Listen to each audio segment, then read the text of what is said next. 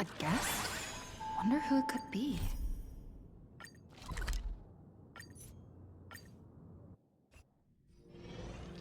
That's my proposal. There's no harm in giving it some thought. I understand, but the Express's voyages are meant to extend the Silver Rail. That won't change. But the cosmic situation will.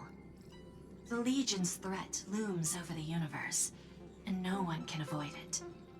Isn't that why you started the trailblazing journey? When it comes to the Express's course, I can't make any decisions on my own. Madam Jade, your olive branch should be extended to everyone. Greetings, nameless ones. Deliverer of Emporius. I'm here to celebrate our victory before the Express makes its warp jump, and lay the groundwork for a long-term partnership. On behalf of the Strategic Investment Department, and in the name of Diamond, I hereby invite all of you to Astropolis to discuss our alliance.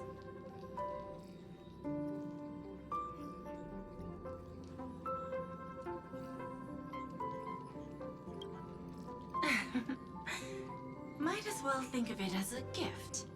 A celebration feast for allies, and a well-deserved vacation.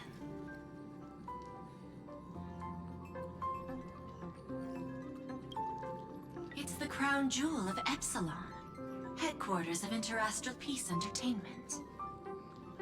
It might not quite match Penacony in terms of glitz and glamour, but in the eyes of IPC folks, it's the ultimate vacation spot. Defeating Iron Tomb is, of course, a feat worthy of being recorded in the history books. It's something that belongs to the cosmos, and even more so to the Nameless. But you and I both know this is just the beginning. To eliminate the threat of the destruction, all forces must still unite as one. To this end, the Preservation hopes to join hands with the Erudition and the Hunt to establish an anti-destruction alliance, bringing together all forces that can be rallied to the cause. I'm glad to see the Astral Express is on the list. You're being too modest. You're heroes who defeated a Lord Ravager, and therefore the most brilliant emblem on this banner. I believe the Trailblaze would make a strong candidate for leadership. I'm truly flattered. Consider our vote as a show of sincerity from the 10 Stonehearts. So, may I have the honor of expecting your presence? Every stop the Express makes is decided by all passengers together. Madam Jade, please, give us some time. Of course. Then I shall wait with anticipation.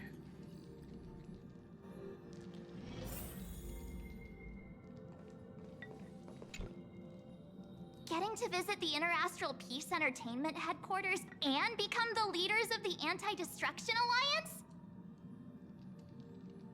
Come on, when has anything that good ever just fallen into someone's lap? Jade is a shrewd businesswoman. Her idea of a leader might not align with what we have in mind. What do you think?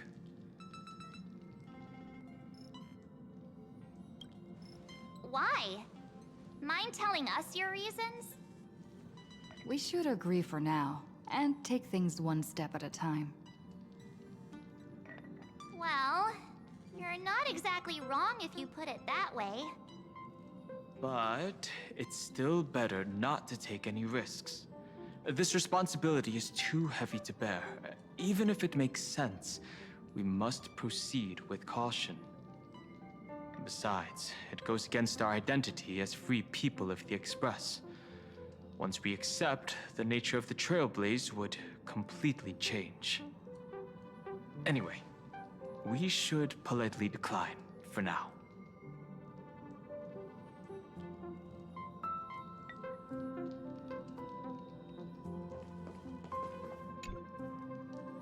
Sunday, what does your gut tell you? From what I know about Madame Jade, every favor she does is just groundwork to put things in her control.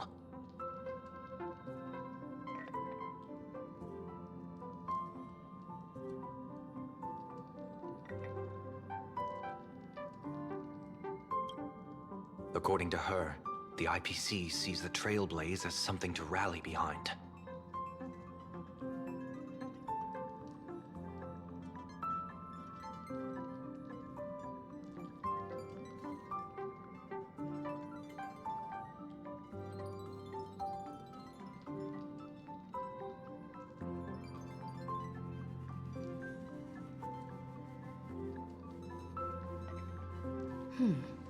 What do you think? To fight the destruction, we need more allies. You're right. The more friends, the better. But I'm worried that the cost of this friendship will be our freedom.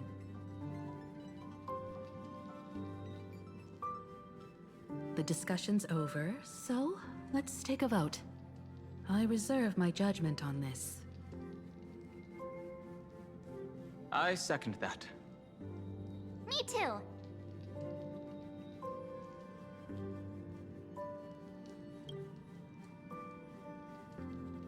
I abstain.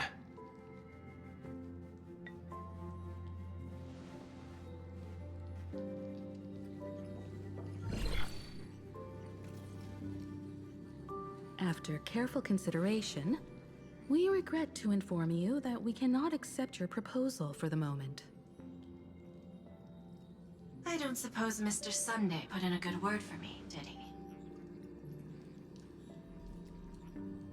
As you can see, the Astral Express has made its choice. But somehow, you don't seem surprised. Change takes time. I understand. As Miss Himiko said, it's just for the moment. There's no need to give me an immediate answer. Patience is one of my strengths. After leaving Amphorius, the Express will seek out a developed world to restock our supplies. When that time comes, our allies from the Strategic Investment Department are welcome to visit us aboard the Express. In that case, I have another proposal. One that might be more familiar to Miss Himiko. I hear the moon of Plain Arcadia is full again.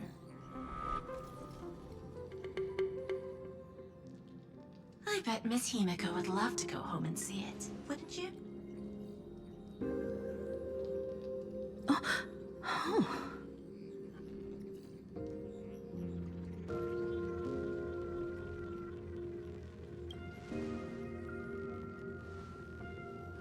So the moon is full once again.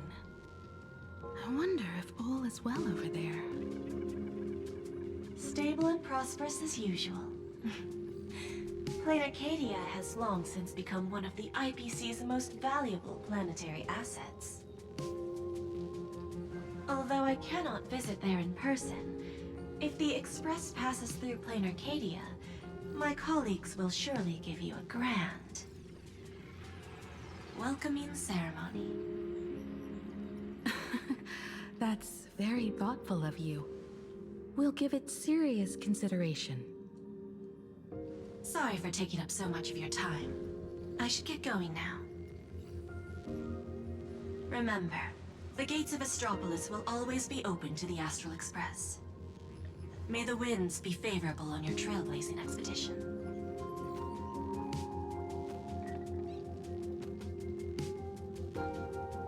Plain Arcadia? It's been 15 years since I last heard that name. It's clear she came prepared. Astropolis was probably just a cover. Jade's real objective was to let us know about the IPC's movements in my homeland. Are you planning to go back and check it out?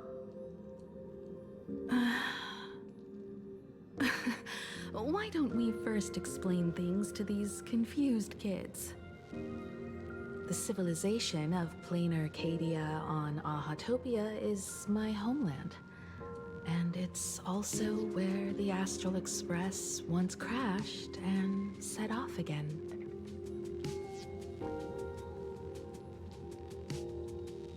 Well, I've been away for so long. To be honest, I'm also not quite sure about this. Dan Heng, March 7th, and you've all grown so much during your time in Amphorius. Each of you has become a truly capable Nameless. So you must understand that Jade was right. The Trailblaze no longer means what it once did for the cosmos. Do we keep wandering through space? Or, as she suggested, do we become a core force against the destruction? We should give this question some serious thought before we depart. Going back to where the Trailblaze began again could be a way to reconnect with our original purpose. More importantly, our last stop was really exhausting, so we need to take a proper break. Ahatopia is an Arcadian world steeped in the elation, making it the perfect vacation spot.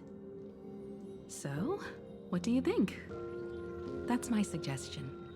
Give it some thought. Oh, right. Black Swan wasn't part of our discussion earlier.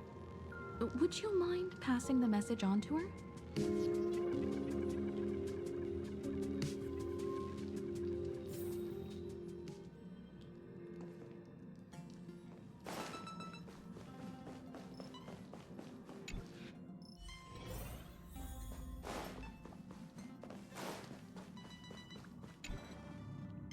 I heard you have some ideas about the next stop. Sorry, but I'm afraid my journey with the Express has come to an end. The Memo Keepers have received summons from the Garden of Recollection, so I must return to report. But this journey through Amphorius has given me many unforgettable memories. Your trust, and my small act of rebellion against the Garden of Recollection. Covering up these traces won't be easy, so I need to leave quietly. Fortunately, a cremator has agreed to help me out, and she's waiting for me. Of course not. The time I've spent with all of you is a treasure I couldn't find anywhere else. When you miss me, gently call out to me in your thoughts. If needed, the lady slumbering within March 7th knows how to find me. If I need help from the Nameless, I will reach out to all of you. Please convey my apologies to everyone for not being able to say goodbye in person. Farewell, sleepyhead.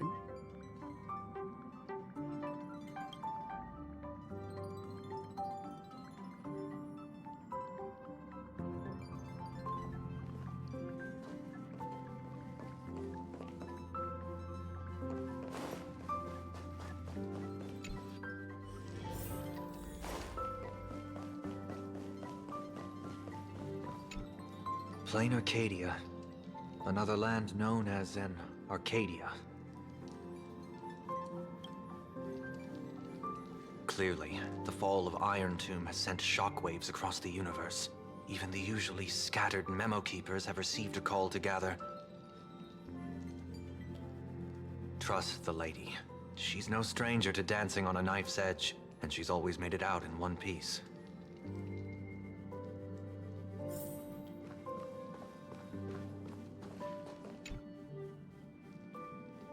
Without Black Swan, the Express would have never made it to Amphorius, let alone experience this unprecedented adventure.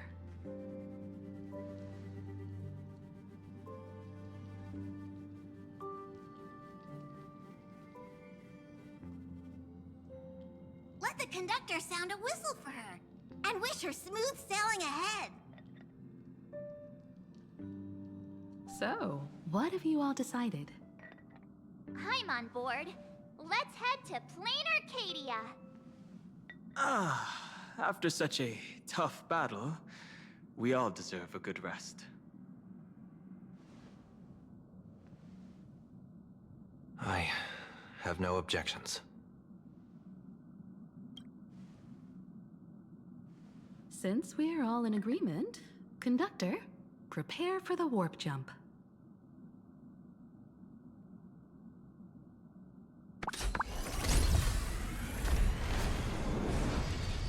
Attention passengers! The Express is about to make the jump.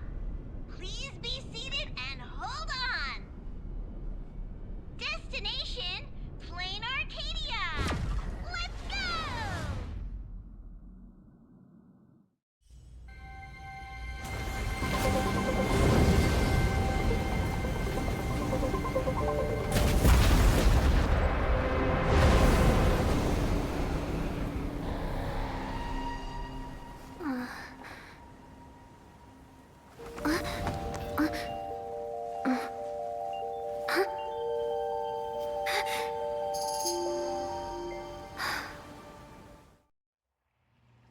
I dreamed it again. What a ridiculous dream. Even more over the top than what that guy promised. Looks like the Express has once again taken the wrong route. There's nothing we can do about it. In the river of time, if cause and effect can be kept apart for long, they're bound to have a terrifying reunion. Am I right, Observer? Watching us from behind countless veils. I've been rambling on since the show just started. You must be totally lost, aren't you? Then just forget all that nonsense I was spouting. Anyway, stop looking here. What you should be focusing on is them.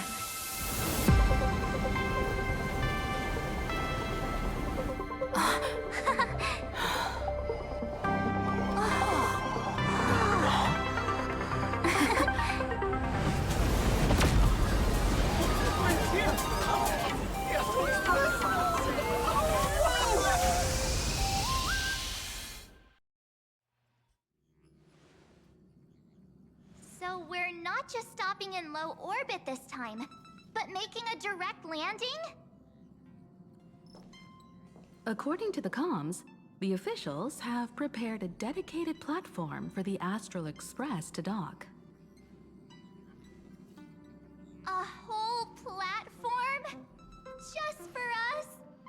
Is this some kind of VIP treatment for coming home?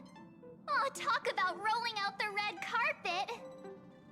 The Express has arrived at the station, connecting to local communications.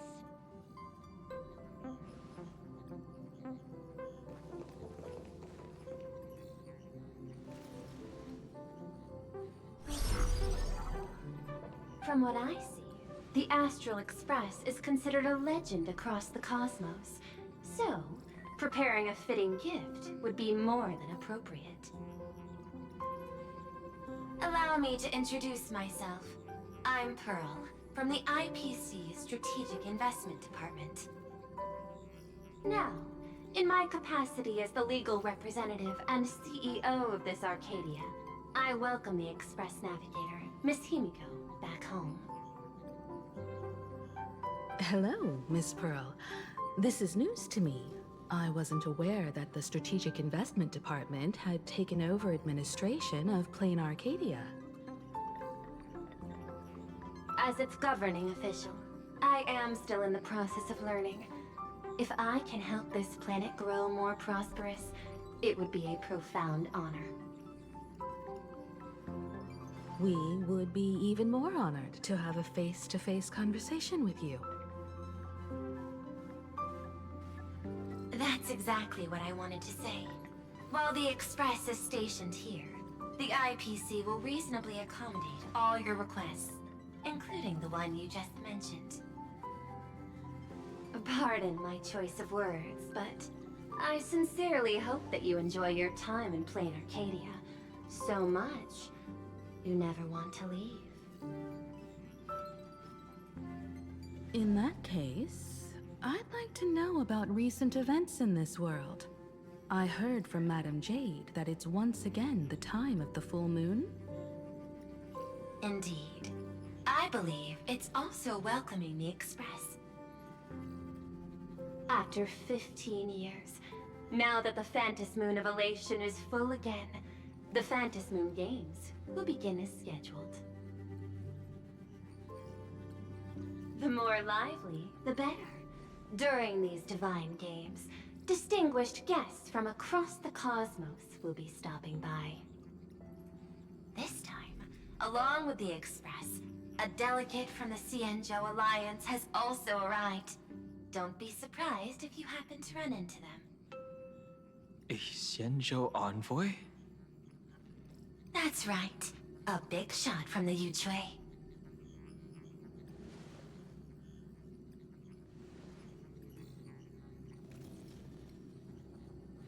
Since you've just arrived, I won't keep you any longer. I've arranged for staff to wait for you at the platform. Feel free to ask them for anything you need. All of this is a token of appreciation from the Strategic Investment Department to our friends. We hope you'll enjoy yourselves to the fullest.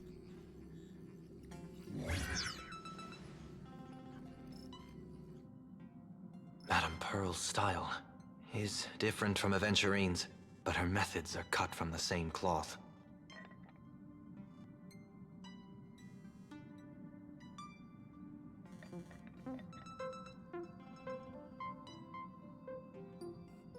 This could go on forever. They're really pulling out all the stops to form this anti-destruction alliance. Looks like we need to pay them a visit. Whether to understand the CEO's intentions, or to firmly reject their proposal. At least in my homeland, we have more room to maneuver. Welt, care to join me?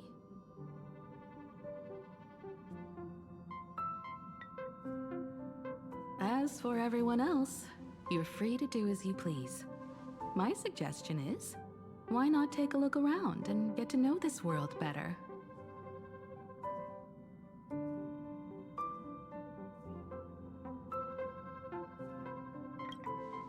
I appreciate your enthusiasm, really. But I have something else I'd like you to help me with.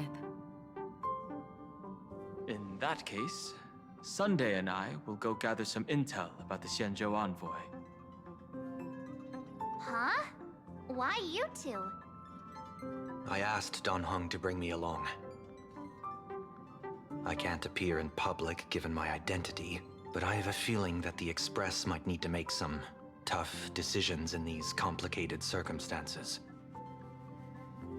Understanding the Xianzhou Alliance's stance might help us on our journey. Hey, you had the toughest time in Amphorius. Since we're splitting up, why not make your mission take a break with March? I'm saying this from the bottom of my heart. I'm counting on you. Same goes for you, March. Aw, now we'll look like two immature kids just loafing around.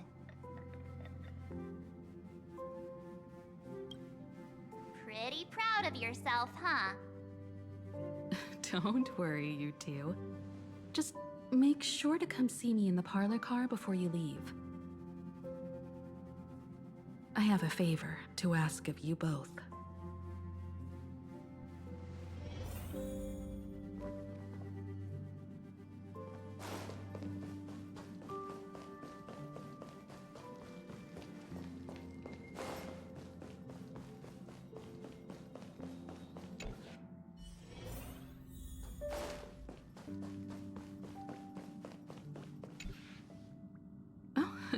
Marge, you're here. So, what kind of mission do you have for us? It's a long story, but what if I told you there was a game being played in a corner of the cosmos? And the winner might become a neon. Would that pique your interest? You two saw that special moon in the sky, didn't you? That's a piece of artwork. Here, a ceremony called the Phantom Moon Games is held every full moon. And that's what I was talking about. The game where the winner becomes an eon. Pearl mentioned that name too. Just what kind of ceremony could be so mystical? Historically, the origin of the Phantom Moon Games is tied to a group of mourning actors. Legend has it that they offered heartfelt stories to the moon, hoping for a chance to have an audience with an eon.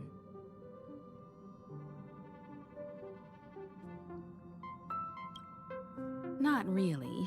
As far as I know, many factions have their own ways of gaining an audience with them.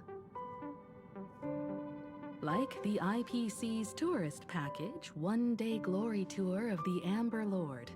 Pay 1.8 billion credits and you can get a close-up view of Klapoth from an orbital ship at Pier Point. But the Phantom Moon Games are different. They're one of the few well-documented ways where you can actually see an eon and receive their response.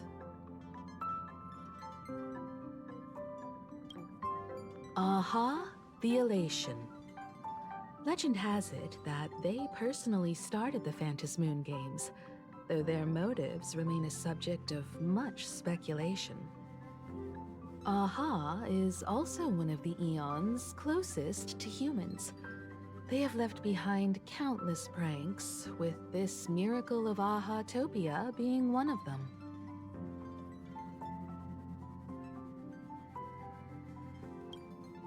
According to historical records, when a supplicant rises above the rest, the elation will manifest, listen to the victor's wishes, and share their authority for 1 minute. Considering this eon once injected all their power into a noblesse worm, it's not surprising they would do something like this. What does it mean to become an eon for a minute? Among past winners, some sought ultimate power, some yearned to erase their past regrets, and someone even stored this planet within a scroll painting. But how their wishes were granted and what became of them, only rumors remain, and no one knows the truth. According to historical records, when a supplicant rises above the rest, the elation will manifest, listen to the victor's wishes, and share their authority, considering this eon once injected. What does it mean? Among past winners, but how their wishes. The first signs of the war among the eons are beginning to show. I believe this is why the IPC has been positioning itself here for years. When I saw the Phantom Moon at its fullest, I became even more certain. This ceremony to commune with the eon, whether genuine or not, could be the turning point that determines the destiny of the cosmos. With all eyes on these games, the IPC won't be the only ones with ulterior motives. The road ahead will likely be fraught with hidden dangers. But what's important is that you make your own decisions, such as whether you'll take part in these grand games, and if so, how. I have only one mission for you both. Explore and understand this world in your own way, as the place where the Trailblaze began anew, and my homeland. You might hear completely different versions of what I just said from others. Trust what you see with your own eyes, and believe in what you choose to believe.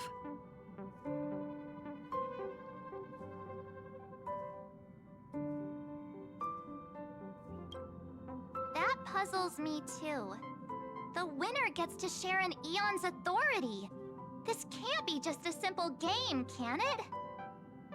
I see you already have your own thoughts on this. In that case, everyone's got a mission to take care of now.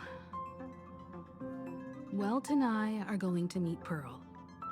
We'll see what kind of surprise she has in store for us.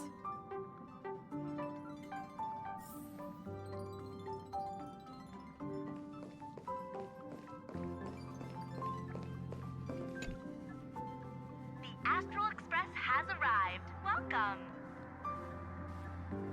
Ah, now this is what I call a grand welcome. Let's get off the train. Oh, right. After a few trailblazing expeditions, I've totally figured it out. The first person we meet at every stop is somehow involved in some earth-shattering secret. So when the door opens, keep your eyes peeled.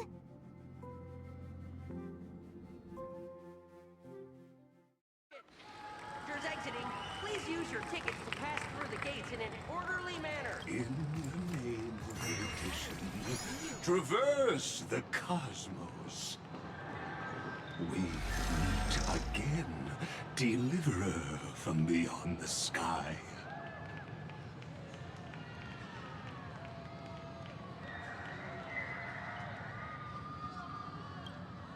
I am not the Theoros you know, but the masked fool, Xandar II Kuwabara. This time, I choose to walk the path of elation, and I shall defeat Noose with my sense of humor.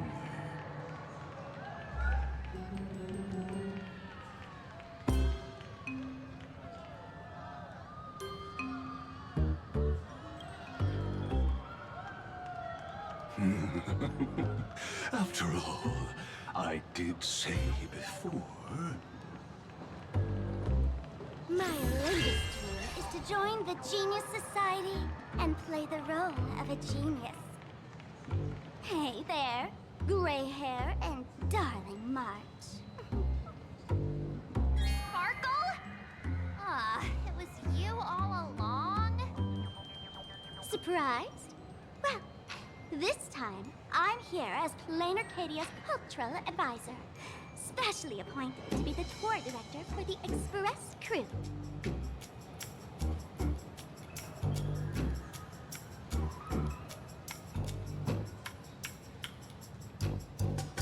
What are you talking about?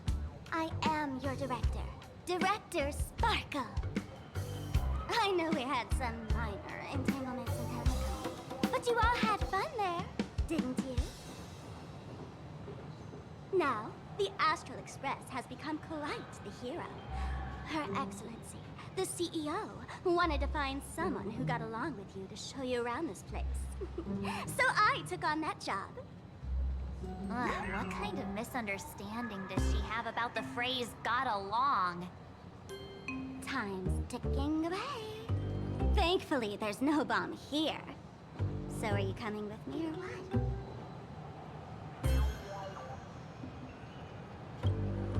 Fine. But from now on, no more pretending to be someone else. Lame. Anyway, shall we get going?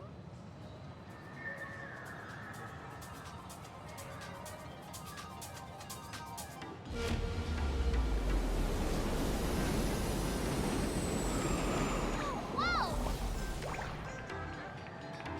Pretty please?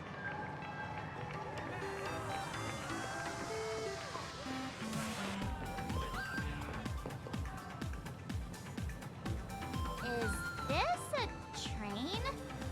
Looking sharp. Thanks for the compliment. Ugh! The train just spoke. Before us stands not just a train, but a strangeling. The term strangeling is so outdated. Look, times have changed, dear guests. Please refer to the Fake-Eye Protection Act. We prefer to be called imaginary.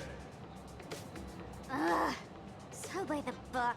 You really love those fancy scientific names from the IPC textbooks, huh? Fine. Have it your way.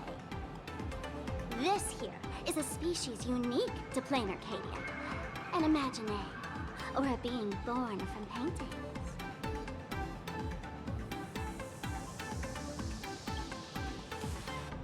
Once upon a time, the artists here discovered that by sketching creatures from their imagination and giving them names, they could bring their creations into reality. This belief in things yet to exist is called wish power, and it sustains the existence of imagine.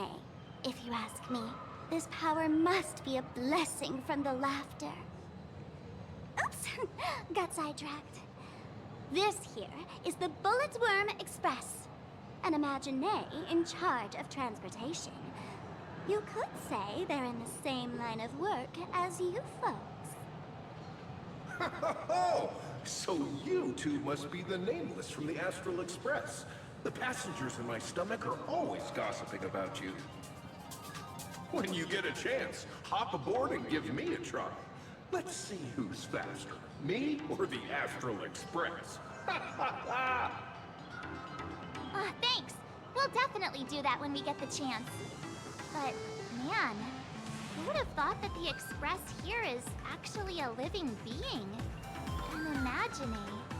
That's absolutely mind-blowing. Hello, everyone. Welcome to Duo-Mention City. Holy smokes, there are cops at the station? Sparkle, don't tell me you're about to get arrested on the spot. Having heard about the Astral Express's visit, many citizens got up early just to catch a glimpse of the Nameless. If anyone acts out of line, please don't hesitate to call us. Oh, gray hair and darling March. You're real celebrities now.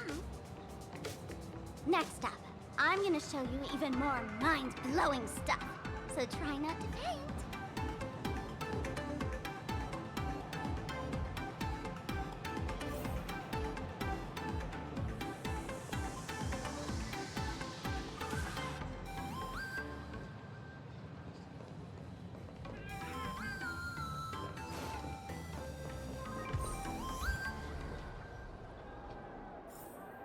Holy cow, it's packed in here. What do we have here? Don't. Ah, look! That pink-haired girl? She's got this adorable little bunny vibe going on. Is she the inspiration for March Bunny? And that girl with the gray hair next to her is so dashing! She must be the baseball raccoon! But she doesn't look anything like a raccoon.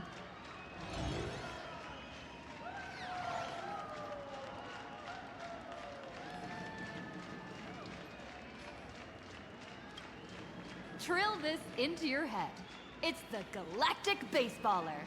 Not some baseball raccoon. And what's this March Bunny thing about? She spoke to us! The laughter! This is the most amazing moment of my life! Miss Martin! Oh!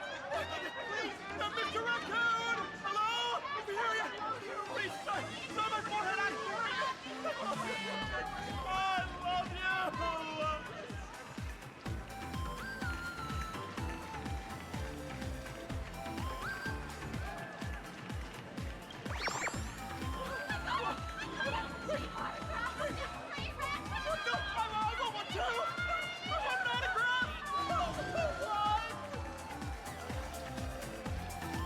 Everyone, please maintain order.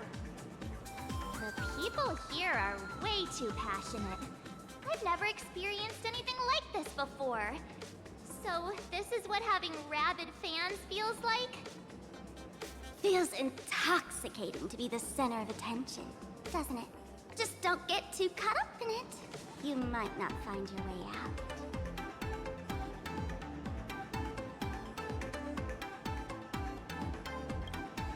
Excuse me, bosses. Stop getting caught up in fan interactions. Today's schedule is really packed.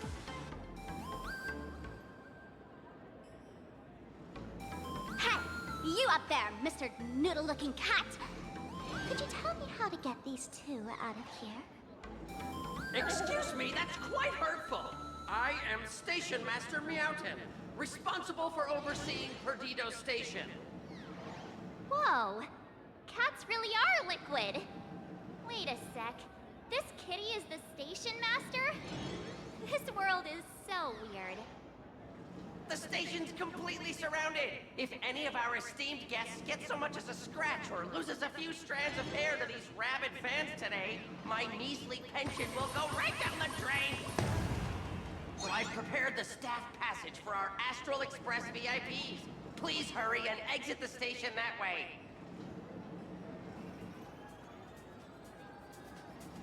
Duo Mention Line. This train originates at Perdido Station and is bound for the terminal. Staff passage? To be precise, it's the Imagine Staff Passage. A long time ago, all of this Arcadia was sealed inside a scroll painting.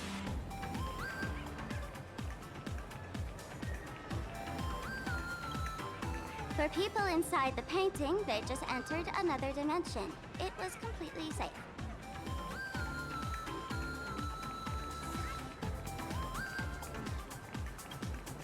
That's because someone brought everything back to reality.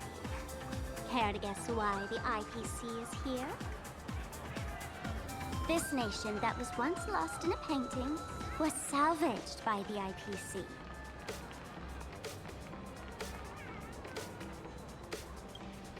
That's right. It's Planar Arcadia's must-see attraction. The portal entrance known as the Interplanar Jump. Though civilization has moved beyond the canvas, the world within the painting wasn't abandoned. Instead, it became part of life for both humans and strangelings.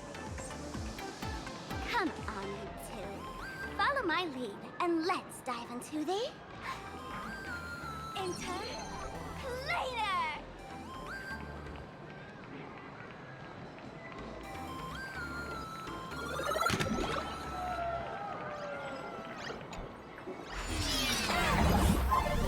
How did I turn into Pom-Pom? Oh, wait.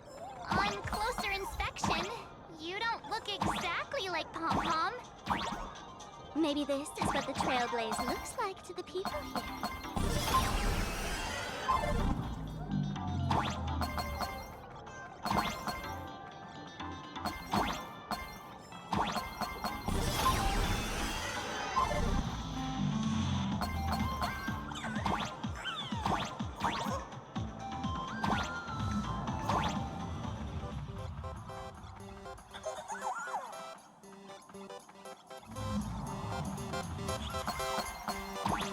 Whoa!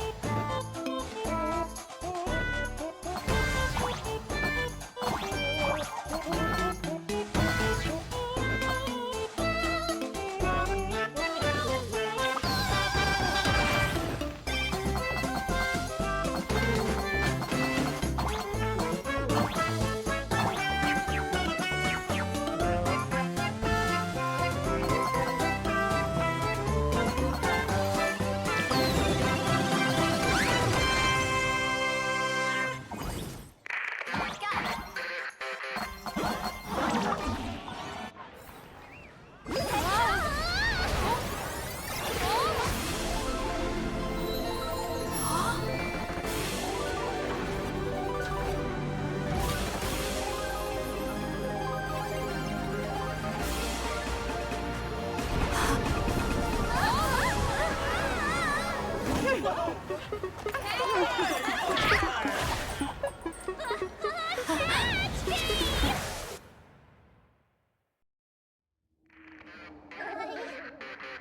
thought I was about to go to heaven.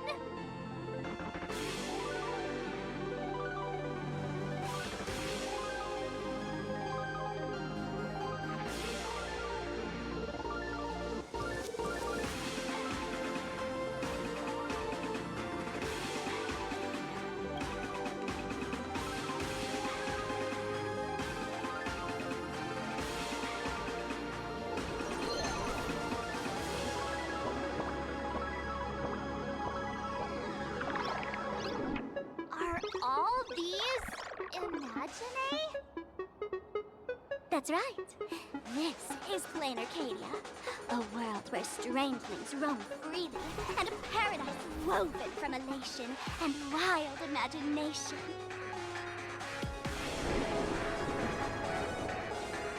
That huge creature perched on the tower is staring right at us. It's giving me the creeps. Oh, it doesn't usually eat people. Unless it spots pink hair. Aw, what's the matter with you? Jumping around and scaring people. That big fella is called a thunder coil. Don't worry. To him, we're just tiny ants on the ground. Not even enough to get stuck between his teeth. Thunder coil? With a name like that, shouldn't he be flying around making thunder and rain? Why is he just wrapped around that pillar without moving an inch? Times have changed. The IPC issued a decree requiring imaginae to integrate into civilized society. Legally, they have the same rights as humans, which means they have to work too. What? Strangelings have to work too? That's life under IPC management. Who'd dare deny an imaginae their right to work? Now, the Thunder Coil amplifies TV tower signals, ensuring users worldwide can watch the station's broadcasts without interruption. Boring live streams, lame prank shows, and there's the big news about the Express arriving. Look! What's up with that billboard?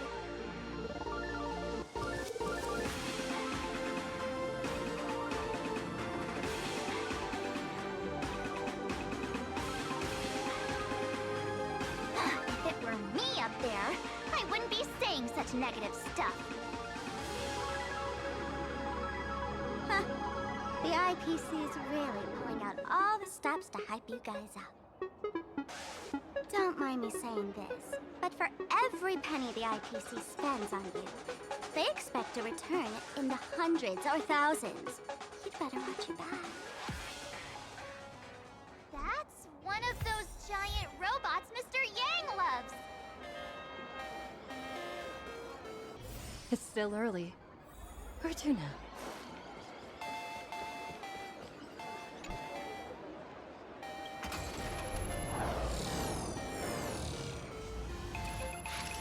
What is that? A decapitated Intellitron? This is a new life form that was born after the last Phantom Moon Games. An imaginae called a Mechatron, created by the IPC.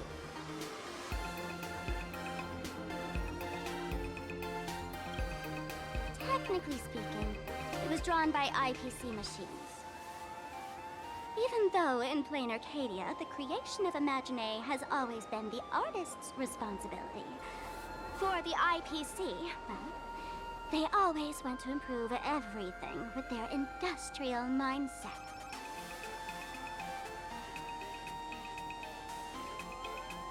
This thing is also an imaginae? Doesn't look that different from a mech to me. Young lady, I must correct your cognitive bias. We are absolutely not the same as mechs. The Mechatron spoke! Our creation isn't as complicated as mechs, and we're not as fragile as Intellitrons when we're born. That's because we don't need to install an Intellitron's logic center, nor do we require a mech's power reactor. Pour materials into the mold channels, die-cast the parts, assemble them together. And just like that, we Mechatron are complete. We can fly, run, and jump, second to none among technological marvels. I get it. So you move with wish power, I suppose. Oh, seems someone knows their stuff.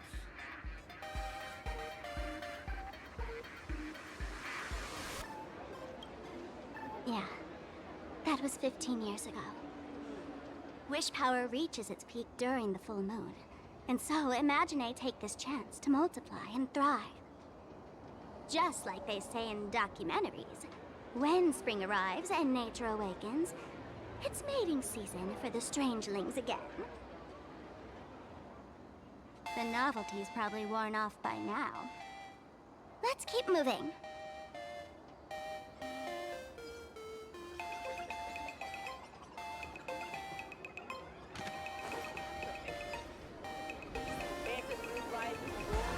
Director Sparkle? What's with this huge line of people? Looks like a new release of a comic. Fluffy across the blue? What's this? I'd love to get a copy and check it out. I don't think you guys would enjoy this comic.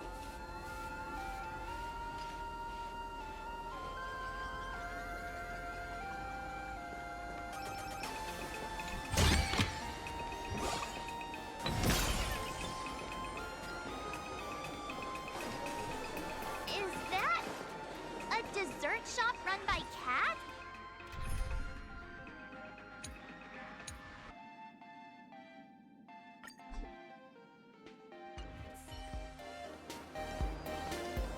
Dreamless Coffee is a chain store owned by Cat Imagine. The coffee and desserts here are absolutely delicious.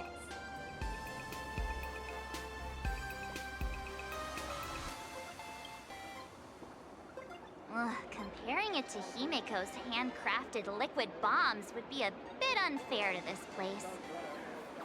Let me have a taste. Are you two travelers from outer space? Welcome to Plain Arcadia. How's the situation in the cosmos these days?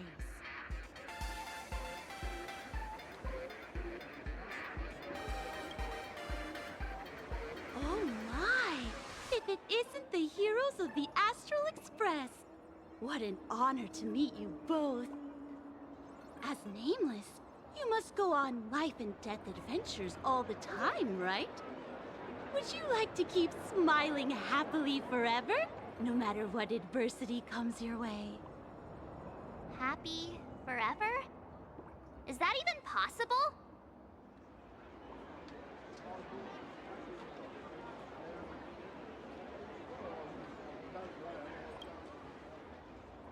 Yeah. If you keep eating sweets, at some point, they stop tasting as sweet as they used to. If you're interested in learning more, I'll be around here. Feel free to come find me anytime.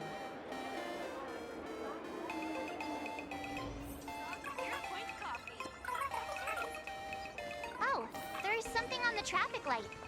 Should we check it out from the overpass?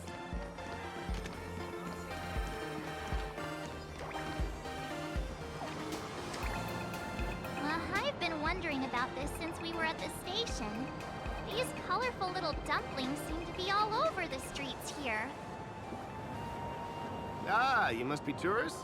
Don't panic. Those are just little things we call Wispe. The tiny wishes that humans make every moment of the day can condense into Wispe.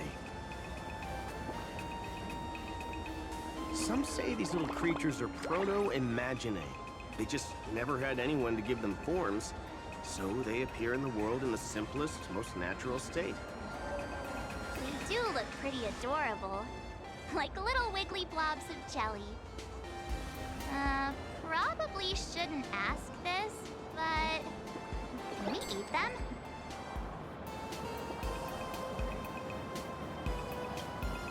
They may be mischievous, but please don't hurt them. Ugh. Eating random things off the street will give you an upset stomach.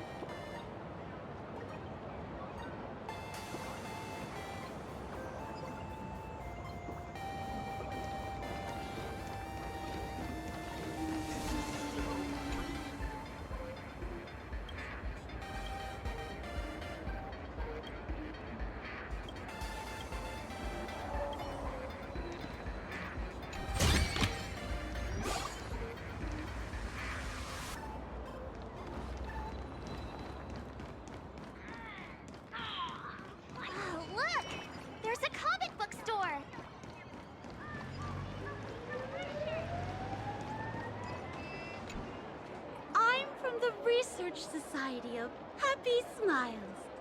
As everyone knows, this place is blessed by the laughter, making it a peaceful paradise. However, even while living a peaceful life, our existence remains entangled in countless worries and suffering. Crushing workloads, measly pay, demanding bosses. Turn on the TV, and all the bad news from across the cosmos hits you in the face. These are all enemies of happiness. Just like how the Astral Express defeated the Lord Ravager, we, the founders of the Research Society of Happy Smiles, have received divine revelation from the laughter and vow to help the residents of Plain Arcadia defeat these enemies of happiness and bring joy to everyone. Every fool in the tavern says stuff like this when they get drunk. Listen, the laughter is talking to me. Hey, you two, interested in joining us? It would be such an honor for all our members if you could become part of our society. Oh, gray hair March, don't tell me you two are buying into her nonsense. This lady seems a bit off her rocker. Let's get out of here quick.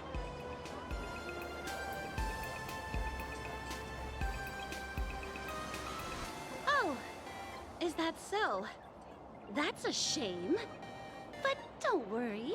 Opportunities for happiness will always be waiting for you. I hope we can have another heart-to-heart someday, so that you both can be guided to a life filled with eternal happy smiles. Strong Pure Point coffee.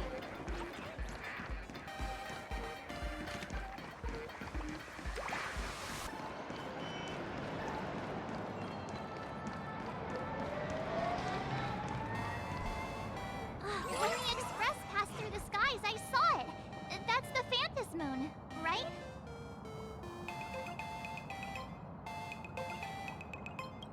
Legend has it the laughter themselves painted it.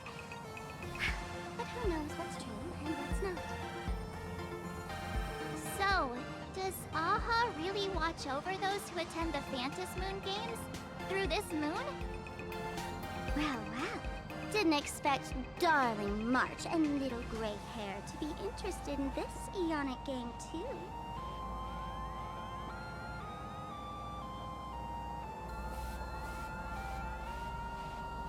Gray hair, you've come to the right person. Who could understand the elation better than masked fools? So, what aspect of the Phantom Moon games would you like to know about? You must have heard the legend of the 8 morning actors who offered their stories to the moon in order to try to move Aha. The masks that were worn by these 8 people are the tickets to joining the games. Under the full Phantom Moon, choose one of the masks and become a supplicant. Then you can compete with the other 7 for the chance to meet the Eon. Looks like we'll need to get a mask first if we want to join the games.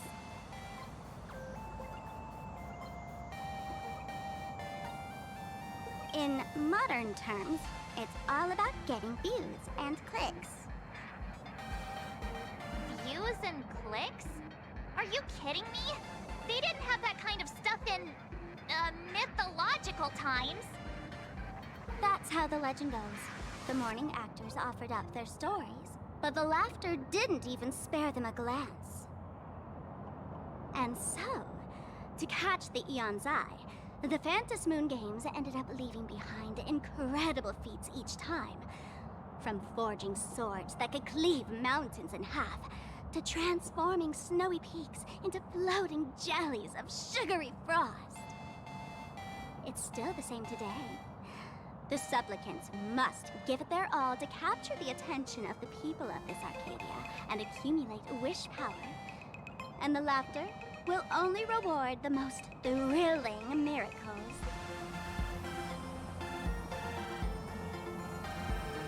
Oh? Don't tell me our little drama in Penacony wasn't entertaining enough for you. Gray hair, let's drop it this time.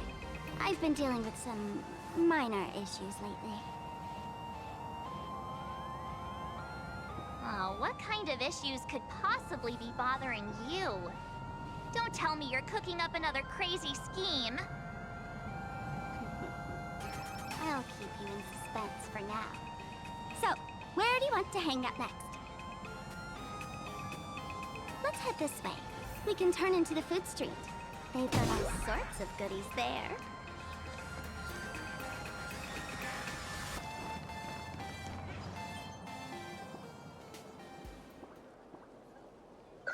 Click, click.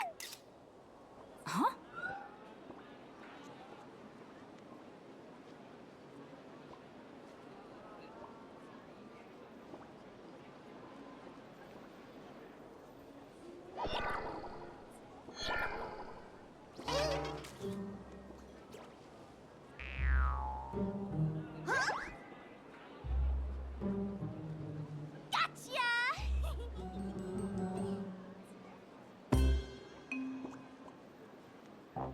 I felt like someone was sneakily following us around for a while now. Looks like it wasn't my imagination. What's this little thing's deal, huh? It's kinda dressed like you, isn't it?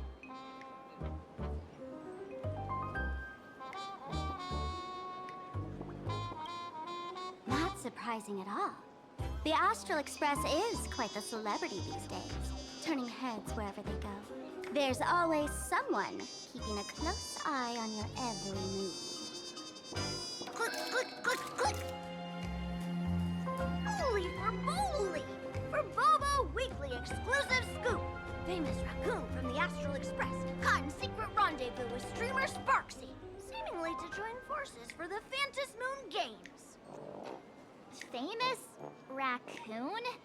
Secret rendezvous with Sparksy? What is he talking about? Some tabloid journalists trying to stir up the juicy scandal, huh? They might both use cameras. But our darling March is way cuter than this paparazzi creep. Hey, I can speak for myself.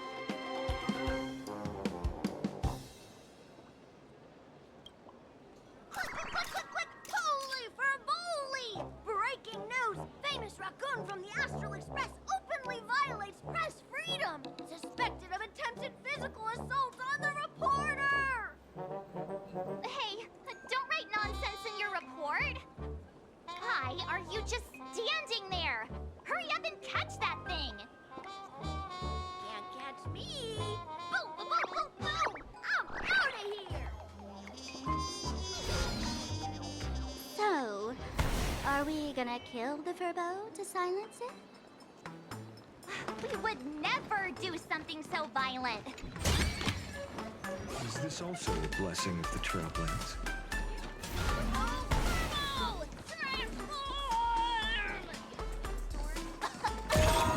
That little fella can...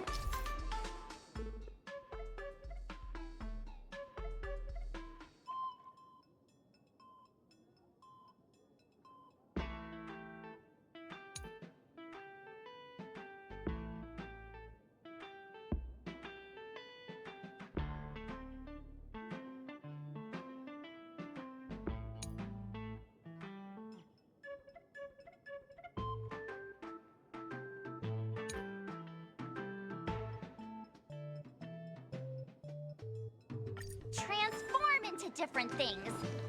Let's look around.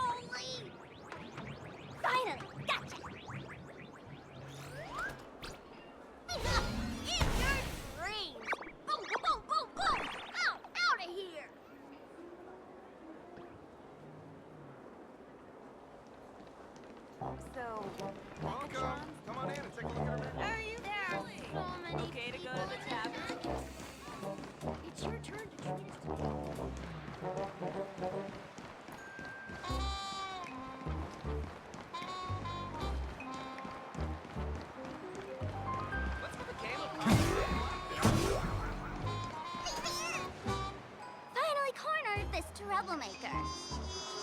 Delete those sneaky photos, and don't you dare write any of your made-up stories, or I'm gonna show you what's what.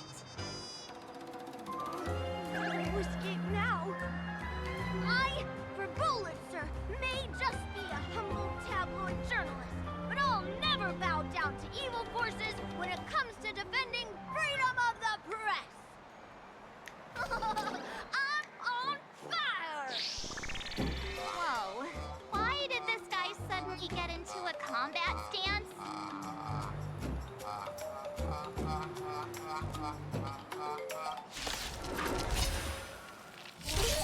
Earth shatters, heaven trembles! Flowers, bloom for tomorrow. Step onto the board.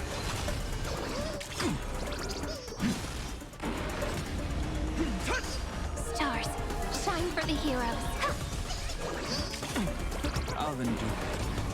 Flowers, bloom for tomorrow. Tomorrow! Stars, shine for the heroes. Memories waiting to be woken up by a shooting star. Remember me with love. May world-bearing ignite the dawn. Don't blink. May law walk into the stars. May night destruction with me. Your downfall is absolute. Soaring above the land, this is permanent! The core flames consume me. Sun tear the sky!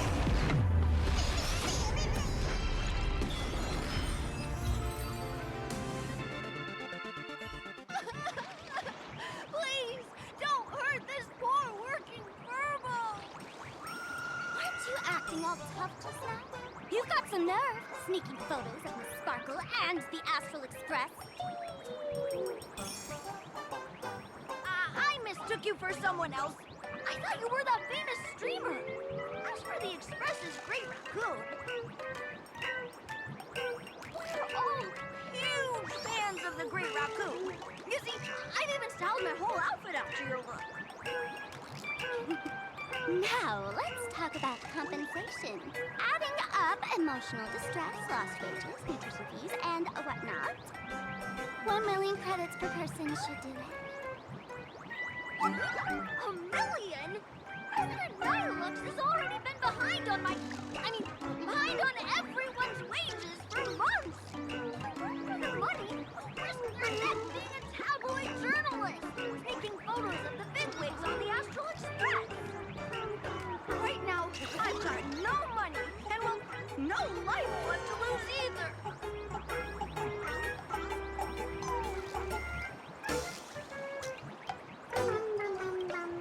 Is this Nihilux you mentioned the president of your magazine publisher?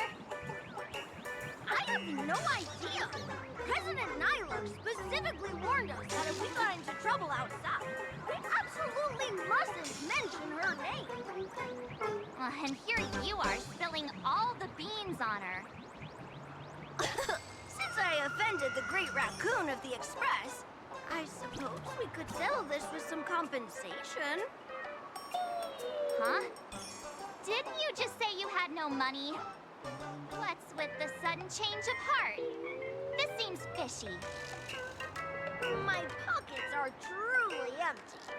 However, regarding compensation, I implore the Great Raccoon to visit our Furbobo Weekly magazine office. Here's my business card right here. It has the magazine's address and contact details. Rest assured, President Nihilux will definitely present compensation that'll satisfy the Great Raccoon. Please make sure to come claim your compensation.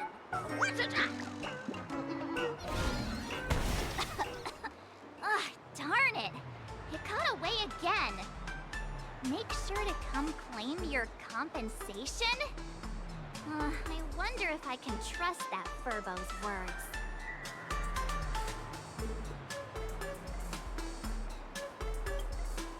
Money can't buy entertainment this good. Since that scheming little Furbo's extended an invitation, might as well go check it out. Right now in plain Arcadia, there are eyes following you everywhere, just like that Furbo. So, Sparkle, what's your angle in keeping tabs on us? My darling March, you still doubt me. What about you, gray hair?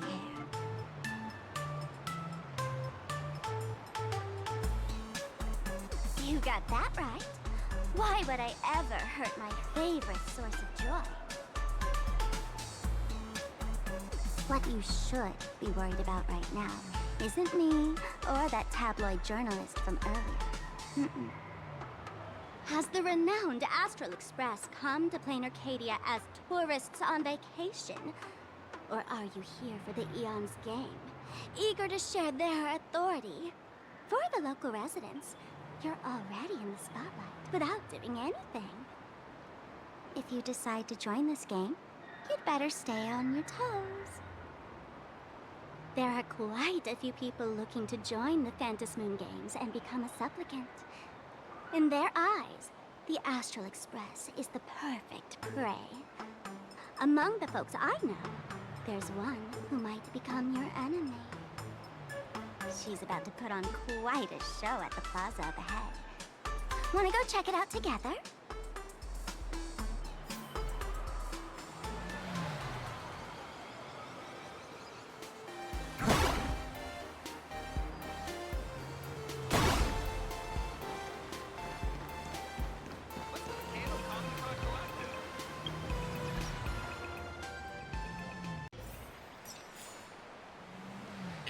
These little Wispay are quite mischievous. As lively as our darling March.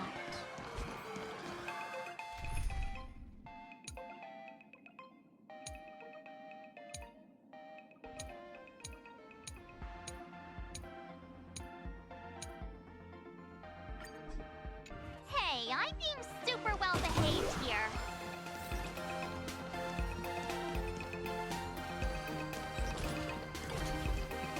Wow, so many gold coins!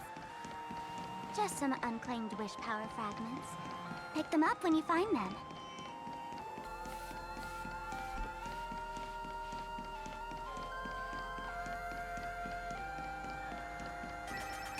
The elation is naturally the most venerated deity here. However, people have their own different ways of practicing elation. You've noticed those massive @ signs floating over there, haven't you? The IPC has built a comprehensive network in plain Arcadia, letting people soak up entertainment around the clock. Word from the tavern is that the IPC wants to control this year's Phantasmoon Games. Though, they've been itching to do that for 15 years already. To us fools, those IPC folks are like a swarm of buzzing worker bees, tirelessly building their dull, mechanical business hives everywhere. The worst part is, these folks actually enjoy it. Their elation is mind-numbingly boring. And even worse, this dull elation has spread like a plague to every corner of plain Arcadia. Come on in and feel it for yourself.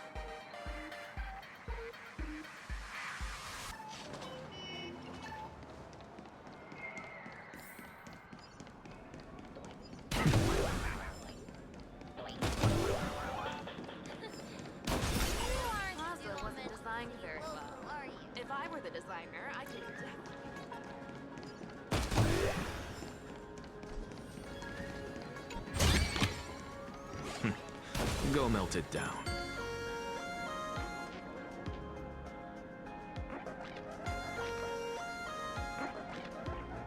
Plain Arcadia has enough entertainment to keep you busy until doomsday without repeating anything. But you know what's missing here? Real fun! What's the difference between being glued to the internet all day and being stuck in a dream? The Phantasmoon games must not fall into the IPC's hands and be reduced to a business deal decided by internal bidding. It must not become just another bargaining chip in the power struggle between cosmic forces.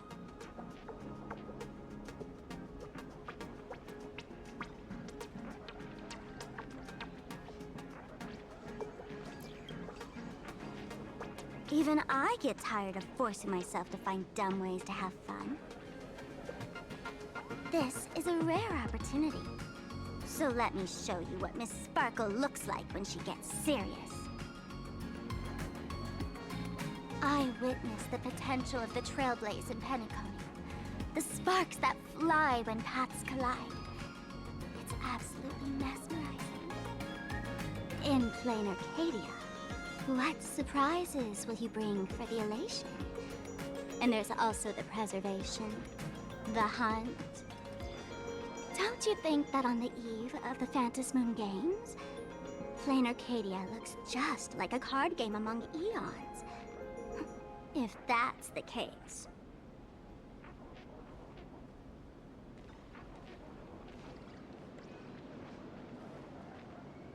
Friends, have you ever heard of Cosmicon Collective? What's that? It's the hottest trading card game in the world right now. Tons of people are playing it at the tavern, too.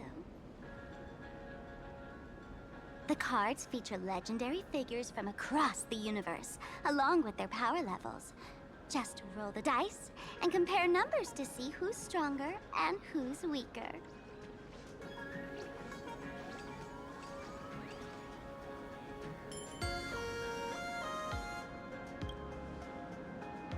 Gray hair, care to play cards with me? Think of it as a rehearsal for the Phantasmoon Games, right here, at this tiny card table. If you beat me, I'll tell you the enemy's name. Maybe we can team up and take her on.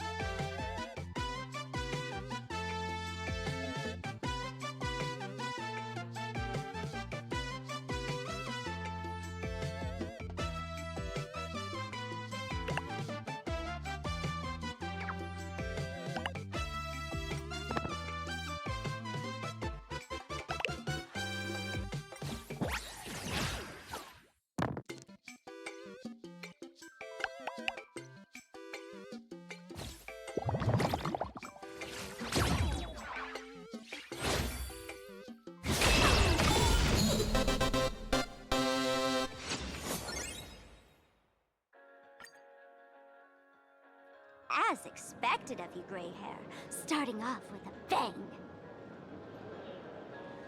Since you won, this card is yours. If you want more cards, go chat with the card masters at the plaza. A streamer who's about to go live at the plaza. She calls herself Sparksy. That's right. She's your enemy. This streamer, just like you, has been seeking a chance to join the Phantom Moon Games. It won't be long before she shows up at the plaza. That little trouble you've gotten yourself into. It's her, isn't it? Ah, darling March, I just can't escape your sixth sense, huh? She's our common enemy. If you need my help... Oh, there she is! That woman who stuffed me in the trash can! Ah, right there! Get her! Everything we leave behind in life has a way of coming back to us in unexpected ways. Now that the IPC guide is here, the tavern guide will be on her way. So, you really weren't sent by the IPC to welcome us.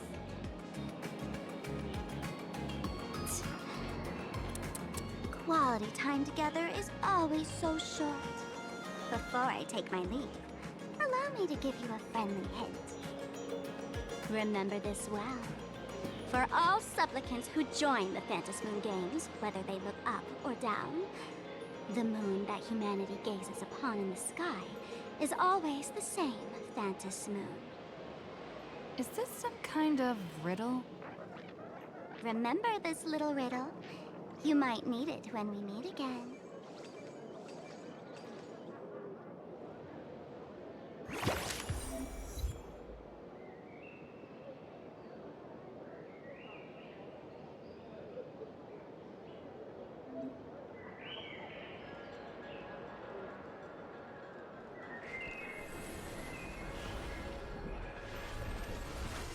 And are made of the same essence.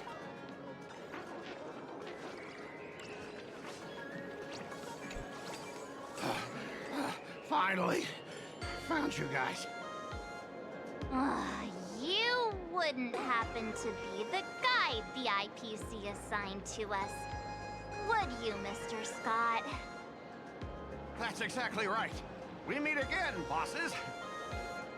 After the Holy Grail War back in Penacony, Mr. Aventurine graciously offered me a chance to turn over a new leaf by working for the Strategic Investment Department. And as it happens, Madame Pearl wanted to find someone who got along with the Express crew to be a guide. So I was assigned this important task. But just before I came to start my job today, someone suddenly knocked me out cold. And when I woke up, I found myself stuffed in a trash can. That's right. It was that woman who kidnapped you just now. When I catch her, I'll make her pay until she's completely broke.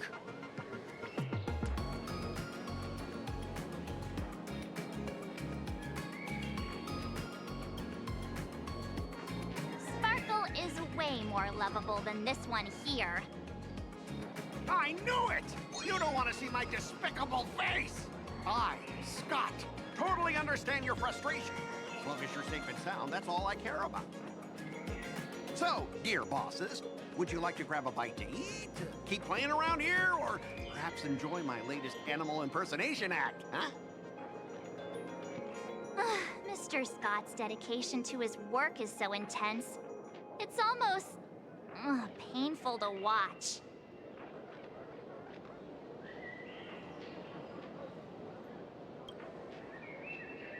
Enemy? Not on my watch. Anyone who wants to harm my esteemed bosses will have to first step over my dead body.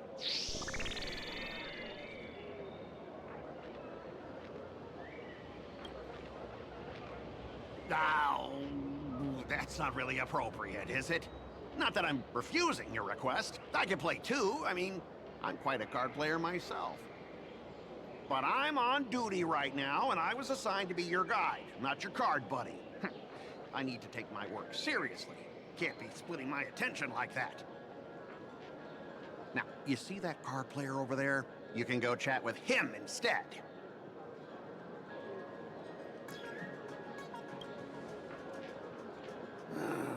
Since it's your order, I'll humbly obey.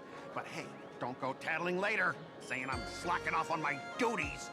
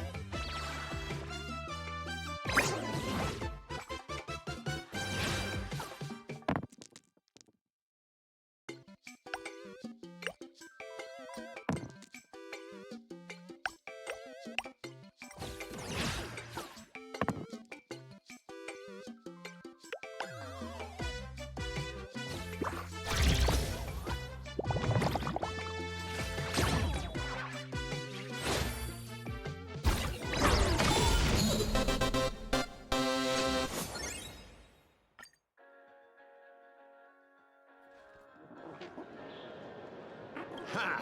As expected of the Nameless, our great hero. Your card skills are truly remarkable. Boss, am I giving you the good vibes you need? Don't forget to put in a good word for me when you get back. Oh, right. There are other players around this plaza. If you're still up for more, feel free to chat with them.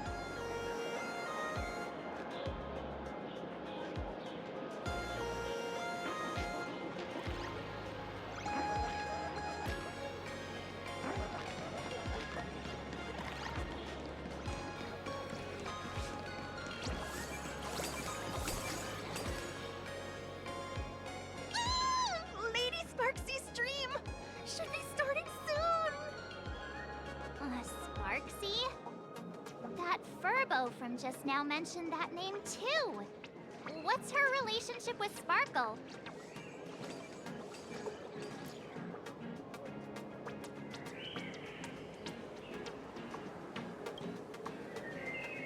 Oh, there's someone who doesn't know the great Lady Sparksy? I smell a new fan in the making. Would you mind introducing this Miss Sparksy to us? I I am so glad I get to introduce Lady Sparksy to those who don't know her. She's the cutest live streamer in Plain Arcadia and our savior. The first thing I do after work every day is wait for her live stream. She's about to start streaming right here in this plaza. Stay with us, and we can all enjoy her performance together.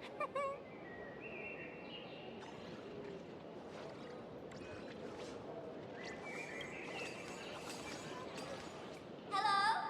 Hello? All my lovely fans, sorry to keep you waiting. Can you hear me? We can hear you, Sparksicle! Has everyone been working hard today? Did everyone eat properly? A full belly makes a happy heart. Let's watch Sparksicle till it gets dark. Has everyone been treating me with lots of love today? Forever devoted to Lady Sparksy. If ever not, may lightning strike me. Something's off. Why do I sense my old model's aura on some people in the audience today? Oh boy. She must be talking about us. Let's see. Which naughty ones went to meet someone they shouldn't have? Sparksicle!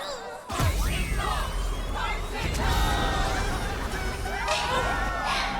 Isn't this the gray hair my old model always talks about? Teaming up with her to deal with me? What a jerk! Her favorite toy is mine now!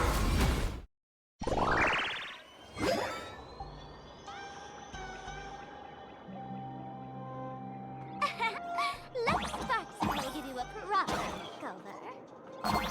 Huh? My outfit changed?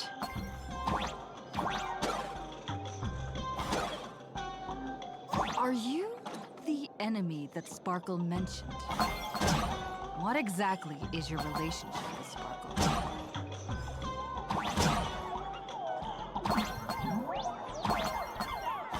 Did that useless old model send you to save her?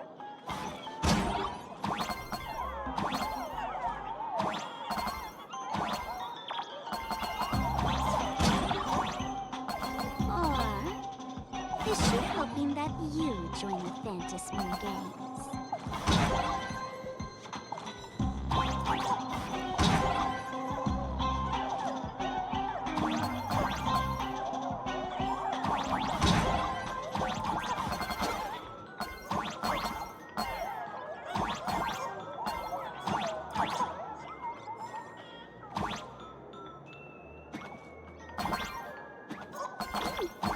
Not bad.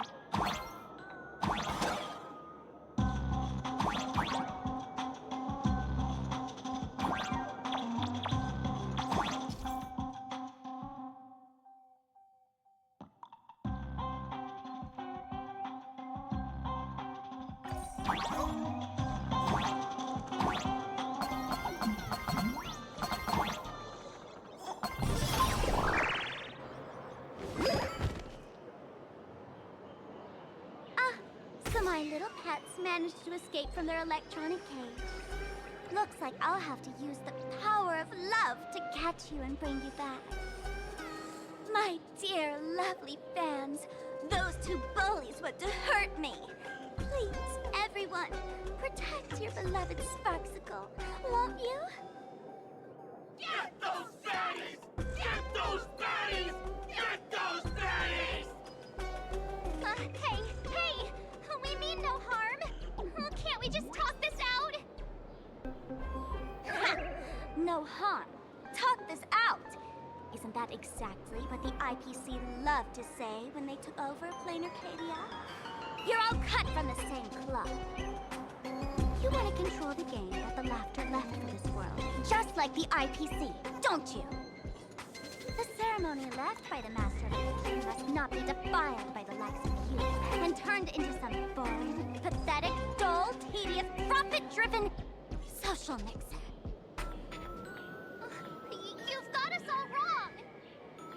bringing the fun back to the Phantom Moon Games, that's the Masked Fool's unequivocal duty. My dearest, cutest fans, let's get this party started!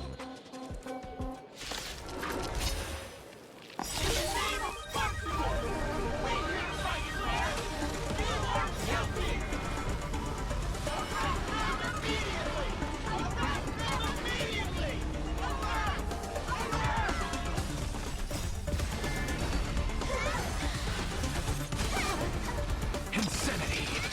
Just do your thing, Sparkle! Oh, darn it! Rallying her fans to attack us!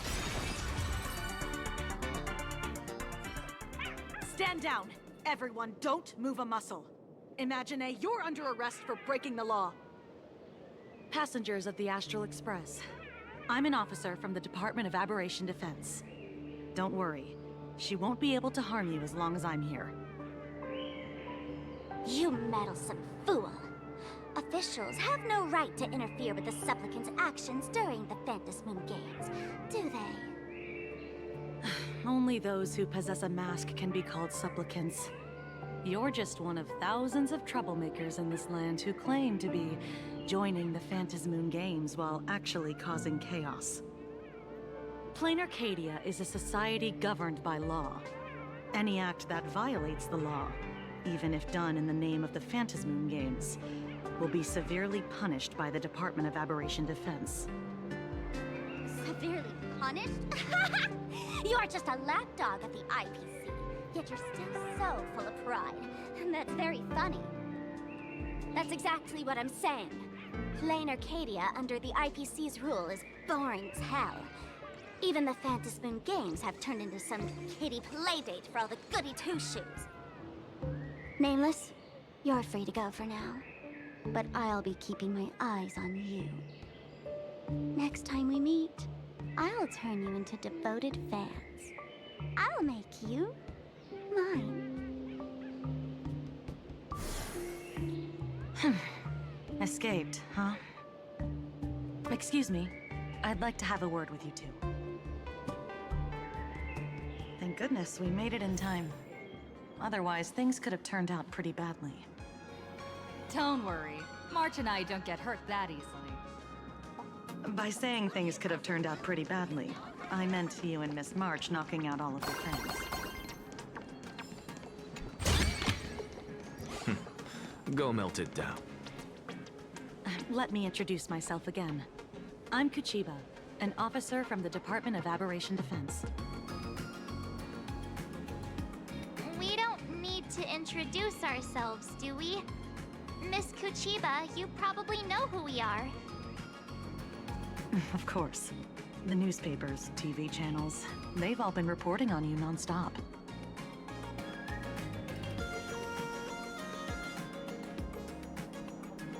Police dog?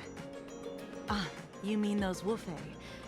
They're legitimate law enforcement officers, and some of them have even more experience than I do. However, as a staff member of the Department of Aberration Defense, I have some special privileges that allow me to request their assistance.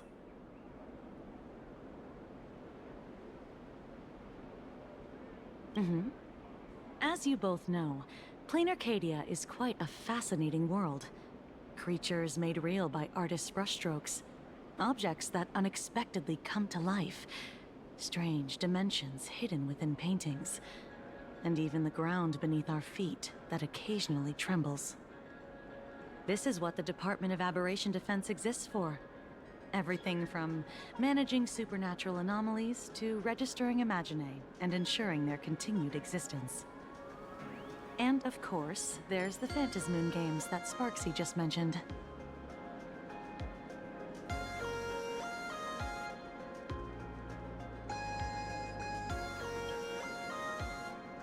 If I'm not mistaken, was it Mr. Scott who sent you here? So that's the name of that high and mighty IPC specialist. This Mr. Scott believed he wasn't dealing with ordinary criminals, but with masked fools, which required decisive action. So, a phone call was immediately made to the Department of Aberration Defense. Well, it's not surprising. But what do we do now? Our guide ran off, and we got into a fight with Sparksy's fans. I guess our shopping plans for today are down the drain. Should we give Himeko a call and fill her in on what's going on?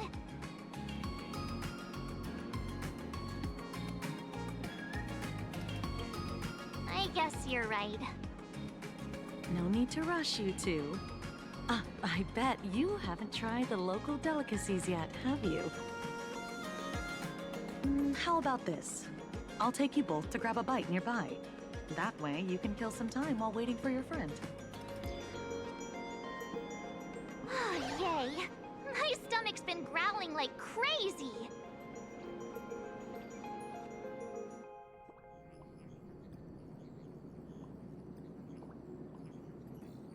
Color reproduction, 96.2%. Brushstroke reproduction, 93.6%. Conclusion. On the physical level, my reproduction has reached the appraisal threshold. This forgery can now be considered the authentic piece. Yet you still seem dissatisfied. Tell me, what troubles you? Is it that less than 4% margin of error? Or something beyond the numbers? I'm grappling with a quality that defies measurement. Artistry. It is the prerequisite for becoming the steward of this Arcadia. But you already are its steward. Diamond will remember that you only took 6 months to claim that title.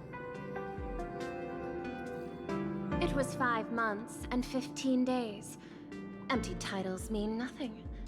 In plain Arcadia, political influence carries limited weight. To add a stroke to this artwork, one must first understand art. I know you. This is the conclusion, not the cause. The piece before you, Worldbreaker Waves, is a relic from one of the civilizations in Ahatopia's history. The final work left behind by Graphia, the ancestral painter of ancient Benzai Tengoku. Legend says she performed a miracle, conjuring an entire plane of existence and sealing the whole world within her scroll. Do you want to know how she did it? I will not deny it. People call her achievements a miracle, meaning its true nature remains unknown. In other words, it is an unexplored market. Understanding comes first, then investment. That is the natural order. Perhaps this is why Diamond chose you. An Intellitron devoted to results and efficiency.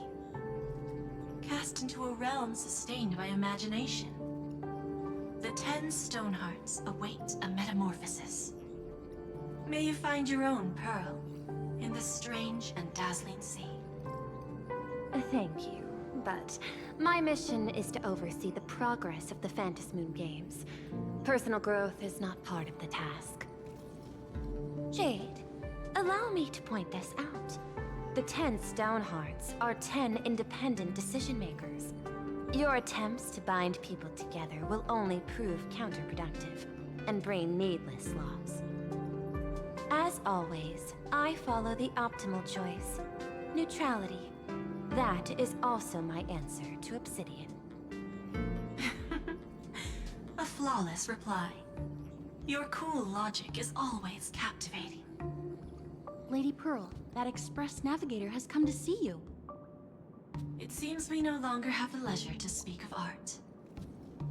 This is all I have to say. Tell Diamond, I will fulfill my duty of strategic investment.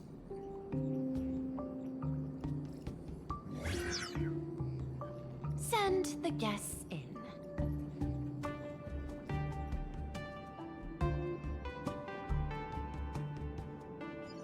Both of you, please, come in. Forgive the sudden visit, and thank you for receiving us. It is not sudden. In my deductions, a visit from the Express crew was an optimal choice for achieving effective communication. I am glad. Everything is proceeding smoothly. To skip the formalities would be best. I imagine that, at your core, you're already well aware of our purposes. I know that you have come for the Anti-Destruction Alliance. The probability of refusing the proposal stands at 91.2%. Can you tell me why?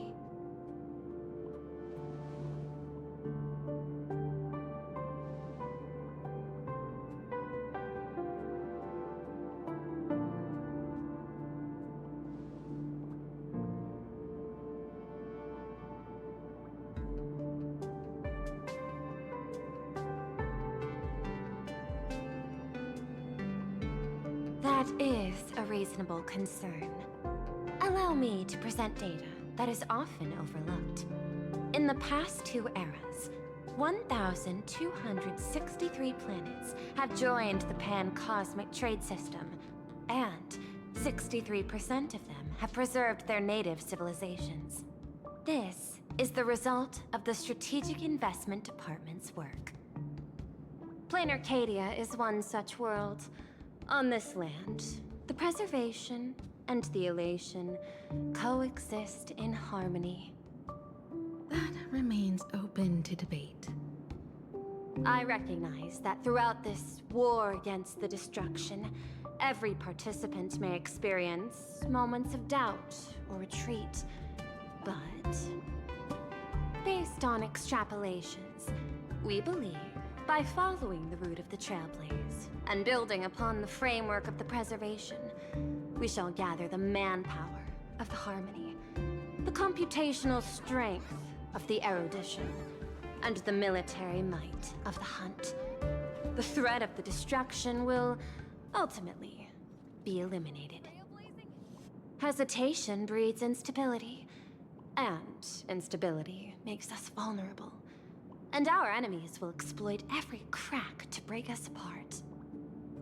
Your point is valid, but allow me to note one error. That number, 91.2%, is inaccurate. Then, is the probability of rejection 100% in your eyes? No, it is 0%. Interestingly, the difference between 0 and 1 is also only a matter of perspective. We did not come to refuse the notion. On the contrary, the Astral Express seeks to work with you. This outcome exceeds my extrapolations. Tell me, was it a change in your emotion that led you both to shift your decision? No. Actually, your earlier perspective inspired me. The IPC deals with powers that command billions of lives in this cosmic game of cards. The Express had always been insignificant compared to them. We've simply been earnestly trailblazing and exploring all this time, trying to help worlds in crisis. Now it is this earnestness that has drawn many to journey with the Express, while the Nameless's simplicity assures our friends that they will not be consumed and lose their sense of self.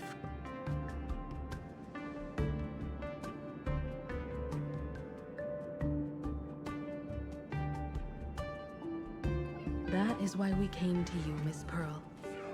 Please set aside your role as one of the 10 Stonehearts and imagine this possibility. To fight against the destruction, there is no need for an alliance. What we need is to stand by each other. The IPC may not stand as an ally of the Express, nor might the Strategic Investment Department. But you can. Work with the Harmony, calculate alongside the erudition, help aim the arrows of the hunt, and build the steadfast shield of the preservation. Then, what part part does the Trailblaze wish to play in all this? We shall become the sail. The ship's sail? That sounds no different from my former proposal.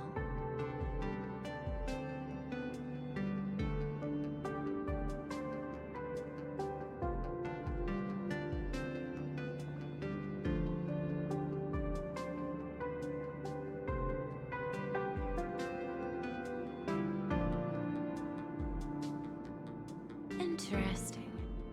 Logic reminds me that those words you spoke are little more than rhetoric. However, I will follow the optimal decision. Neutrality. You mentioned that the IPC has never changed Plain Arcadia, and it still follows the path of elation.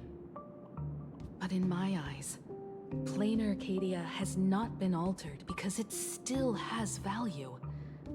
Just like the Astral Express. The IPC intends to use the Phantasmoon games to reach out to an Eon and draw them in. Am I right? That involves classified information. I have no comments. However, since Miss Himiko is open to cooperation, I can share more within reasonable limits. This way, guests.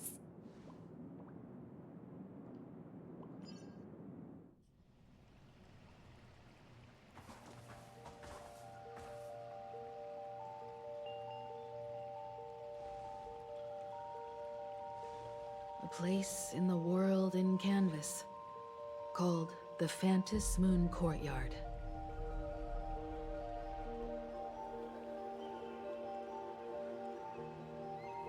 This ancient tree has stood for 1,000 years, blooming only on the eve of the games. According to ancient texts, this is the heart of the Phantasmoon Games ceremony. 8 masks, 8 supplicants. When people don the ancient masks in the near future, the altar will also reveal the masks' forms. Then, the games shall begin. I've been told, Miss Himiko, that Graphia's blood courses through your veins. The messenger of the hunt is here as well at this moment. This ceremony, to compete for the elation, is but a reflection of cosmic politics. In that case, why not use the result of the Phantasmoon Games to decide whether the Express will become a sail or a banner? We'll consider your proposal. However, to take part in the games, one must have a mask of elation. I assume the IPC has prepared for that. As of now, the number of masks I possess is 3. With more time, I could obtain even more. In all of history, no one has conceived of a unified command of all supplicants and masks, let alone accomplished that feat.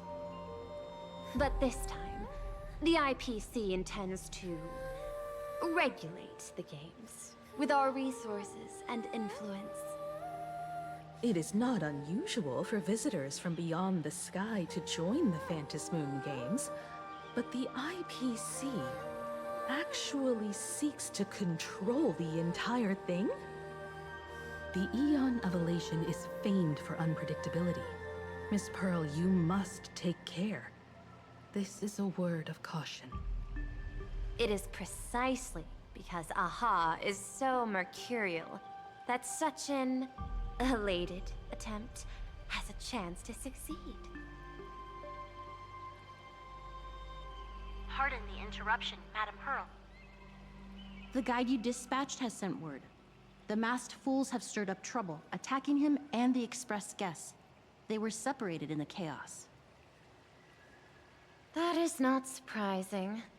Those masked fools have long kept the IPC in their sights.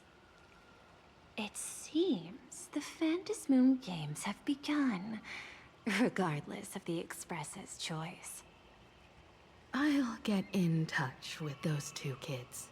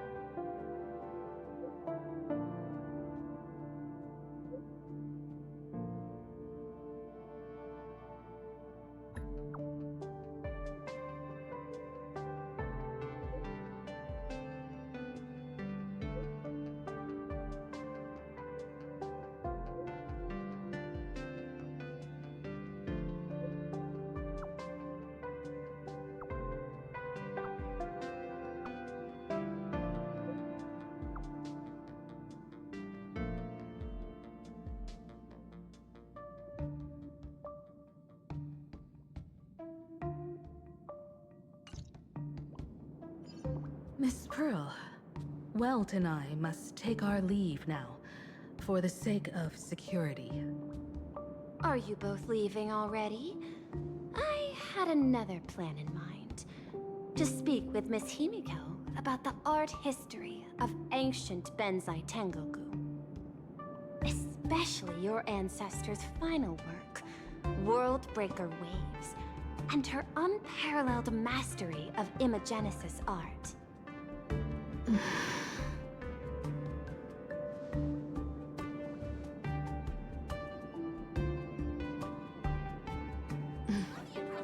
I'm counting on you, Welt.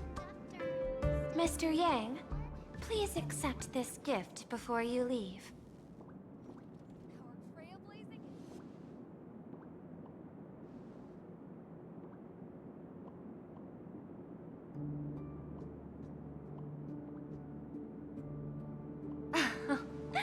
You misunderstand.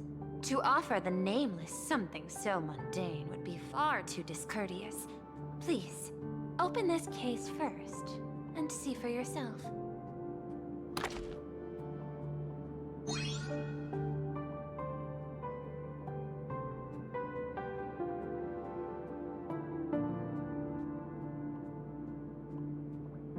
I am aware. Mr. Yang has an expert understanding of robotics. I chose this gift especially for you, and I hope it pleases you.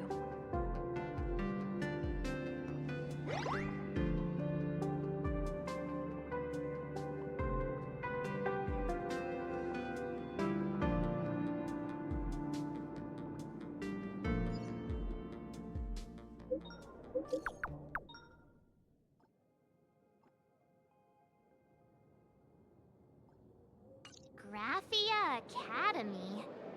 What kind of place is that? It is a school that trains artists, and it's quite well known in this world. We need to wait for someone there? Do you know the way, Miss Kuchiba? Allow me to guide you both and ensure your safety along the way.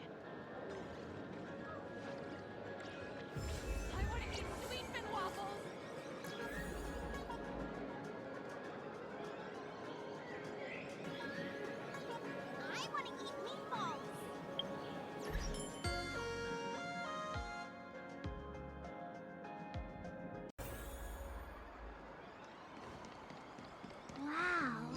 This path to school, lined with falling blossoms? It's such a youthful feeling. Definitely worth a photo. Yes, quite a few TV dramas have been filmed here. I imagine it is perfect for those classic series, where couples part ways, or lovers miss their chance, right? Exactly. Follow this road straight ahead for a while, and you will arrive at Graphia Academy.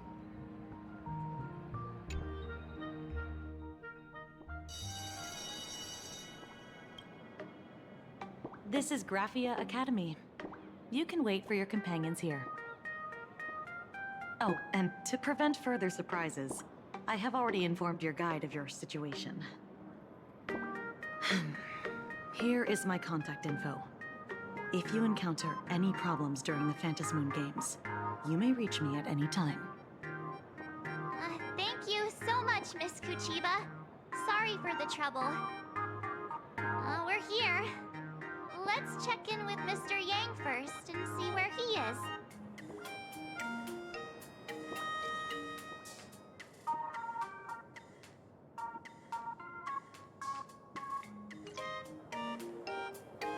Mr. Yang still hasn't replied?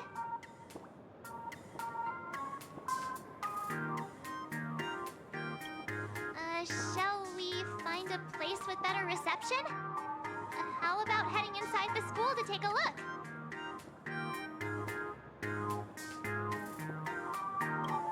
No way. I was just thinking, isn't this Big Sis Himeko's alma mater?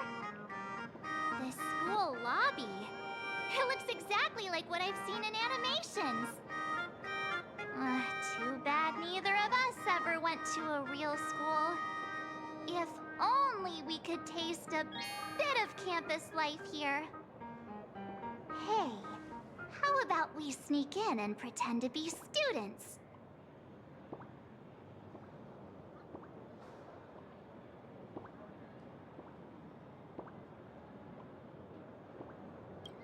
Oh, please. We only spent a few days at Paperfold University. Where did you even buy that diploma?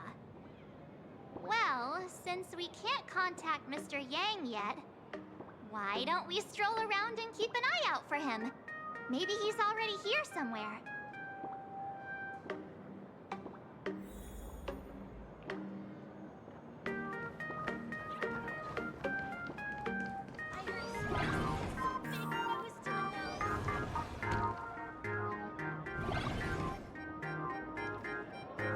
Come here, quick! Look at this wave. It's so spectacular. It won't suddenly come crashing down and drench us, will it? Wait, this is painted too? The painter's name is even stated next to it.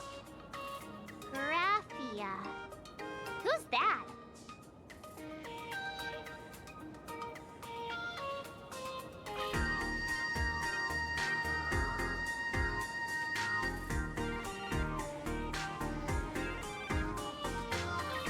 March 7th and Company. Your transfer procedures have been completed. Please proceed to the Dean's office Transfer procedures? What's going on here? Let's go take a look, shall we?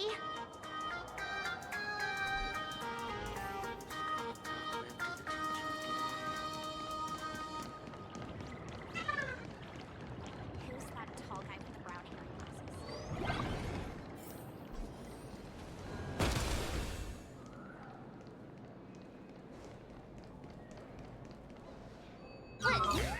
What the heck?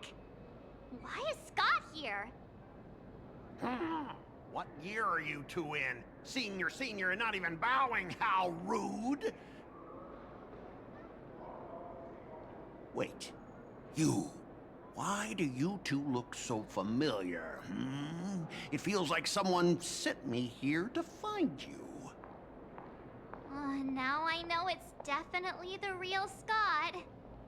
Where did we get teleported to?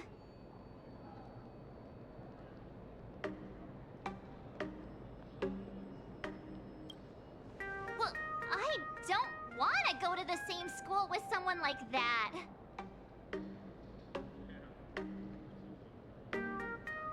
Mr. Yang, you're here.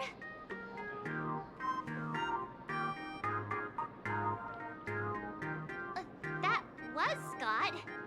Where did he go? Wait. Why did you just call us students?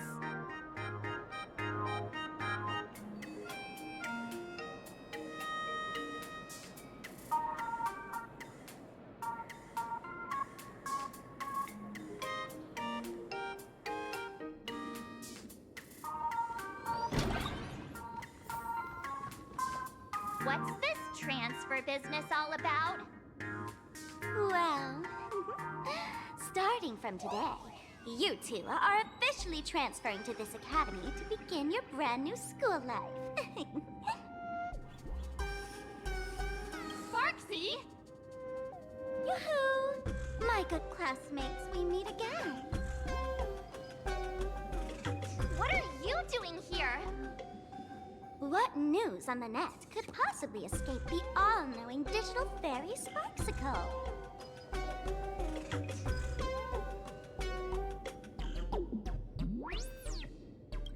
Of course! As of this moment, I have taken over this school and become its acting dean. After all, this school is filled with fans who watch my streams. A little cognitive adjustment is all it takes to make plenty of them do whatever I want. Huh? Why the hostile stares? Surely you're not thinking of roughing up the dean? All right, relax. How about forgetting the Phantom Moon games for now? Instead, throw yourselves into a carefree, cozy, romantic, and enthusiastic school life! Oh no!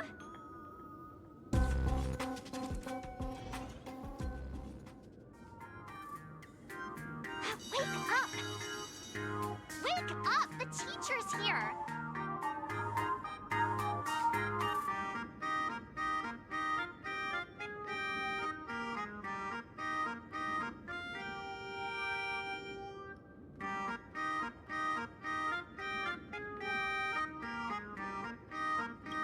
Idiot! The dean has had their eyes on you for ages. The artist qualification exam is right around the corner, and some students are still dozing off in class. Silence! How dare you call the dean by name? Do you have no respect for her at all?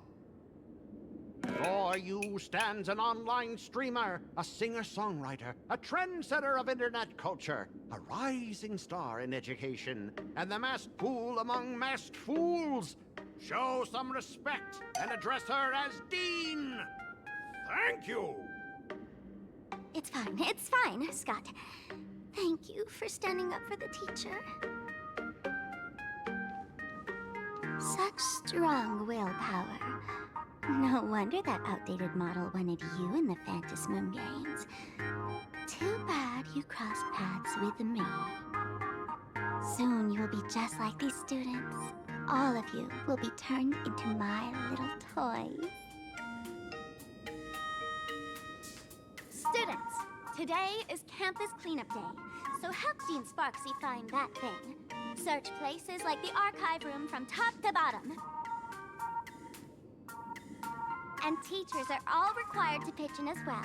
If anyone spots that truant teacher, be sure to tell me. I will reward obedient students handsomely.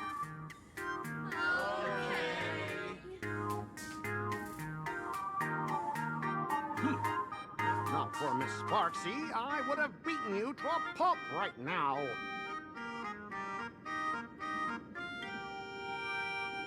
Scott, it has been 2 years since that baseball club incident. Are you still holding a grudge against her? Ha! Easy for you to say. If it weren't for this one, I would already have made my mark at the school sports meet. That jerk crushed my baseball dreams! If apologies solved everything, why would we need cops? Oh, I know what you are. A devil with a twisted, antisocial heart. Just last week, when I was about to confess my feelings, you folded my love letter into a paper airplane and sent it flying into the toilet. And when I tried to fish it out. The girls in class completely misunderstood me. Listen up. I'm here to challenge you to a duel. After school today, I will be waiting on the rooftop. Do you dare to come?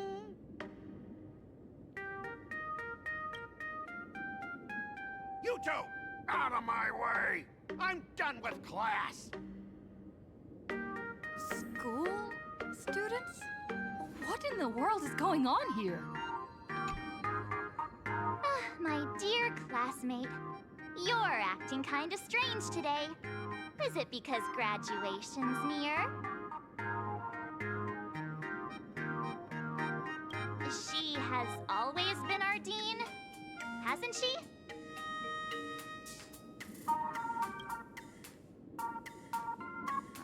You stumped me there. At our age, what else could we be but students here? Don't tell me. Did the pressure of school make you lose your memory? You can't fall apart now. Actually, we just got our class photo developed. Let's use it to jog your memory. Look, this is our class photo. Does it bring anything back to you?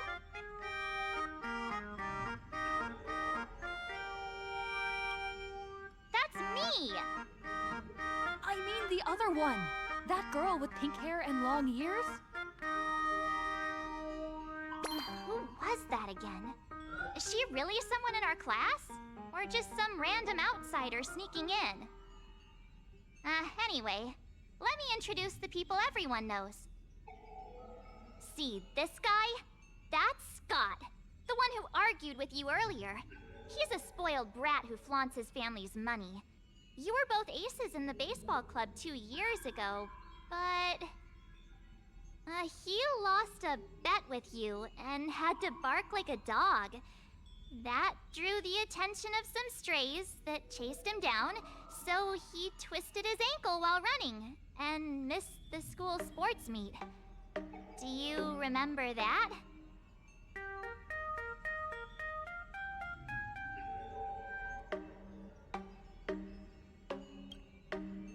Look! The dean is in this photo too, and so is Mr. Yang, our homeroom and history teacher.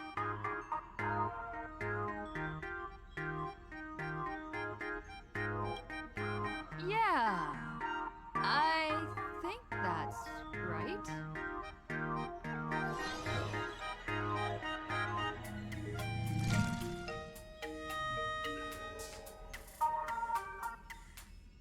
Remember that night we snuck into the archive room to retrieve the camera we left behind? And that time you bravely stopped Scott from bullying the underclassmen. We've shared so many wonderful memories in this school. Don't tell me you've forgotten them all. Yeah, I think that did happen. No wonder Scott hates me so much. See? I knew you'd remember. Nothing sparks our memories better than Scott's barking like a dog. With graduation just around the corner, these are likely our last days at Graphia Academy. My classmate. Is there anything left you still wish to do here on campus?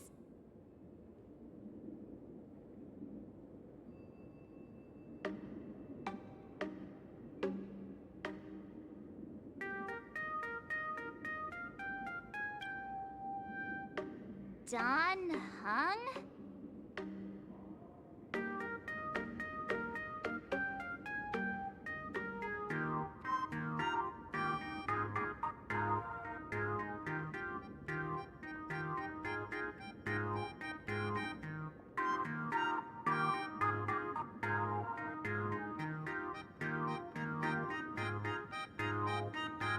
Anyway, even though our time at school is running out, we still have the chance to do something now, don't we? Many adults only start to regret once they step into society, longing to return to those carefree school days. But time does not go backwards, and life gives no second chances. How does youth is fleeting, and time waits for no one. So, let's seize the fleeting moments of elation before they slip away. Let's spend these last days of youth together.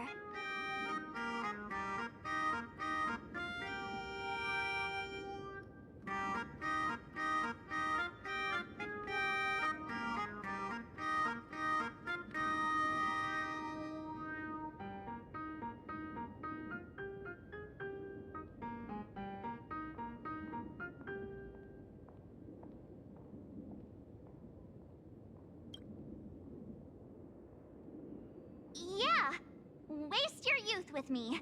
If we don't waste it now, it'll be too late. I have so many things I want to do. Where should I start? Should I head to class, deal with Scott, or just wander around?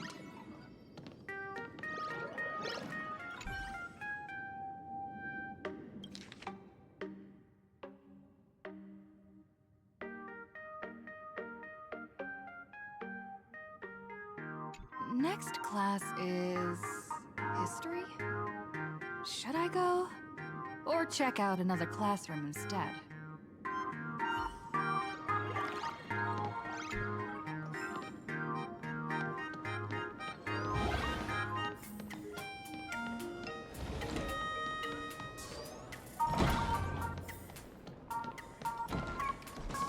Students these days.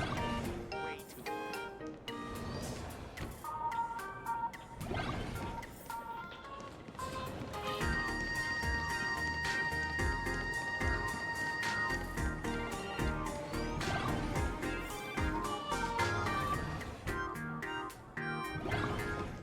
Scott says he wants to duel me on the rooftop. Why not take the side path out and see if there's an ambush?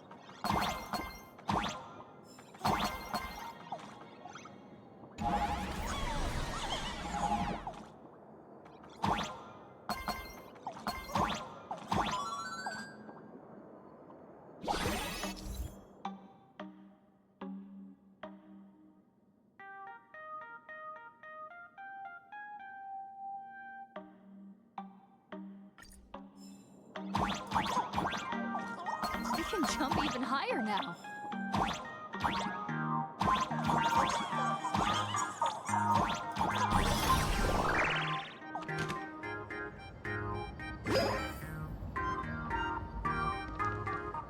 I've explained it to you so many times already. You're jealous of me, jealous of my passion for you, blazing as bright as the sun. So she set me up on purpose, making me into what you girls call the maniac of the swirling waters. You have to believe me, Lakshmi. I'm innocent.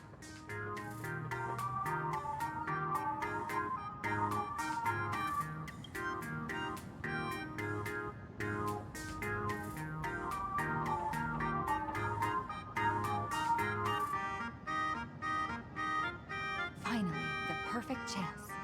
Come on, hurry and confess! Oh, Lakshmi, stop tormenting me like this. Say something. Scott, did it ever occur to you that the gray-haired human you say is so jealous of you might actually want to possess you? After all, we girls know these little schemes best.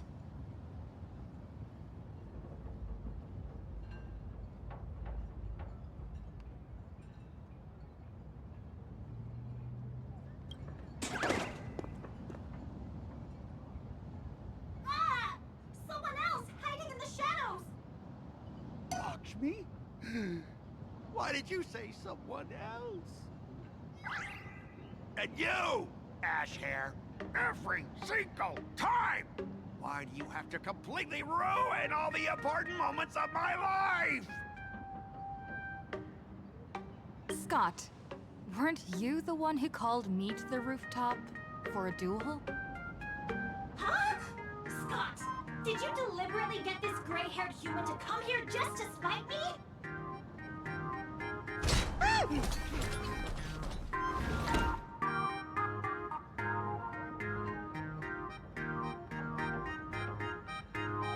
No! I challenge you to a duel.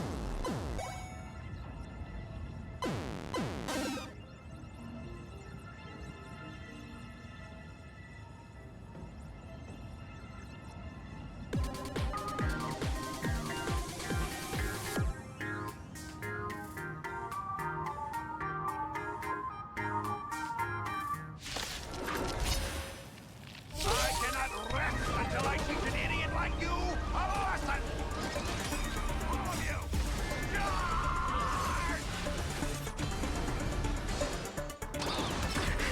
Stars, shine for the heroes. Step onto the board. Insanity!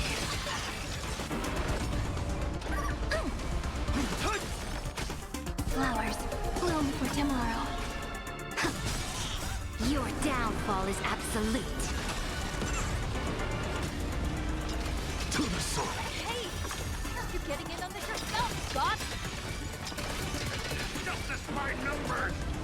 You even understand the rules of a duel!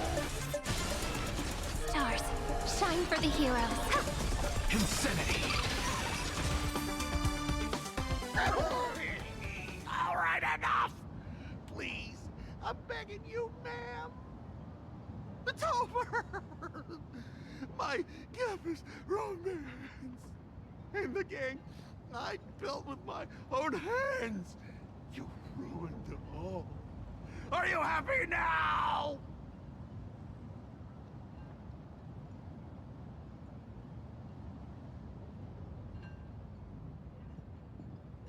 Quiet! I need to calm down. You stay away from me.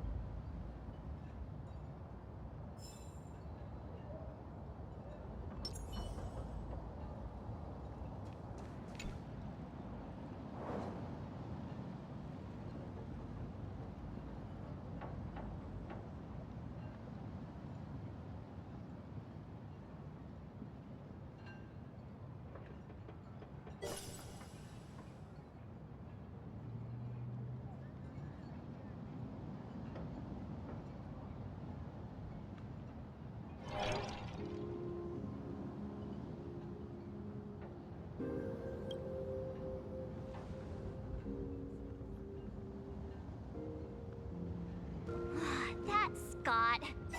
No, wait. I remember now.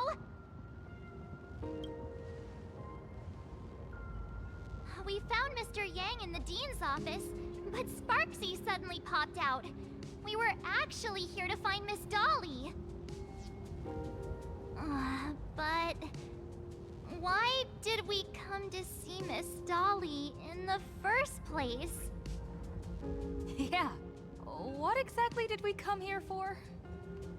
Remember how Sparksy kept ordering students to rummage through every corner of the school? Students, today is campus cleanup day, so help Dean Sparksy find that thing. Search places like the archive room from top to bottom. Maybe we should check out the archive room she mentioned.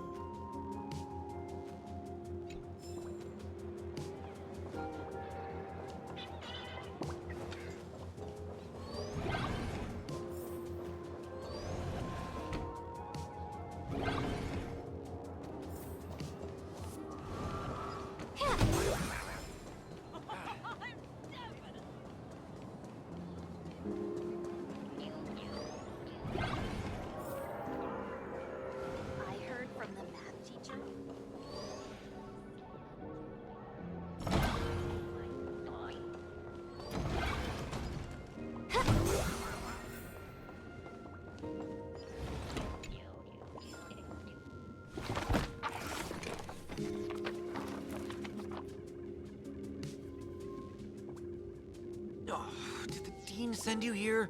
Seriously, leaving us here to do all the work is just too much.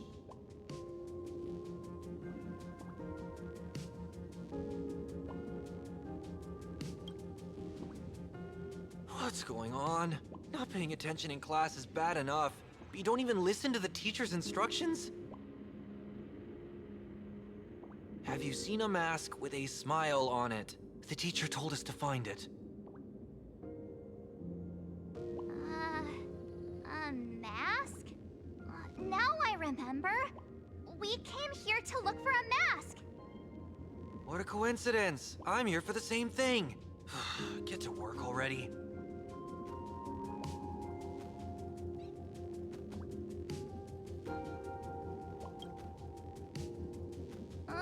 Do you know which teacher is Miss Dolly? How should I put this? She is such a unique woman. Super unique. Once you meet her, you will never forget what she looks like. Whoa. How beautiful is this Miss Dolly? Huh? Beauty and Miss Dolly have nothing to do with each other. If you have any group photos or faculty event pictures, I can point her out to you. But seriously, are you going to help me with this work or not? March, didn't you show me a group photo earlier? I have a class photo right here. But it only shows 2 teachers. Seriously? There are 3 teachers in this photo. Isn't Miss Dolly right here? Wait, that's Miss Dolly? She's a charm doll? Probably the teacher who's worked the longest out of the entire staff. Wait, don't tell me you've never taken her Imagenesis class. I finally remember it. Himeko told us we must find Miss Dolly and take the mask back from her. Darn it. That wretched Sparksy had us running in circles.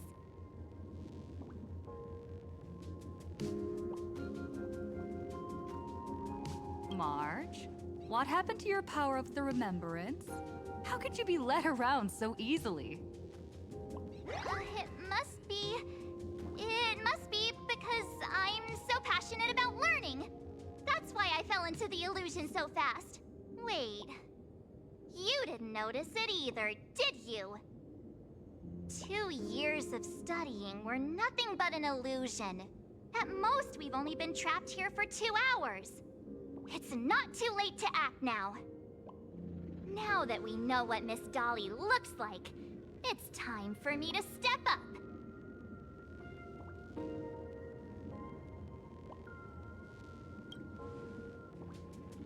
Miss Dolly has vanished. Either she's been captured, or she's actively hiding from Sparksy. All we need to do is find her. I'll show Sparksy how the power of the remembrance should really be used. It'll just cost us some film. Even though Miss Dolly is in hiding, we can still capture her lingering memories. Follow the trail of these memo sprites.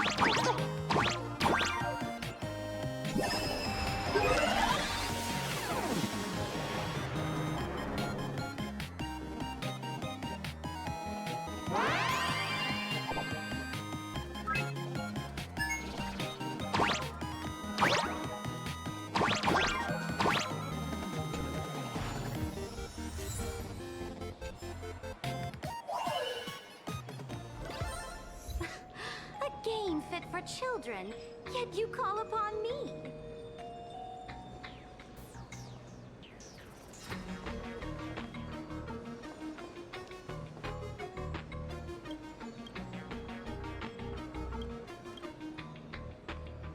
We're getting real close. There's a fragment of Miss Dolly's memory here.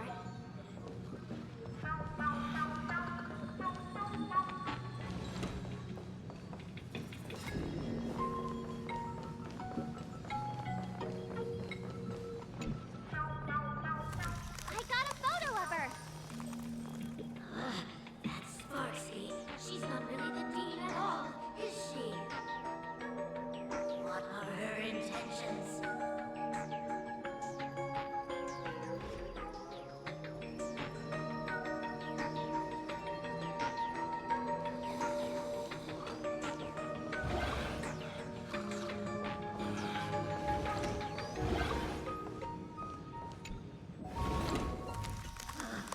He is searching for me. I must stay hidden. Seal off the Imagenesis classroom. Can't let her find me. Found it. Let's go. We have to get the mask before Sparksy does.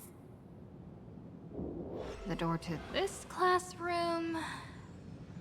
it's locked. Just as I thought. Better look for another way in.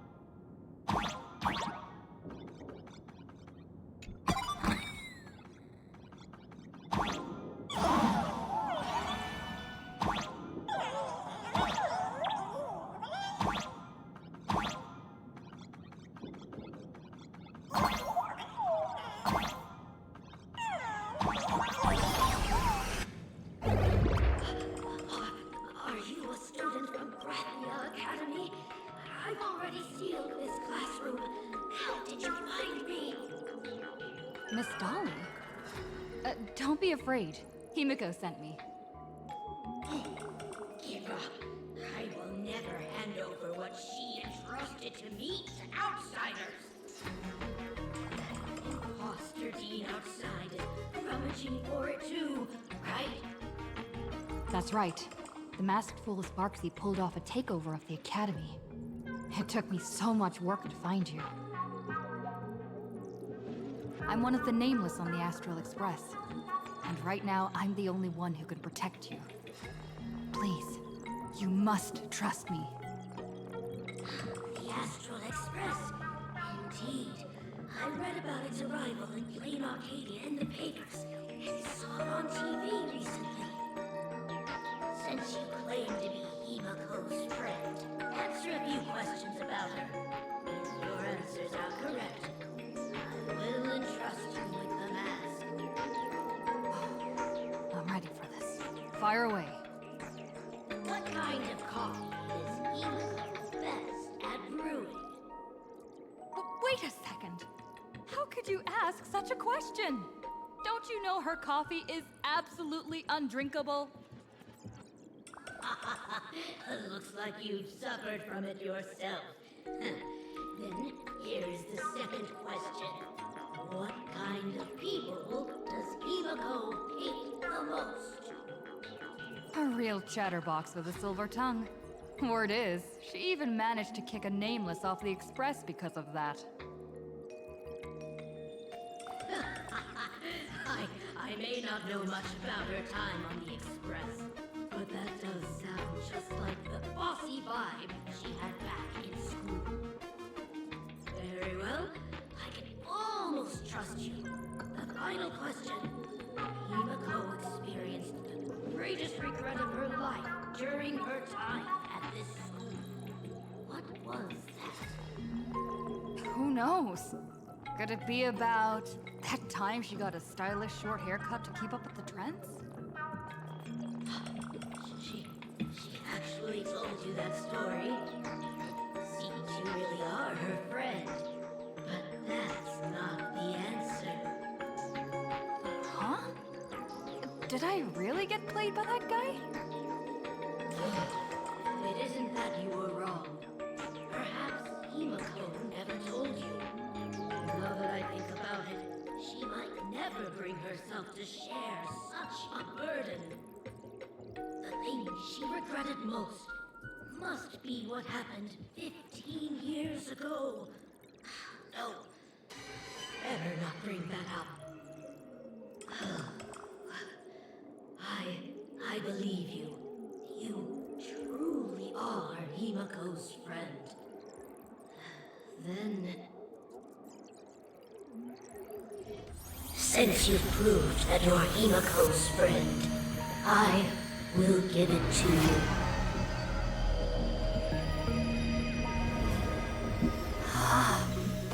Wait, if you're right next to me, then who's this?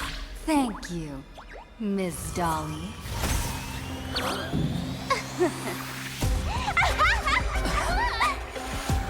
The mouse is mine now!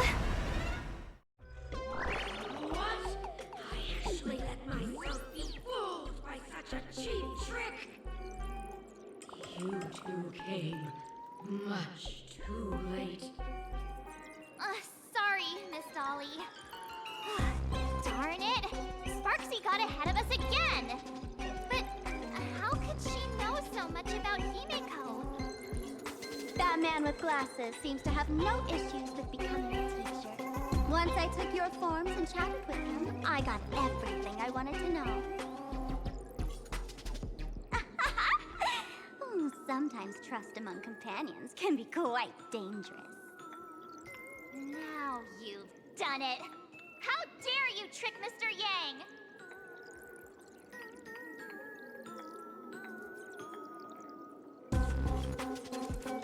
Swapping avatars is as easy as slipping on a shirt for a streamer. Most people only care about appearances anyways. Isn't that right, Nameless?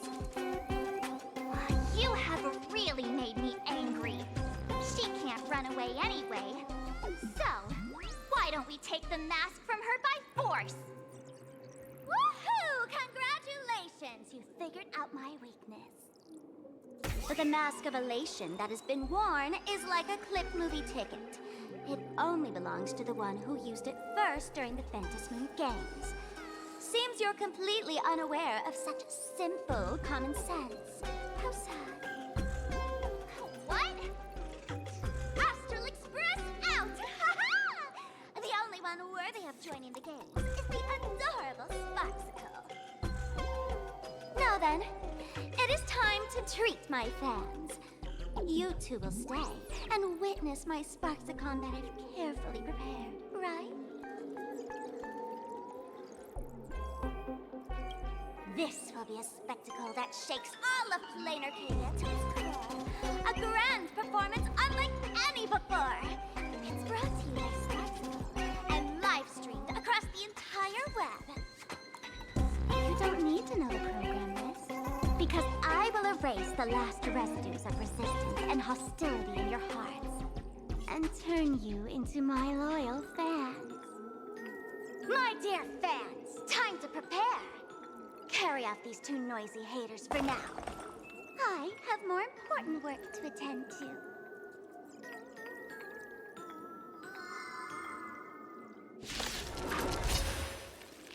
My dear fans, be charmed by me. Fight for me. Give me all of your joy, sorrow, and obsession. Give me every last drop of it. This is your willpower. Insanity! To the soul! Oh, you can't. They're far too strong. Continues.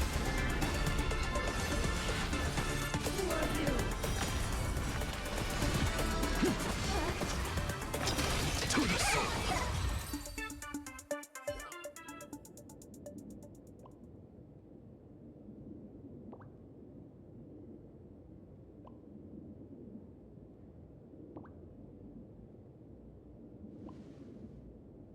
Is this the archive room?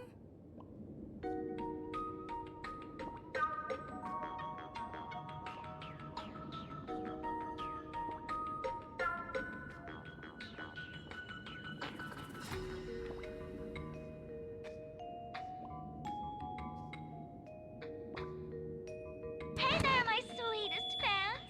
The mission of finding the mask in Miss Dolly has been a complete success. But just moments ago, a gray-haired, black-hearted hater slipped into the academy, plotting something dreadful against Sparksicle. I am so scared. You won't stand by and let the adorable Sparksicle be hurt, right? Where could she be hiding in the school? Please?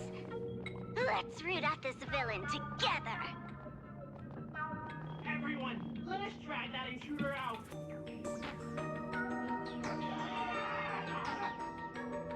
They will not be able to hide for long.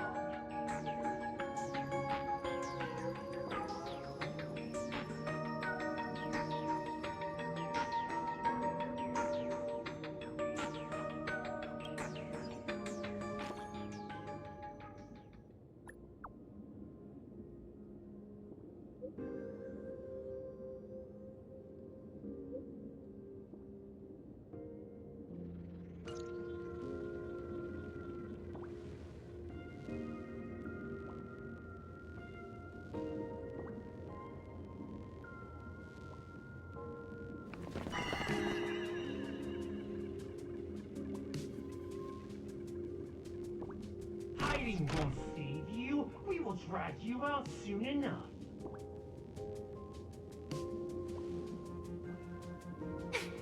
Have you reached the end of your rope?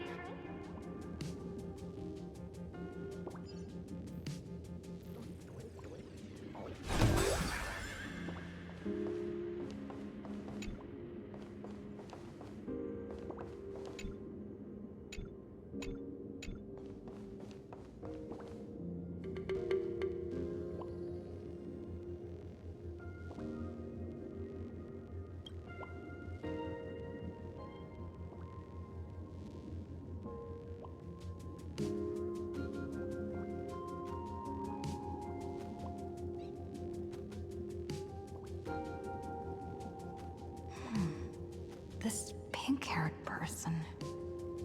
Where have I seen this person before?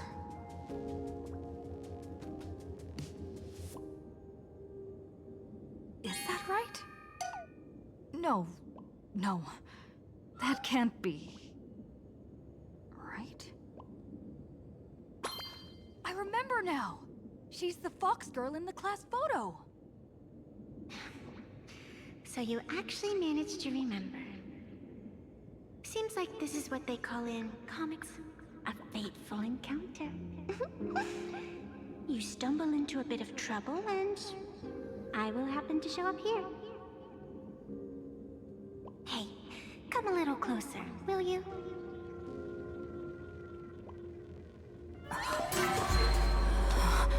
closer. Even closer. Don't be so scared. I don't mind. Oh, shoot! I think I'm stuck inside. Give me a hand.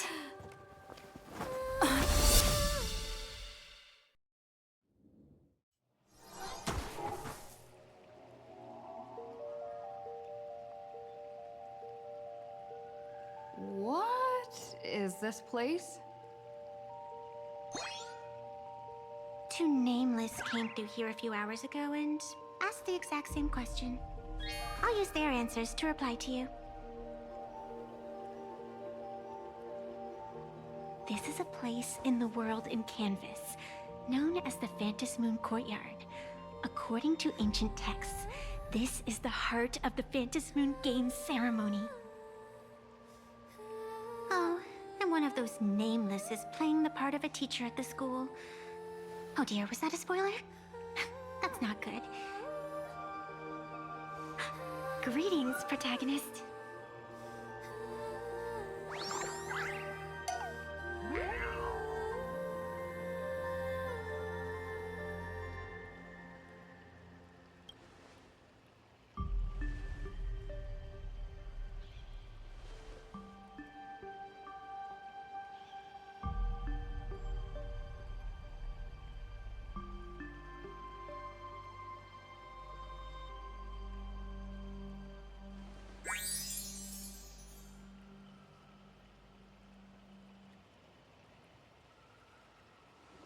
Greetings, Miss Fox. Technically, everyone is the protagonist of their own story. But you are different. You are the protagonist of the Fluffy Across the Blue, aren't you? Galactic baseball raccoon? You do not really look like a raccoon. I forgot to introduce myself. You can call me Evanesia. Great seeing you.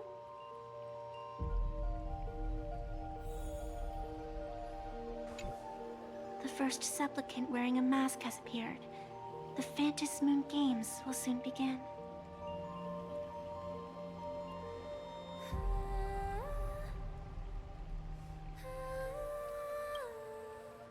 Do not be afraid. Just think of me as part of the audience.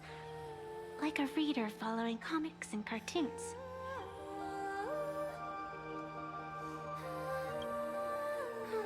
A bit of experience.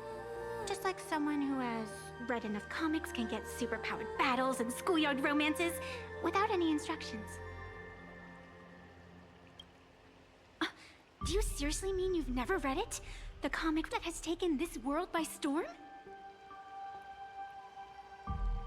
It is inspired by the adventures of the Astral Express, telling the tale of cute little animals riding a train across the cosmos. Fluffy Across the Blue.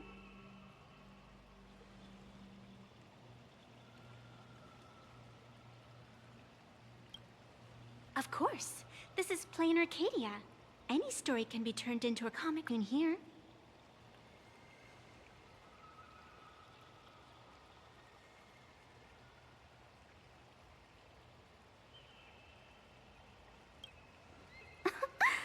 You are such a curious one. You were fleeing for your life a moment ago, yet now you can talk so casually about such nonsense. Is that really what matters right now? Still, that sense of ease, it is entertaining. Since you managed to amuse me for a moment, I will grant you a little aid. So, what would you like?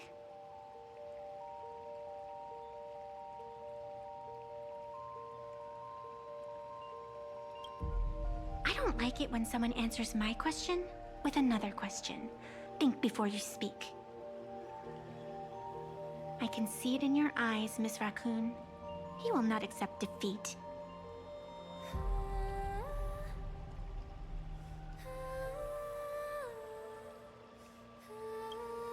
That resolve is interesting. There will always be foolhardy supplicants donning the mask in these ancient Phantas Moon games, laying before the Phantas Moon their madness, fancies, and humor. They would weave schemes to slay monsters descending upon this planet from beyond the sky, steal the laughter of the gods to forge blades that could split mountains, or descend into depths of the world in canvas to swindle the souls of the departed. Such entertaining individuals have not appeared for ages. Perhaps you have a chance to become one of them? After all, you are the protagonist. I can lend you a little power, but an equal price is required. Otherwise, it would violate the rules. You must defeat the enemy who pursued you here within the next day and night. If you fail, your soul will be enslaved by her for all eternity. Do you accept? Then it is done. Phantas Moon above and sacred tree below, witness this oath at this moment. As constant as the vault of heaven, as certain as the moon's rise, let it be never forsworn. Now come, let me make you more of a protagonist. Yes, that's it.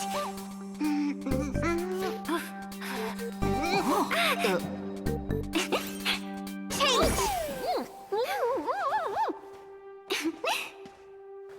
Hey! Huh? Where's this?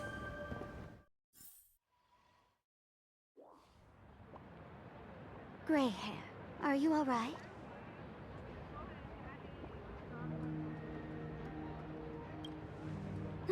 Can't say I am surprised. It sounds exactly like something I would dream of, and something she would carry out the moment she awoke. Still, it ain't too bad compared to the horrors that unfolded in previous Phantas Moon games. At least you still have friends willing to stand by you, right?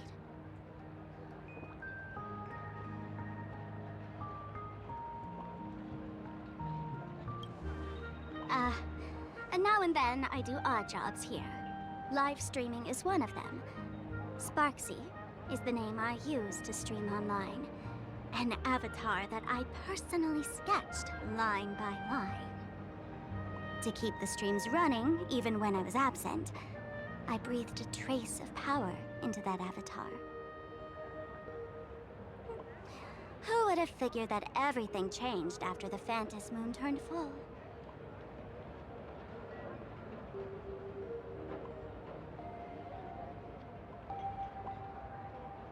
People offload their wishes and desires to her, and in the end, she too got consumed by these emotions. Once a creation gains a will of its own from the attention of the masses, even its creator can no longer restrain it.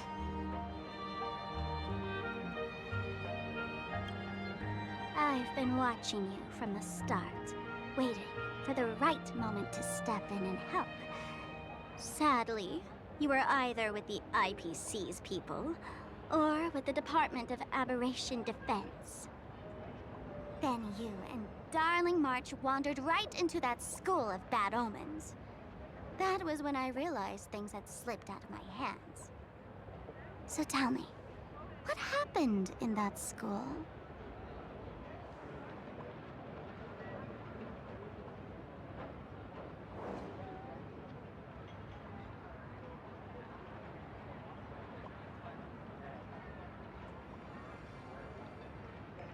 Is this the Mask of Elation that grants entry into the Phantas Moon games?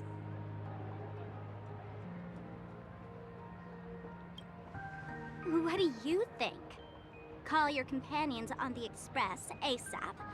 Or, since this is a civilized society, you could try phoning the Security Bureau.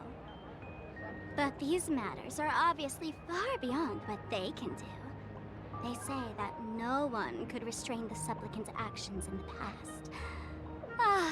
Those were the good old days of freedom.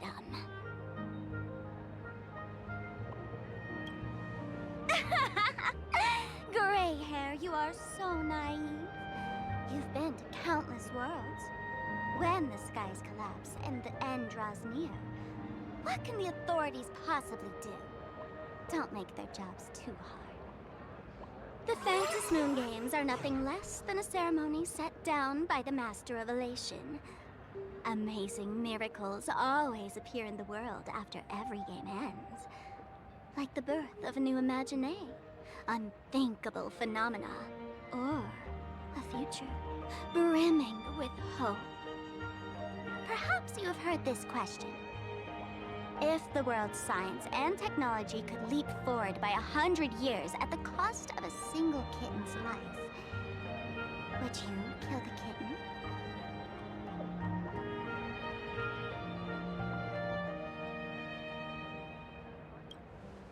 Natural disasters, traffic accidents, sudden illnesses.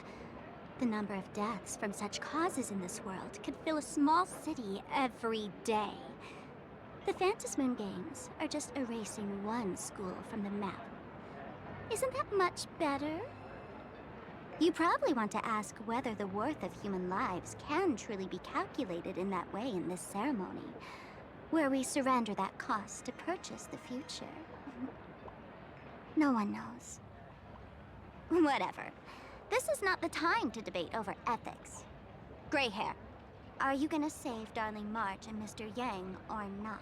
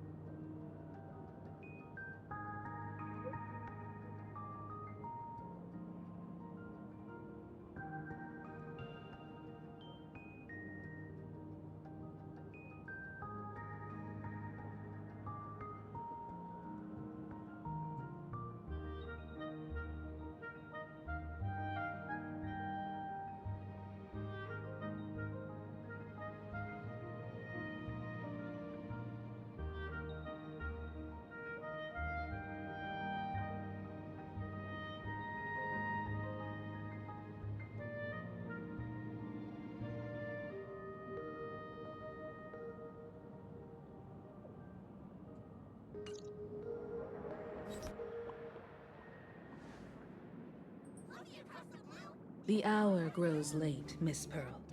Matters regarding the Express demand our attention.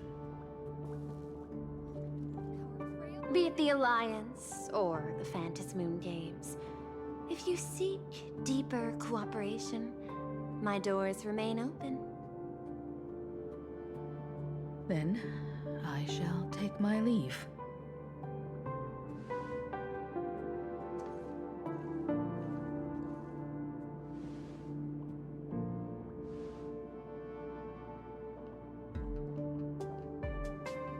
How intricate human social interaction models are. My extrapolations still cannot account for the full strategy tree of the Astral Express. Master, General Yao Guang of the Xianzhou Yuchui is here to see you. Shall we have her wait? No. The Xianzhou will also become a key ally. Only through enough contact and emulation can we hope to comprehend their methods and strategies. Conclusion. I don't think I'll be able to keep copying the painting for the rest of today.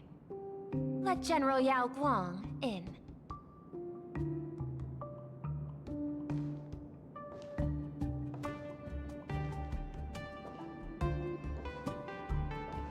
I am the Honorary Dean of the Omniscience Sapientia Academe, Master of the Decalite Reflection Barrier, Bearer of the Xianzhou's intangible cultural heritage, the Sparrow-Shaped Fist, and the Seer Strategist, General Yao Guang.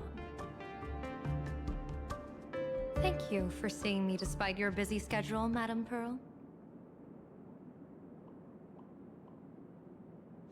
For a moment, I nearly mistook your words as a fault in language processing. I believed you had brought the entire delegation inside. Few Intellitrons in the cosmos have a sense of humor. I have heard that, like that genius, you are one of the many wonders wrought by the celestial differentiator of planet Screwlum. Meeting you in person far outshines your reputation.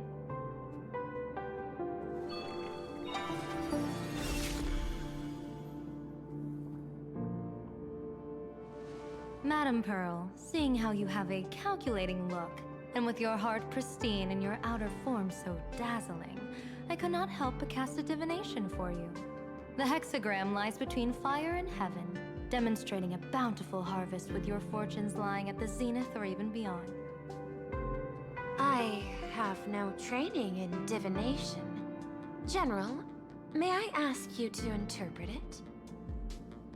Ah, then let me speak in terms even an Intellitron can follow. I extrapolated your fortune using the Cienjo's predictive algorithms.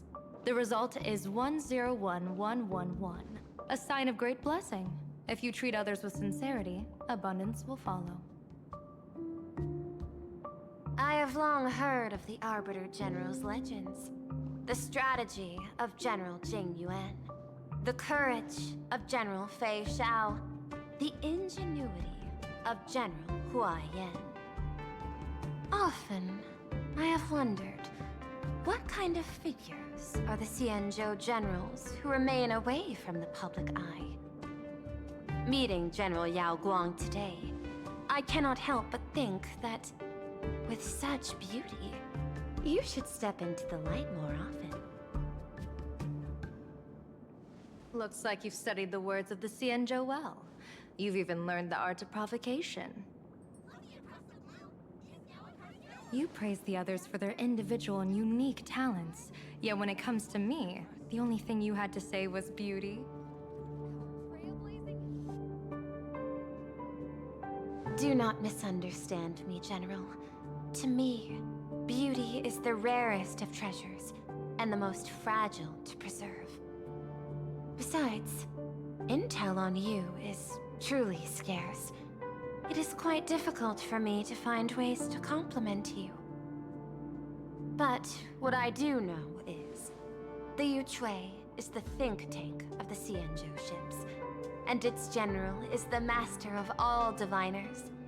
Speaking purely of deciding the course of affairs, no one is better suited than you to cast the Cienjo Alliance's vote on whether to join the Anti-Destruction Alliance. So, General, what is your decision in this? This topic is far too great for me to decide on a whim. But as a gift and to complement the respective gaps in our knowledge, allow me first to offer you a piece of vital intelligence. And with it, I ask the IPC to show sincerity beyond empty words. I do not follow your logic. With the threat of the destruction looming, what need is there for further reasons to cooperate? Set a mighty foe as a common goal. Convince former enemies to turn allies, then devour them in turn. Such feats are hardly rare in the IPC's annals of glory. I understand. The Cienjo questions the IPC's sincerity. It would be better to say we ask the IPC to demonstrate its sincerity. Courtesy demands reciprocity, and the intel I now offer you is both urgent and weighty. Question. What could be more important at this moment than forming the Anti-Destruction Alliance? Nanook won't erase the universe in the next few days, but someone else might destroy plain Arcadia within that time. You have heard of Blade, the Stellaron hunter, right? The IPC has long placed a great bounty on his head. Though, I have never laid eyes on him. The Yuchue recently intercepted a report. Styling himself as Xianzhou's #1 assassin, this man accepted a contract from the Sinwish Syndicate, a local organized violence group. I do not know his exact aim here, but he is a major criminal of the Xianzhou. He is guilty of the 10 unpardonable sins and is a formidable fighter, with few able to match him. As General of the Yuchue, I will take it upon myself to bring him in before he can cause disaster here. This planet, Ahatopia, is part of the pan-cosmic trade system. And Blade is a wanted criminal of the IPC. Since he has set foot here, he falls under its law. General Yao Gong, is the sincerity you seek for us to capture this man and deliver him into the hands of the Xianzhou? I hear the Phantom Moon Games are about to begin, with the entire nation awaiting it with bated breath. I imagine you will also find it hard to extract yourself from the festivities. If this cursed man were to quietly depart on his own at this time, would that not be a perfect outcome for all? This is my understanding. You wish for the right to act freely within plain Arcadia. Apart from this cooperation, what better proof of sincerity could there be before we join forces against the destruction?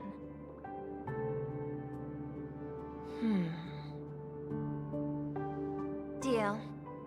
What I do not doubt. The might of an Arbiter General. However, I do doubt. Will the Xianzhou's #1 assassin truly leave without a commotion? By my extrapolations, even without accounting for the guidance of Destiny's slave, the probability of capturing a single Stellaron hunter is less than 9.8%.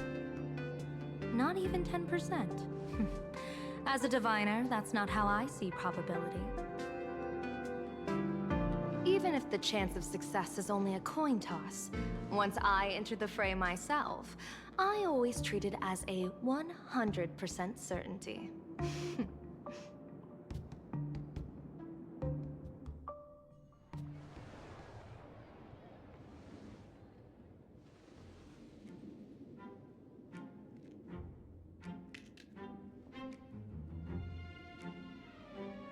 Is that even a question?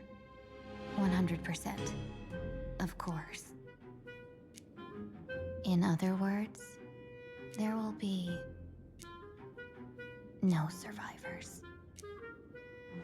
Anyone who recognizes my face, I will not let them off even if they hide at the ends of the world.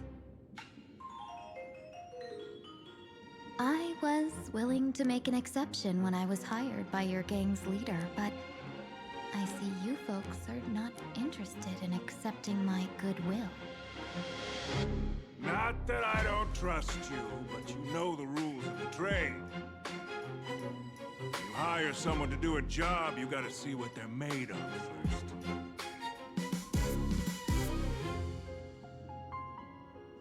People say that the Lords of Hell are easy to deal with, but their underlings are the real trouble.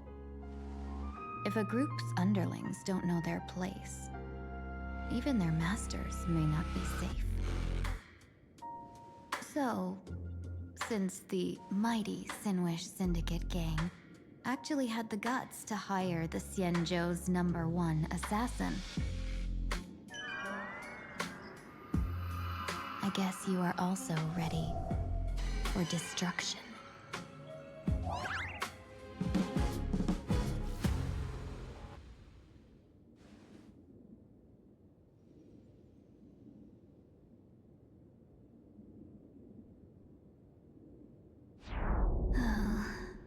Years of wandering have given me nothing but exhaustion. And I have finally come to know how harsh the road of life truly is.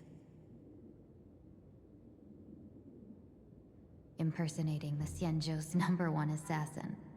Madame Yao, you really stuck me with A wonderful task.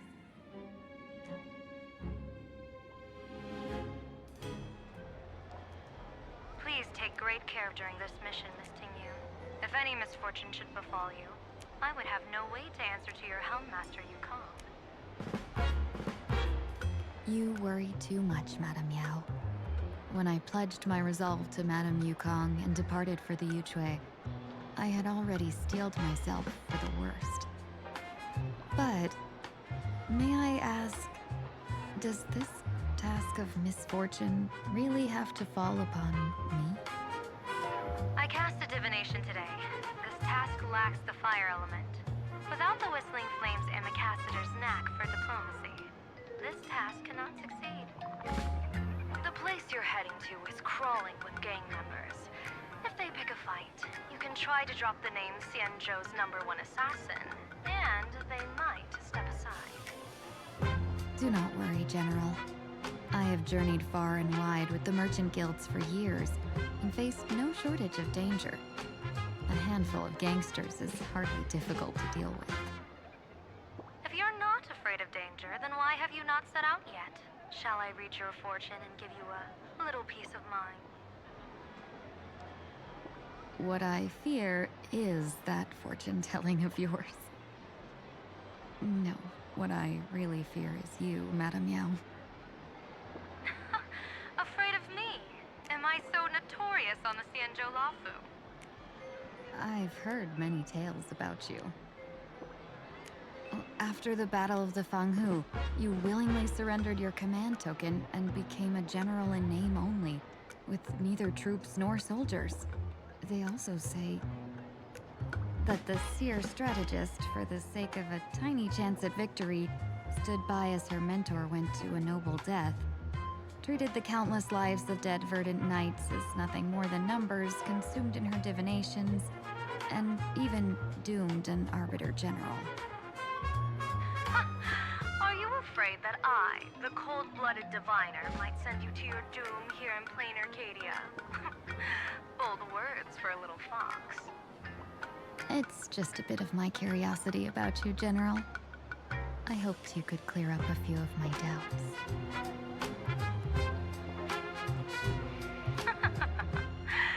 Seems like I wasn't wrong about you. You can face a Xianzhou general with such composure and dignity. No wonder you can make such a bold statement. The gods use humans as pawns in their cosmic game, sacrificing countless innocent souls. Have you ever thought about making them pay? They say you survived a Lord Ravager's deadly clutches thanks to luck, but I believe it was your unbreakable resilience that carried you through. You flatter me, Madame Yao. One must glean some wisdom to be worthy of enduring such a life-and-death ordeal. If we surpass the gods only in cruelty and heartlessness, then that would be our complete failure, in my eyes. Excellent. I couldn't agree more. Miss Tingyun, you've passed the interview. Ever since I escaped death, I swore never again to be a pawn for heartless chess players. And Madame Yao, you've passed my test too. I know you're not interested in empty talk, so let's get down to business. Miss Tingyun, our Yuchue business delegations are treated much better than what you get on the Lafu when they set out on official missions. They get 5 meals a day. General, I really don't have such a large appetite. For the duration of the delegation's mission, you'll receive 6 times the usual allowance, and all expenses will be fully reimbursed. Such a generous offer. To be honest, that makes me even more nervous.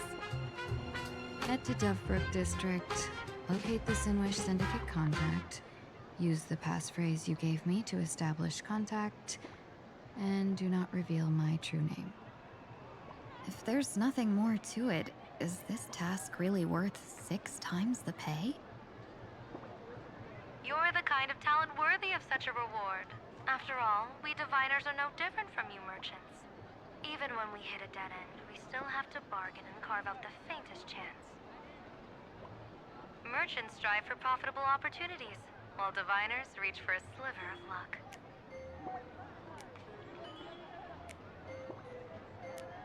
Looks like my mission bears significant weight in Madame Meow's reading of fate. In that case, I shall depart. When in doubt, open the 3 strategy pouches I entrusted to you. Inside are tactics I divined, certain to break any deadlock and aid your journey. Go, Cienjo's #1 assassin. Time to get down to business. Where could the Sinwish Syndicate be hiding? The contact from the Syndicate should stand out.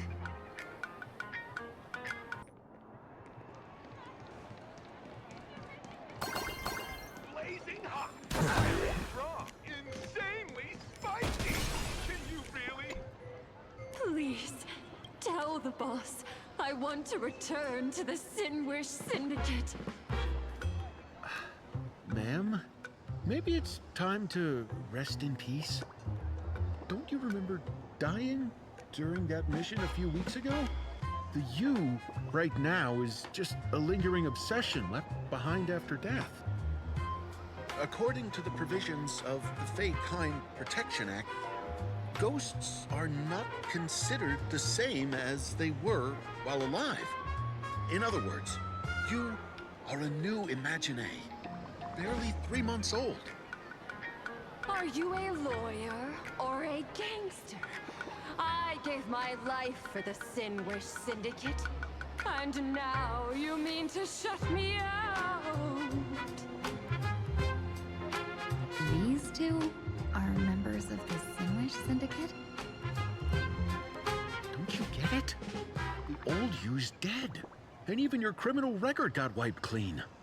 The leader's trying to say that now you've got a chance to keep to the straight and narrow. You shouldn't come back to the gang. How am I supposed to convince you? Hey, Fox Girl, you eavesdropping over there? I'm just a Cienjo person here to talk business. Could you tell me which way to the Sinwish Syndicate?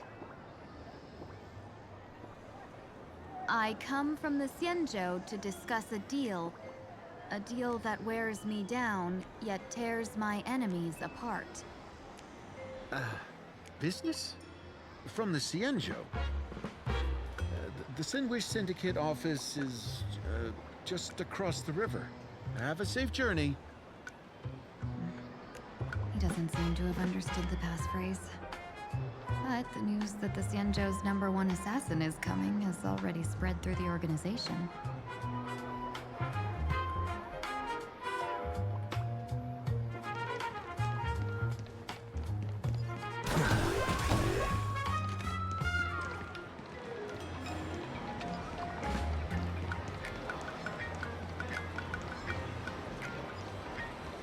Those people over there, are they also members of... Bro, how much longer do we have to wait? What, are your legs giving out? Idiot. Boss told us to wait here as a show of respect. Now behave yourselves! Did that big guy be the contact from the Sinwish Syndicate? Hey, you fox over there. You've been staring at us long enough. Got something to say?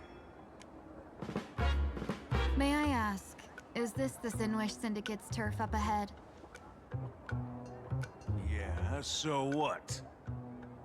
I should act tough and say less than what I want to say. Since this is the Sinwish Syndicate's turf ahead, not only am I going in, you will invite me in with respect.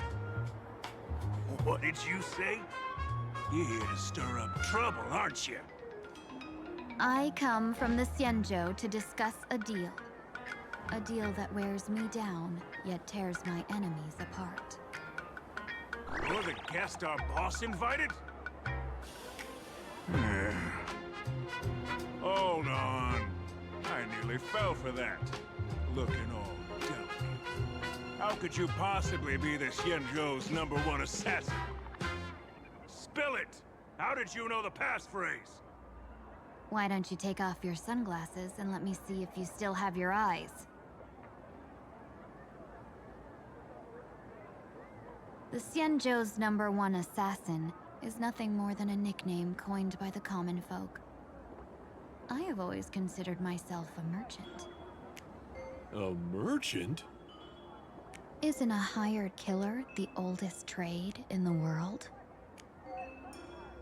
By the way, Mr. Imagine, do you know why they call me #1? You never miss a shot? Not quite. I kill in bulk. The way to keep business going is to offer a little extra. If they pay for one person to be silenced, I throw in 2 more. With that hot temper of yours, always picking fights, you've probably given your boss plenty of headaches. I doubt the boss would mind if I took you as a bonus kill. You punk! How dare you disrespect the underboss! Shut up, all of you! Boss's orders come first. My name is Kostai. Sorry about my underling's rudeness earlier. I'll cut a finger off later to make amends. There's no need for that. I only collect heads, not fingers. No worries. It won't be my finger anyway. These brutes should be easy to handle. They've never seen the face of the Xianzhou's #1 assassin, so this'll be much simpler. What should I call you? Yelling assassin, assassin every time just won't cut it. Just call me the Tarrying Fugue. The Terror in Fog. That name oozes menace. Completely overwhelming. Now then, can you lead the way?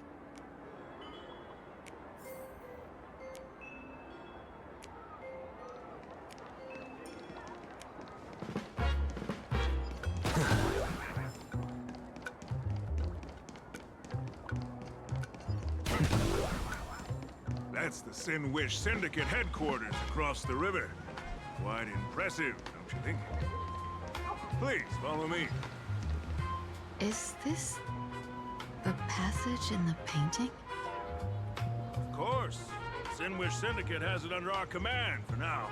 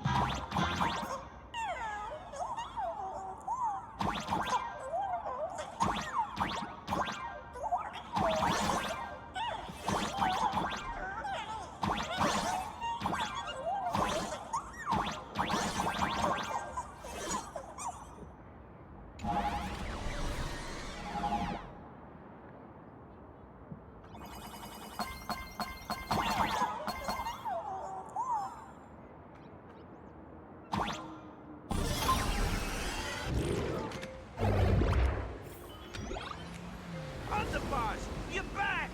Thanks for your hard work. Welcome home, Underboss! Is this the one the boss brought it?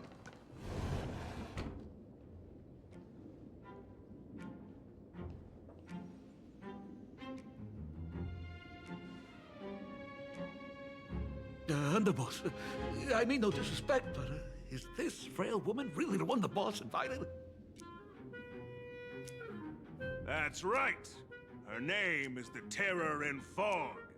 Spread the word that the Sin Wish Syndicate has secured the Xianzhou's #1 assassin. Underboss, beat me if you want, but I gotta say, are you serious? Are we really counting on this delicate woman for the Phantasmoon games? The Phantasmoon games. Is that why they hired a Stellaron actor to do their bidding? These Fantas Moon games are a once-in-a-lifetime chance for the Sinwish Syndicate to rise. This woman doesn't look like she has what it takes, and we're trusting her. If she blows it, how are we supposed to save face? Underboss, we haven't been duped, have we? If word gets out, the other gangs will laugh us out of town. All of you, shut up! Useless. Lady Terran Fog would wipe the floor with you even if you all came at once. Since you doubt her, why not let Lady Terran Fog show you a few moves? Lady Terran Fog, what do you say? I can find you a few sparring partners. No need to hold back. I thought you were naive, but looks like you're just playing good cop, bad cop to test me.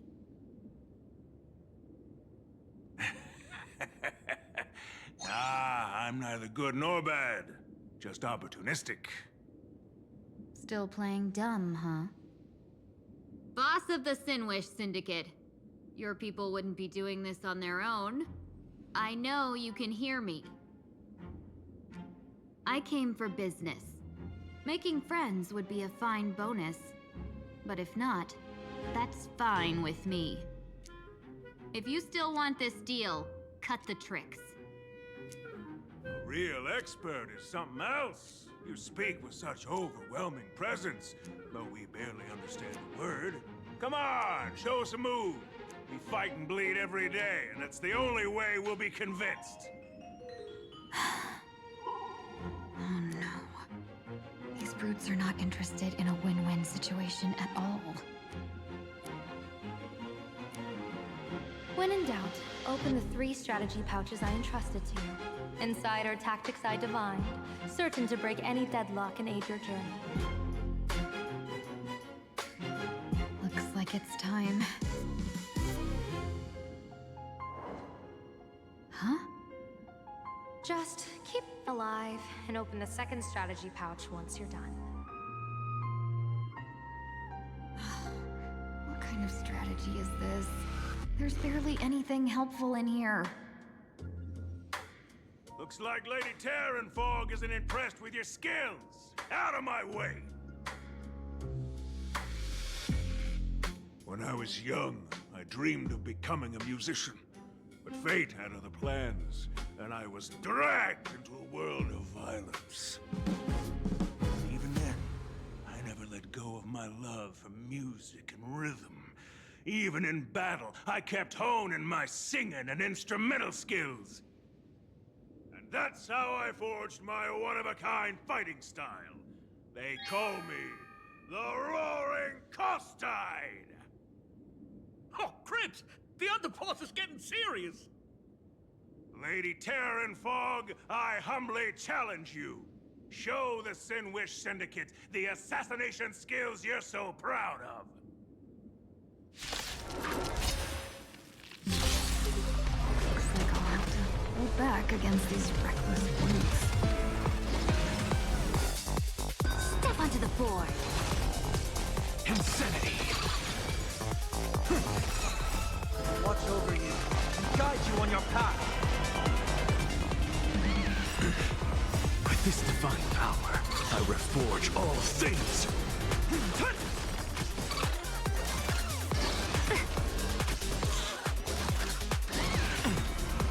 Soaring above the land. This is permanent! A bloody fight. To the soul. As expected of the Terran Fog. Such incredible strength! The power of destruction within me. It's hard to control. Let 'em meow. Done everything in my power to keep them alive, as you said. To the soul. Insanity. With this divine power, I reforge all things. Trinity is before me. To the soul. I don't want to take your life. Back down, or you still can. A true warrior of the Sinwish Syndicate fears no death. Don't underestimate my resolve. Underboss, bad news. 2 more weird dudes just showed up! Cut your bull, I can see for myself! Never thought visiting an ally would mean crashing into a local gang's hall. Oh. This will take some explaining. What a twist of fate. But for us to reunite with an old friend here? So be it. You two, stand down! Listen well. This will be an honorable duel. A duel? You dare duel a Xianzhou? Xianzhou's #1 assassin? And you still dare to act so brazen? Huh? Wait, What do you mean, Xianzhou's #1 assassin? Who exactly are you? Even a cunning hare keeps 3 burrows. Who ever told you there was only one Xianzhou's #1 assassin? So, there are 3 of you? No, it's 300. Times have changed. The title Xianzhou's #1 assassin is already a brand. At my side stands the organization's 7th-ranked Holovian Reaper, the Winged Death Knell. He sends every target into the sweetest sleep of death. And this one is the 2nd-ranked assassin in the organization. A ruthless killer surpassed only by me. His spear strikes like a falling star, and his presence soars like a dragon. They call him the Jade Dragon. Then you are... You can call me Whistling Flame Fox. I humbly hold the top position in our organization, though I mostly handle business relations and HR work.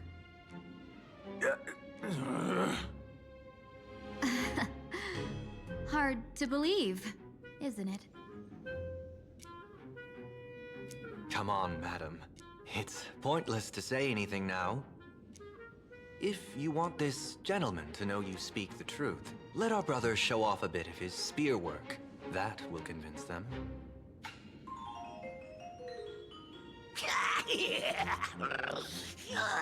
I say, there's no need for that.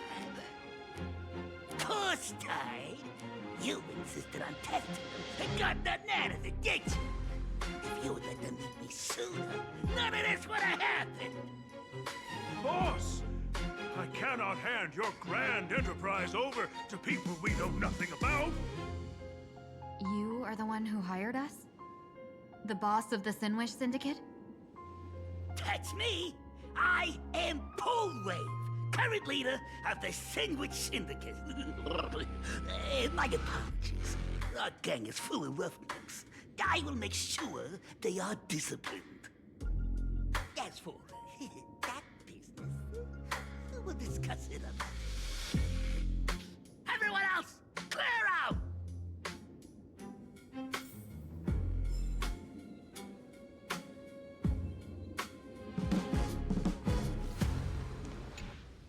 Long time no see, Lady Tingyun. It's been a while since we last met in Penacony. I am truly grateful for your quick thinking. To avoid revealing too much, I made up false names and titles for you two just now. If you were offended, then I beg your forgiveness. This place is a hotbed of trouble. What brings you two here? When Sunday and I contacted the Xianzhou delegation, they asked for our help. They claimed someone from their group had lost their way here in a foreign land and was captured by a local gang, and they wanted us to help. It was clear there was more to the story, but we came anyway. Who would have thought? It turned out to be true. Lost? Captured. There must be some misunderstanding. Alas, this rumor was likely a destiny arranged by Madame Yao. Did you just say Madame Yao? Do you mean the seer strategist from the Xianzhou Yutue? I happened to hear of her back in Penacony too. They say she is the diviner general, one who lives in seclusion. Did the Alliance send her this time? Lady Tingyun, you stepped into such danger yourself. Do you have a vital mission? You two are no strangers, so I will speak plainly. She's the one who sent me here on this mission. The Sinwish Syndicate invited the notorious Xianzhou's #1 assassin with the intention of hiring this person to participate in the Phantom Moon Games. But the delegation's intelligence revealed that the person was none other than the Stellaron hunter, Blade. Him?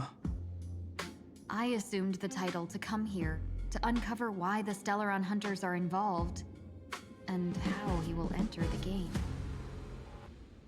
So, how's it going so far? By sheer twists of fate, everything has gone smoothly so far. But as for what comes next, I still don't know anything either. Still, Madame Yao entrusted me with 3 pouches before I departed. Each said to hold a stratagem. Well, let us call them stratagems for now.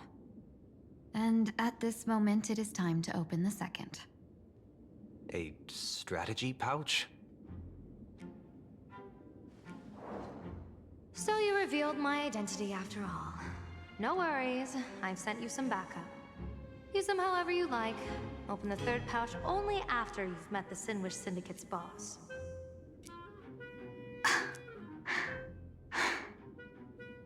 No wonder they also call Madame Yao the Crosstalk General. The what, General? It says the 2 of you will help me clear the way, so I can safely meet the Sinwish Syndicate's boss. What do you say?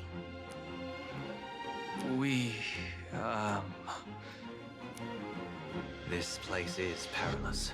Of course, we will accompany you, Miss Tingyun. As for the Stellaron hunters, I too find them intriguing. Dan Heng, will you help me gather a bit more information? Of course. Thank you, Sunday.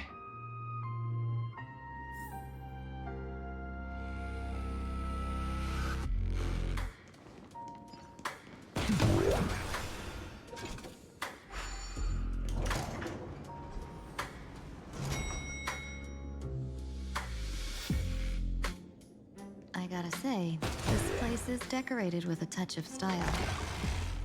The gang does not always flaunt brute force. More often, they need to flaunt. Before I even realized, the scenery of Dovebrook became unrecognizable. Back then, who would have imagined iron hulks running wild on the streets? Let alone us gang members being treated like vermin. You didn't call us here just to reminisce, did you? Of course not. Please forgive Corstide's rude little test. That narrow-minded fella never understands why young people flock to things that come from other planets. Like Mechatrons, the masked heroes, and the Astral Express. What he does not see is that while cosmic novelties are more enticing, big shots that hail from the cosmos are even more fearsome. Wouldn't you agree? You're a clever one, so there's no point in keeping up this charade. We're not Xianzhou's #1 assassins. You knew that already, didn't you? Yeah, I might not live as long as those Xianzhou folks, but I've got a decent eye for sizing people up.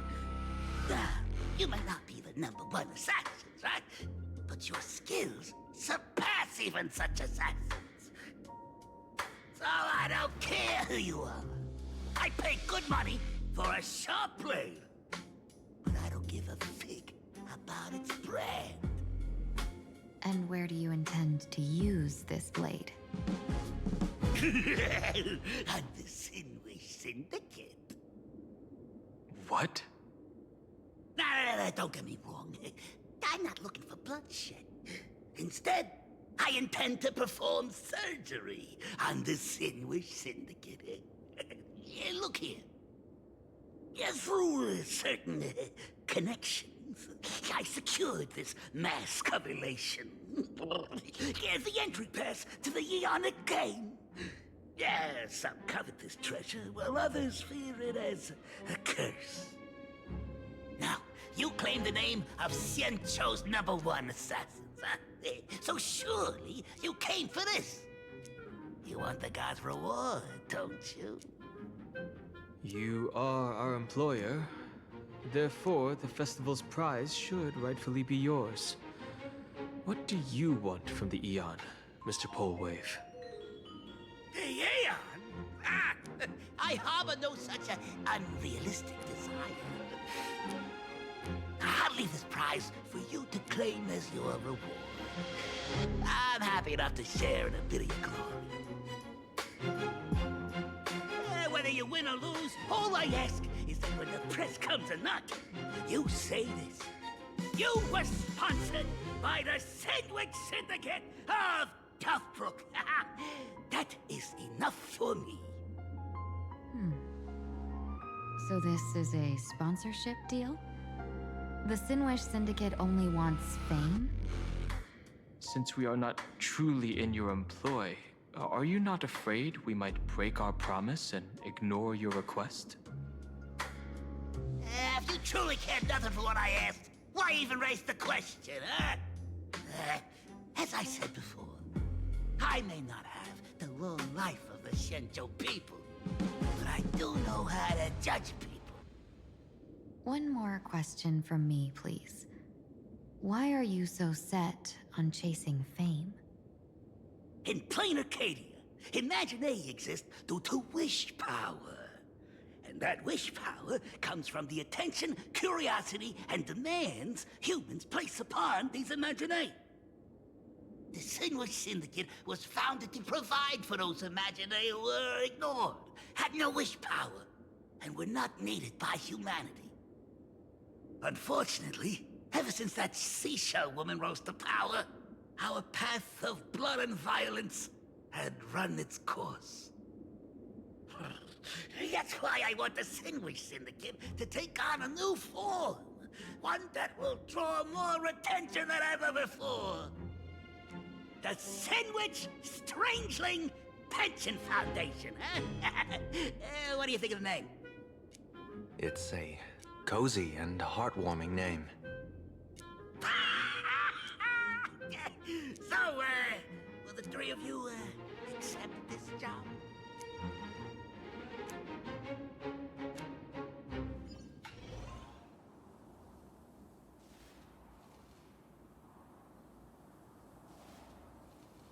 Mr. Polewave's goal is surprisingly grounded. A gang leader won't survive this long by relying on bodyguards. It's about having a sharp instinct for survival. He wants to launder his gang clean, but that will not be easy. In my view, the underboss may not see eye to eye with his boss. My thanks to you both. With your protection, I managed to leave without harm. Yet, we carried off the mask meant for the so-called Xianzhou's #1 assassin.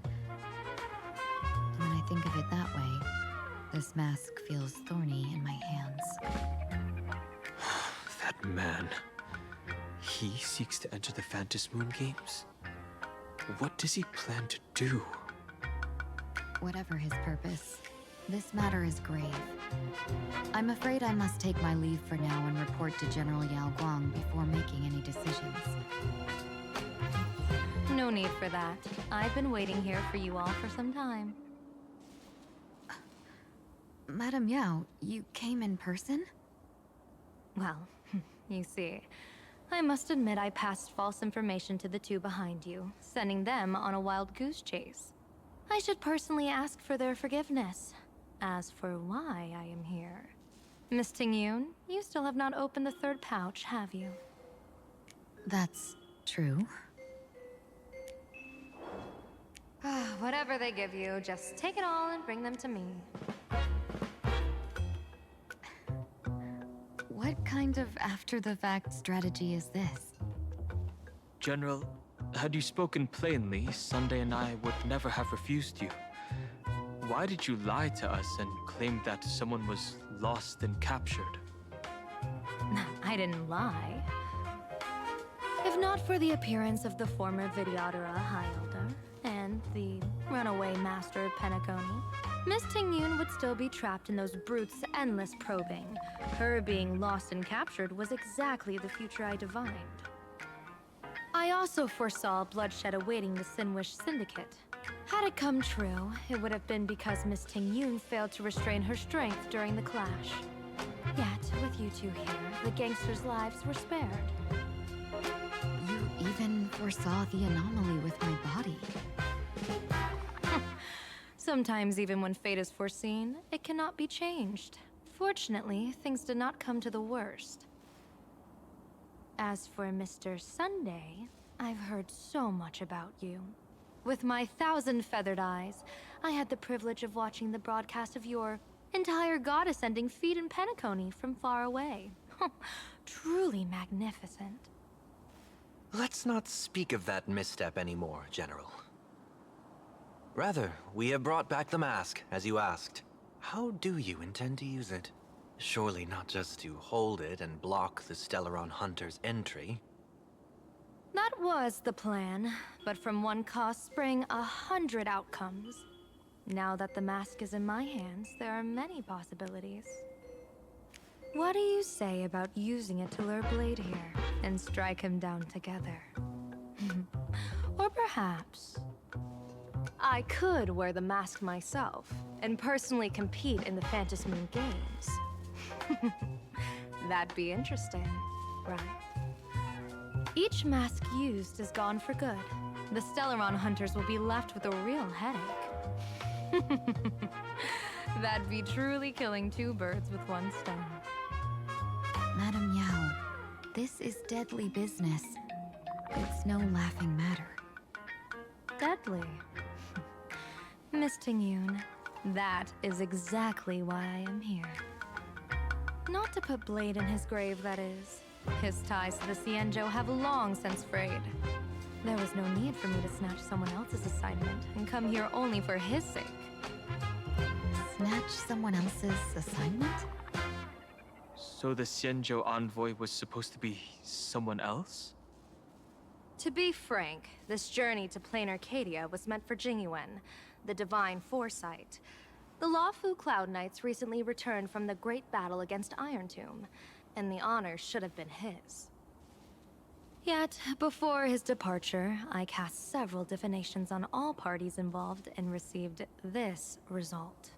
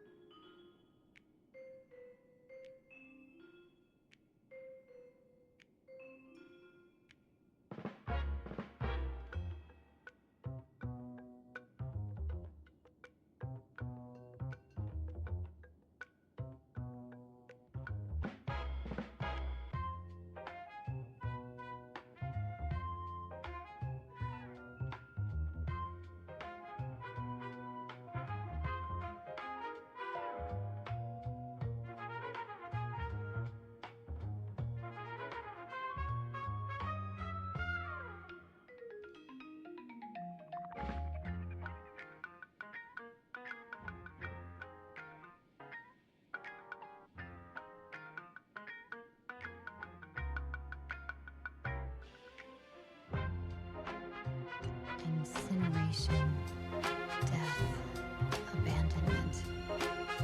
I may not know divination, but even I can tell that there's no good omen. Unfortunately, the two top diviners of the Yuchui and the Lawfu In other words, my junior soarer, Fu Xuan, and I cross-checked each other's extrapolations and came to the same astonishing conclusion. An Arbiter General will fall in this Arcadia of elation. Even so, you're still taking the mission meant for Jingyuan? Yes, I contacted the Marshal and took over the task. I've simply never seen such a bizarre fate and wanted to witness it. Even if it means your death? It's only death. If I can die in these Phantom Moon games to achieve a moment of godhood, then my death won't have sullied the Xianzhou's honor. Miss Tingyun, hand me the mask.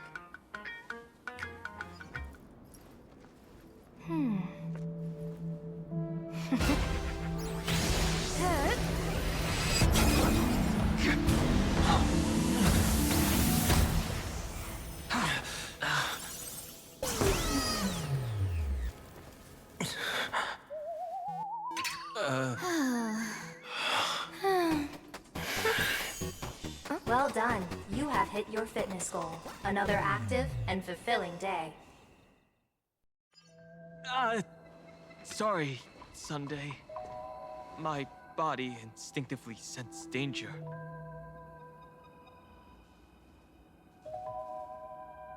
Once the mask for joining the Phantom Moon games is worn, it binds tightly to the supplicant and manifests the shape of the wearer's soul.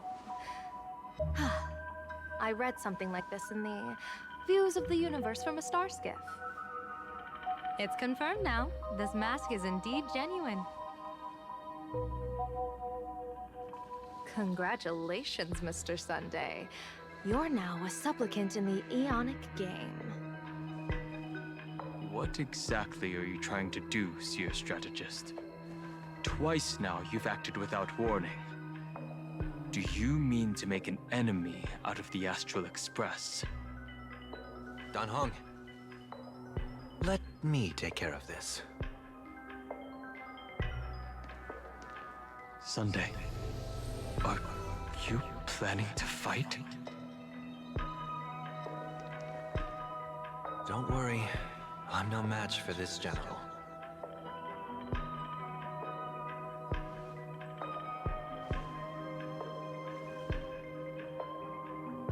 General Yao Guang, how do you pierce my thoughts? I ran a check with my tuning, and there were no signs of any outside intrusion. They say a diviner can't read hearts. I call that the excuse of mediocrity. Mr. Sunday, you're fascinated by the Phantom Moon games. You even wondered, what if I wore this mask, didn't you? You can even divine thoughts like that? No, I'm simply good at seeing using my eyes. Though Mr. Sunday never asked to examine the mask, he's glanced at it at least 3 times since we started the conversation. Given the character and manners of someone as noble as him, I can't think of any motive for this action but genuine interest. Sunday? Yes, I did think of it. For a moment. I even considered putting it on. So, I merely gave you what you desired. This is no trap. It's just an unexpected gift. During the Phantom Moon games, I'll give every ounce of aid I can to help you seize your chance to have an audience with the Eon. General Yao Guang, as far as I know, throwing out heavy profits first is usually a lure to make others lose. We've only just met. I don't understand why you'd go this far. Why belittle yourself? Every move I've made is to carve a sliver of possibility from the impossible. With my eye of Ishvara, I see you're the only one in this land who doesn't need to do a thing for me. Simply acting on your own will can bring change. Your own will? Indeed. Dan Heng, I do want to learn more about this world. Because this world of elation fascinates me. This plain Arcadia. truly a paradise. An Arcadia that its name claims. I once pursued a mistaken vision of paradise with stubborn resolve. Even now, I can't say for sure what a true paradise should look like. That's why I want to see with my own eyes whether this Arcadia lives up to its name. So then, as long as Mr. Sunday acts, that omen of death Madame Yao foresaw. Of course it would still come to pass. Did you think just a lavish gift could let you stroll out of Destiny's shackles alive? Pardon me for butting in, but does the Xianzhou know about this? This is such serious business. I'd never make this decision on my own. I've talked it over with the 6 charioteers of the Yuchue. If something happens to me, I'll line up a solid successor.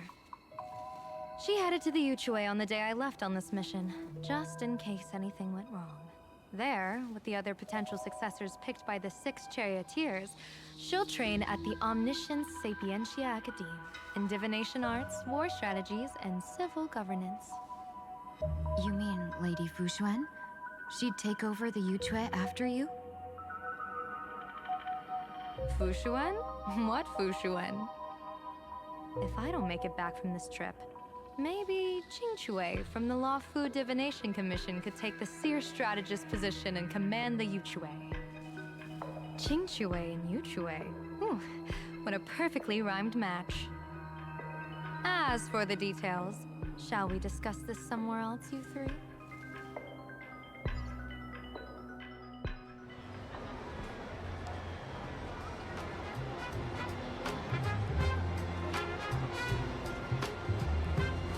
Map says the Ashen Detective Agency should be right here. But why is there just a magazine publisher's office? Holy for bully! Big drama hit Raffia Academy! A furbo? Taking photos? You really can find anything in the land blessed by Aha. Let's go ask for directions.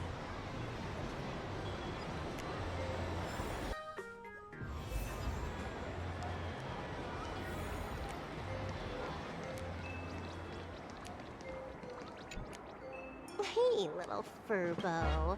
Know if there's an Ashen Detective Agency nearby? Beats me. But if I find 10,000 credits on the ground, I might recall the spot. 10,000 for directions? Fine. Job first. Oh, wow.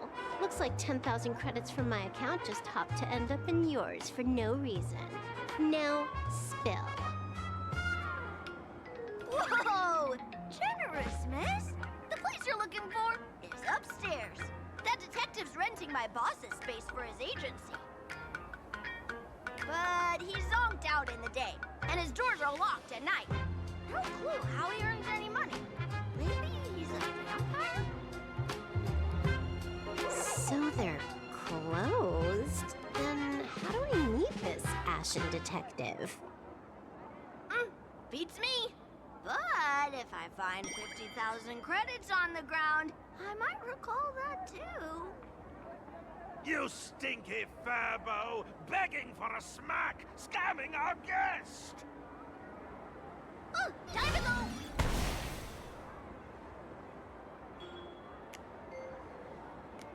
Hi, I'm Narrator, receptionist at the Ashen Detective Agency. I'm the assistant of that Mr. Detective. Narrator? What sane person gives their pet that name? That would be the dude upstairs. By the way, that mangy furbo didn't fleece you, right? It did. A full 10,000. Do you want me to catch that sneaky furbo for you and get your money back? Nah, save your breath. Got it fixed. Money's back in my account, plus the last 26.5 credits from that guy's account balance. Oh, not bad. bad, Punklordian hacker. You seem pretty knowledgeable. So, would you mind showing me the way? This way, please, Ms. Hacker. Sorry, but you will have to take a side path. The landlord of this magazine office fled to dodge his debts, and creditors have been storming in one after another. In the end, Mr. Detective sealed the front door entirely.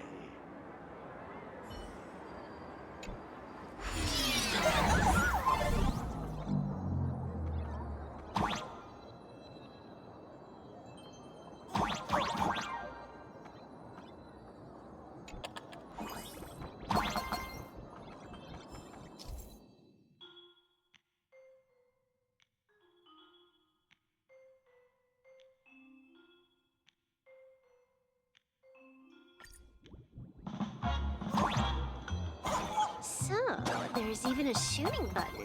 That's interesting.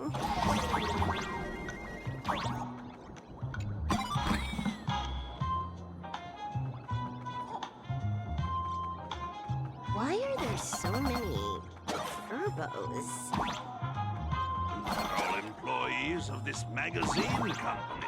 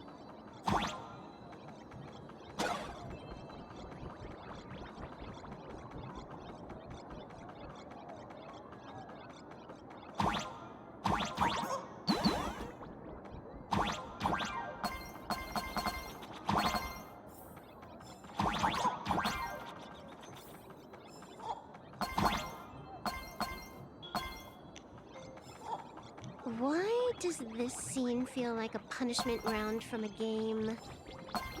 Office survival is way more brutal than any game.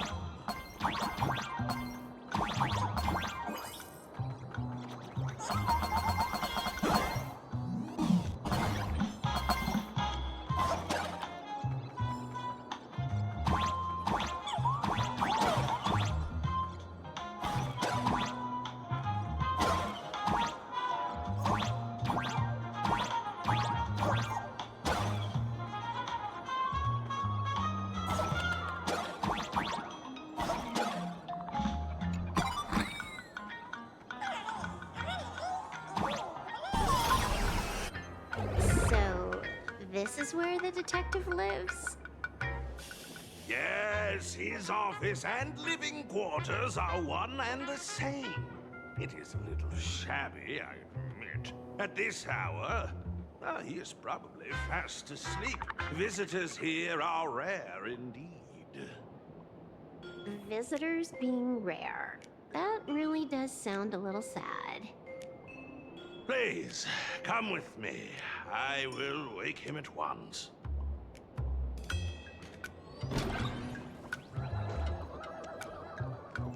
Time to get up, Mr. Ashvale.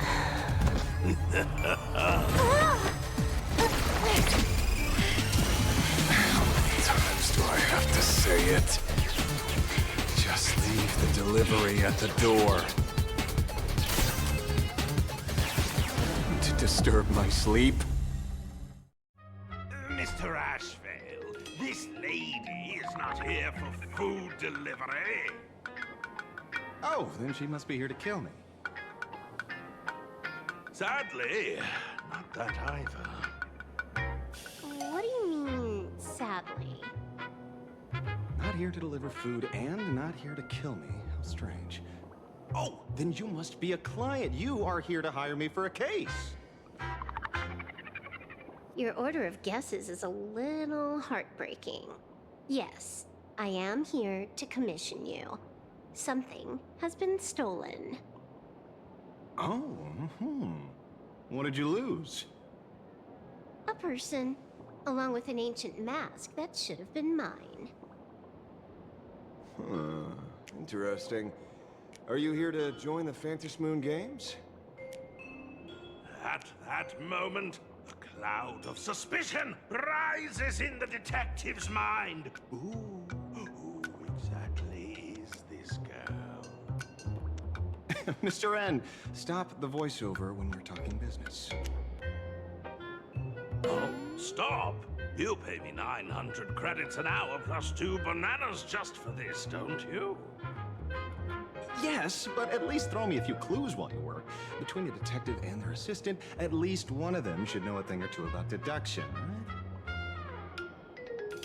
A name flashed through the otherwise empty mind of the detective. This unremarkable-looking girl was, in fact, one of the top 10 most wanted terrorists on the IPC's bounty list, a Stellaron hunter.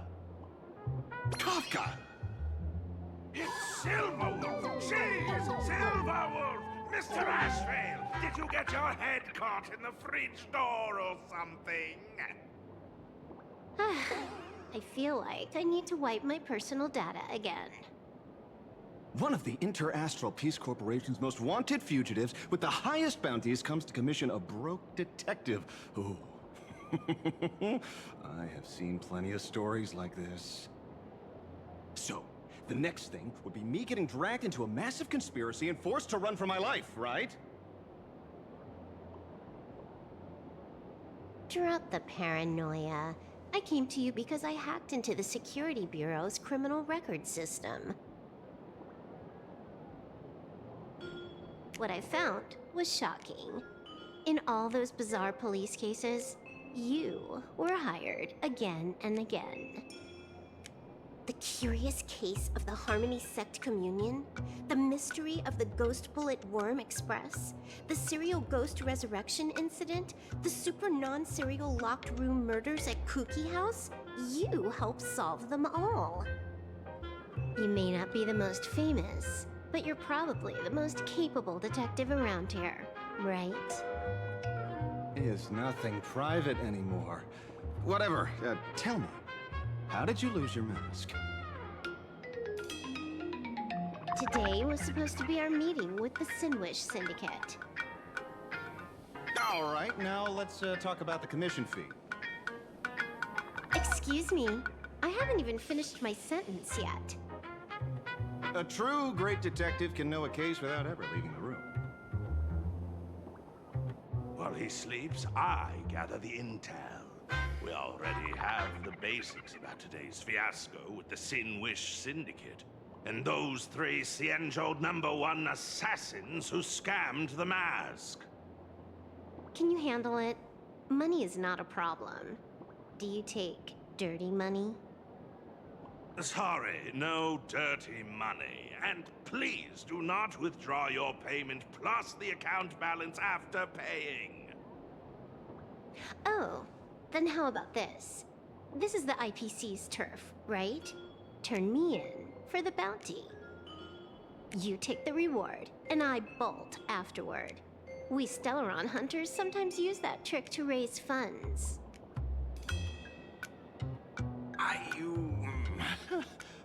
Or maybe we could discuss the possibility of taking dirty money? 30 million credits? Pay us after the work's done. Deal. I'll try to get that money over the next few days. Here's my contact info. Update me the moment you have any news. Pay us after the work? When did our office have a rule like that? That rule got made just now. Oh, my dear Mr. N, did you truly want to take dirty money? I have come up with another way to make money. Let me reach out to a certain big shot first. Madam Pearl, I've obtained solid intel. Mr. Ashvale, the chance of you initiating a call at this hour is under 5%. me guess. Perhaps you are finally ready to consider my offer. No, I found the trail of the Stellaron Hunters. They are here in plain Arcadia, and they even plan to crash the Phantom Moon games.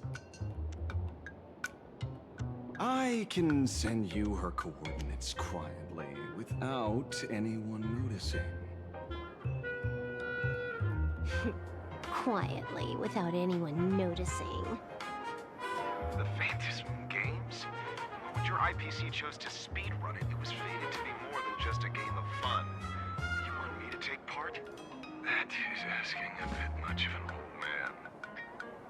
Ah, we should have taken that hacker's deal earlier and turned her in for the bounty. An unexpected bonus. So Pearl still has other masks hidden away.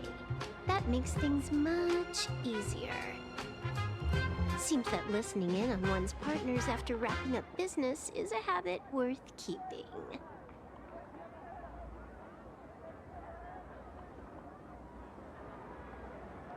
Hey, lady, where are you? Did you find the mask? Not yet, but I've got a new lead. We might have lost one mask, so I just need to find another. Fine. Promise me this. Next time, don't take contracts on the dark web using names like Xianzhou's #1 assassin. Okay, okay. By the way, can you tell me what script Elio gave you this time? A completely blank page.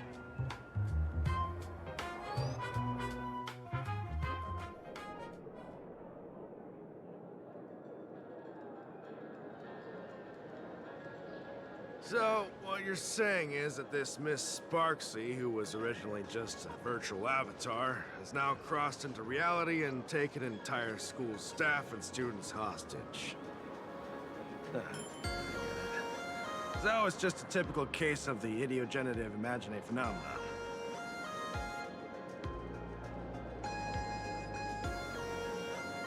Yeah, you could say that according to the old superstition.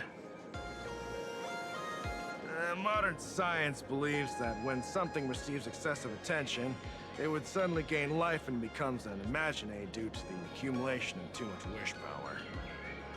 What kind of modern science is that supposed to be? Plain Arcadia's modern science, of course. Outworld visitors might find this kind of thing strange, but it's not exactly rare around here. Certain historical eras had imaginary popping up non-stop like mushrooms after a shower. Things are different now, but if you're not careful, you might still find characters from popular comics suddenly show up in the flesh. Sorry. Just a bit of jargon there. Idiogenerative here means something born of chance and circumstance. These imaginae arise from incidental events. That's quite different from progenitive imaginae, which reproduce by having artists draw their offspring.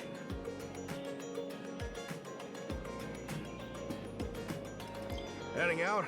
Where to? Oh, you mean going to Graphia Academy to arrest this illegal imaginae? We can't. I just received notice from the Department of Aberration Defense. The first supplicant of these Phantom Moon games has revealed herself, and she's none other than Miss Sparksy, the one you mentioned.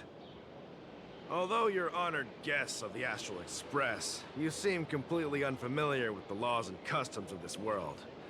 During the Phantom Moon games, we do not traditionally interfere with supplicants' actions. That's their privilege. In other words, since she's a supplicant, we security officers can't do anything unless she causes actual harm.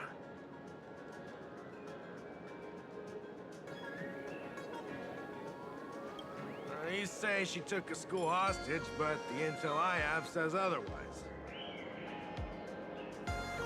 Oh, right. The news broadcast is about to start. Here to watch? Hello, everyone! Welcome to Full Wish TV's special news segment, Arcadian Morning Report. I'm your host, Poofy. Hi, everyone. I'm your host, Snowy. We've entered year 1999 of the Arcadian calendar. What an exciting time. Just one more year until the new millennium. Over 500 years ago, a famous prophet made a prediction. In year 1999, a terrifying devil will descend from the sky. Will this prophecy come true? Can Plain Arcadia safely make it through this crucial year? You idiot! Are you cursing our viewers? They didn't tune in to hear your fear-mongering nonsense. Just read the news and stick to it. Yes! Incredibly, after just 15 years, the Phantasm Moon is full again, and the time for the Phantasm Moon Games is upon us once more. Surely a blessing from the master relation upon us, Arcadia! Which supplicants will appear in these Phantasm Moon games? And what mind-blowing miracles will they bring to everyone? With permission from the Department of Aberration Defense, we'll be following and reporting on the Phantasm Moon games from start to finish. Just now, the first masked supplicant has appeared. How intriguing! Who are they, and where did they come from? Let's take a look. Wow!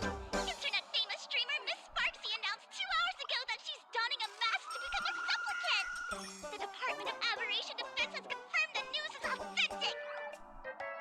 As an ideogenitive imagine, Miss Sparksy's birth wasn't approved by the Department of Aberration Defense. But that hardly matters at this point.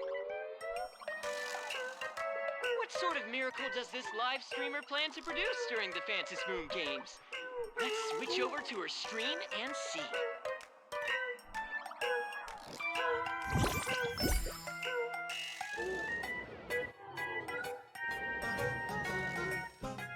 Yoo-hoo! And we're back from the commercial break.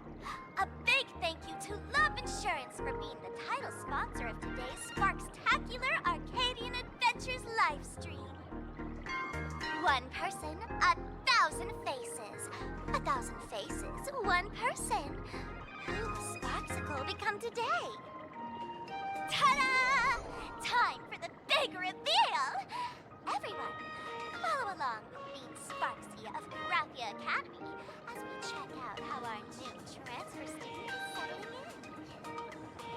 Marge, say hi to the camera. Sparksy, don't you dare mess with me. I, Marge, am not someone you can easily push around. I'll have you know I'm the disciple of General Jing Yuan of the Luofu and General Huayan of the Xu Ming. I've undergone rigorous Xianzhou sword training. Others might fear you, but I sure don't. My, Marge seems quite worked up. Is it because she's a bit nervous about her first live interview? All right then. Now, let me interview my colleague, Mr. Yang.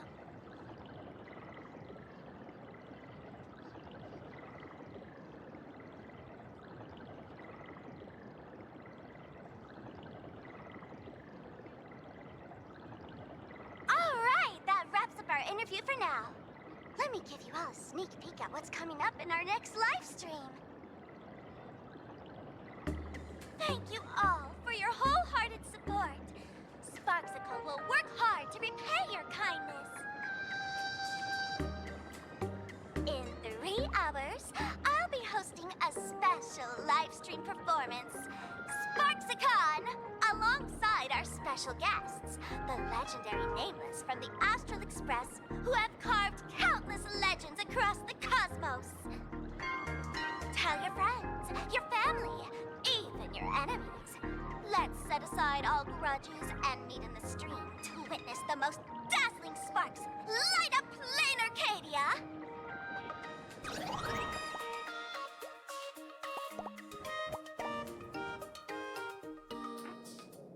Now, see, Miss Sparksy was just doing a program with your friend. It's fine, really.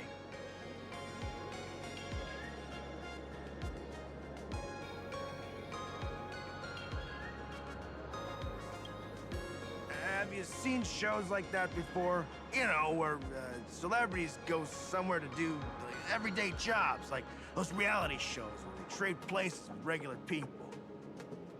She picked Graphia Academy as a target. That school had its fair share of trouble 15 years ago, too.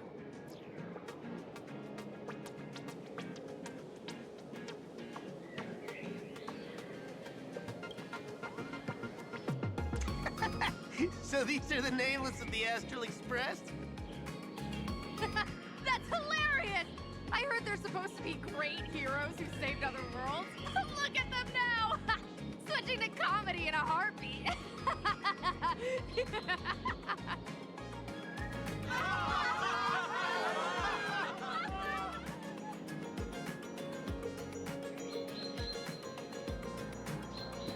Darn it!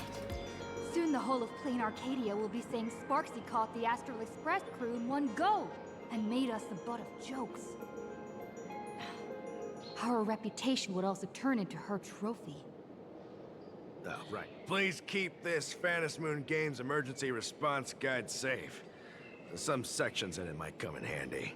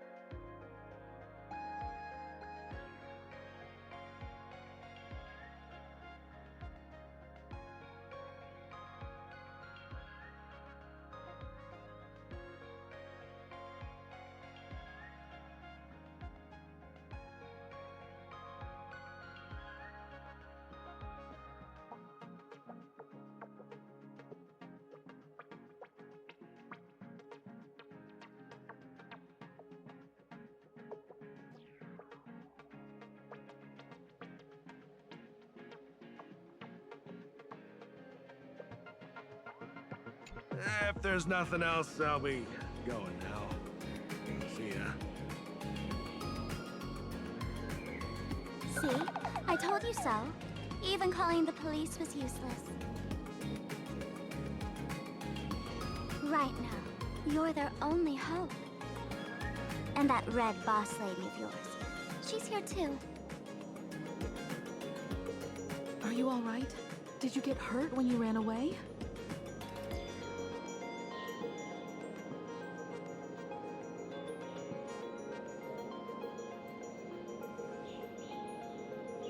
So, March and Welt are both trapped in Graphia Academy now?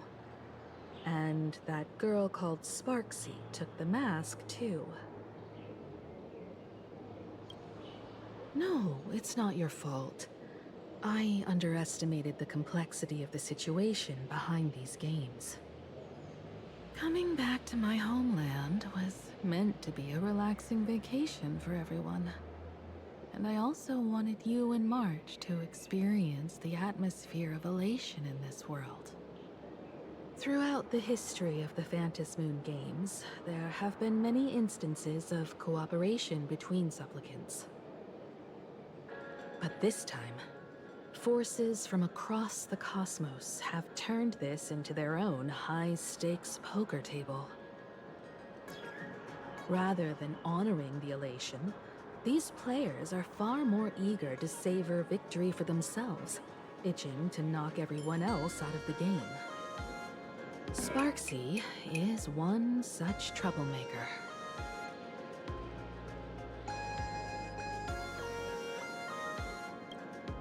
It's dangerous to rush back to school on courage alone, when we don't know what Sparksy has done and what she's planning to do. For every supplicant, There are 3 key acts that must be completed once the Phantom Moon games begin. The roll call, the miracle, and the promotion. Sparksy has completed the roll call. She took the mask and declared her entry into the games, drawing everyone's attention to the news that the first supplicant has appeared. Next, she must strive to make a miracle happen. Bear the people's wishes and answer with a great feat. If I'm not mistaken, Sparksy is waiting for us to walk right into her trap. For her, there couldn't be a better opponent than the Astral Express for this first battle between supplicants. What could be more earth-shattering than defeating a renowned cosmic hero on a battlefield of her own meticulous design? So here's the question, Sparkle. Based on what you know about this imposter, what's her real agenda for joining the games? Simply toying with and defeating the Express crew alone won't be enough. What kind of world-shaking miracle is she after? Sure, she's a fake. But she's still a fake of Miss Sparkle. Guessing won't get us far. If you ask me, we should check out the tavern. Might find some leads there.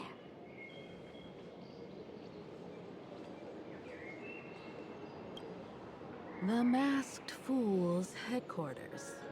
The World's End Tavern. That's right. How could we pull off something this insane without Miss Sparkle's prized collection I've been hoarding all these years? That imposter must have known this well. Before this operation, she definitely went to the tavern, using my name. Most fools can't tell the difference between me and that imposter. Or maybe they just don't care. But if we can find out who I talked to, and which treasures I stole from my collection of items, we'll naturally figure out what that imposter is up to. That's a good plan, but I can't let you act alone. Can you take both of us into the tavern? Take this business card. The address of the tavern is printed on it. However, you'll have to find your own way to the tavern. That's been the rule since it was established, and there's nothing I can do about it. Since there's still time, I'll head out first. You two can come over when you're ready.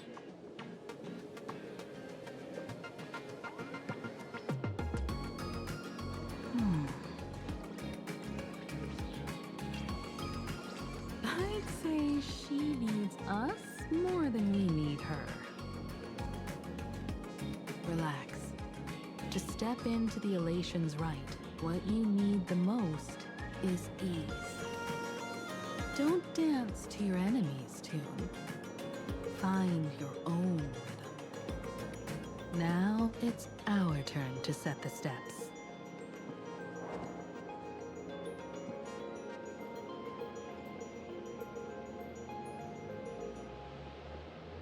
Dovebrook District.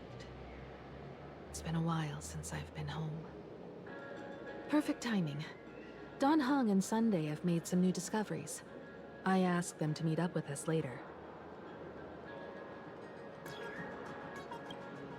Don't get your hopes up too high. Looks like this vacation trip has gone right back to our usual trouble magnet mode. Now this is the kind of vacation the Nameless just has to savor. Bro snapped a pic of me on this street without my consent just now. Fame isn't exactly good news for the Nameless.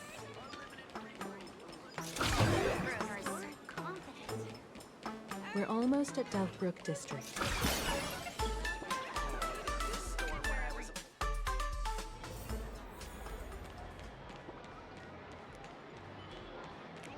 Quite a bustling district. Is this really where Himiko lived back then? It's been 15 years since I've been back. I wonder what's become of these houses now. If they're being rented out, or if they've been sold off already. Perhaps they've become like the Graphia family. Nothing but empty shells of their former glory. Let's go. Stay safe on the road.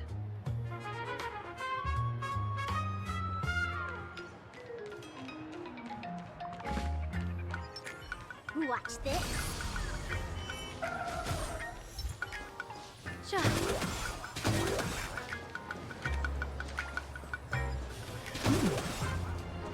This place seems to have changed a lot. Holy for... Rest assured, I haven't forgotten a single thing about the compensation. This Furbo was actually waiting outside the magazine's office just to make amends? Furbo absurdo. And you are?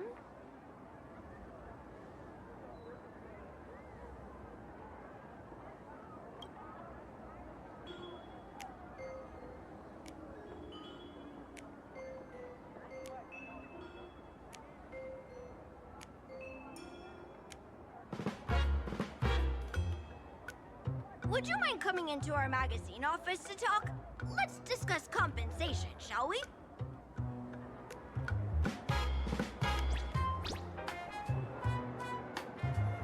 It looks like the magazine publisher has taken over this entire building.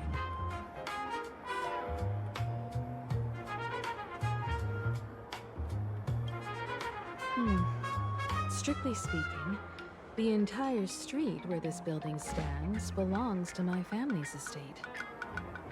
It's said that, in their heyday, the Graphia family owned property all across plain Arcadia.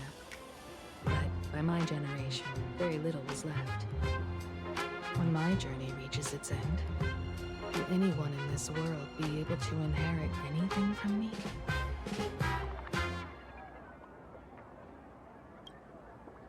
Sorry. I made things a bit too heavy there.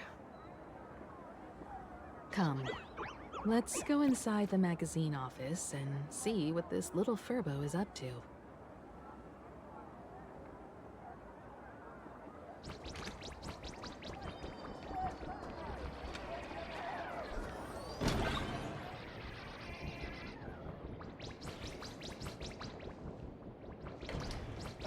Hey there, Paraprince!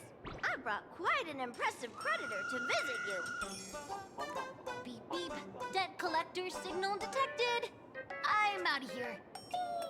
Don't run! It's the Great Raccoon from the Astral Express! Furbos and raccoons. We're all one big family. Beep boop. Family or not, you're all just here to collect debts, aren't you?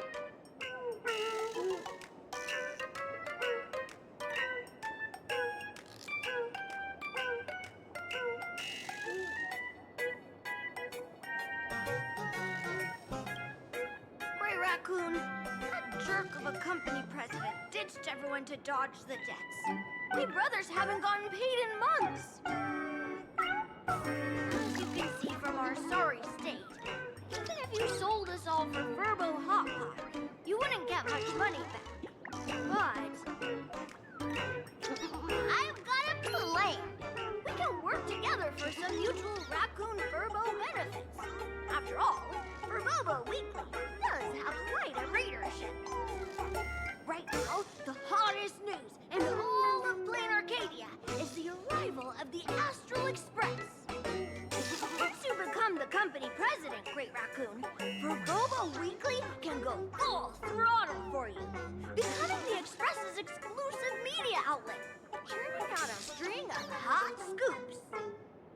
In no time, Furbobo Weekly will be the #1 gossip magazine. We won't have to worry about our salaries, and Great Raccoon won't have to worry about compensation. No way! No way! As your devoted fans, me and my bros sincerely want to compensate you handsomely for your emotional distress. A magazine publisher? Now that is interesting. What do you think?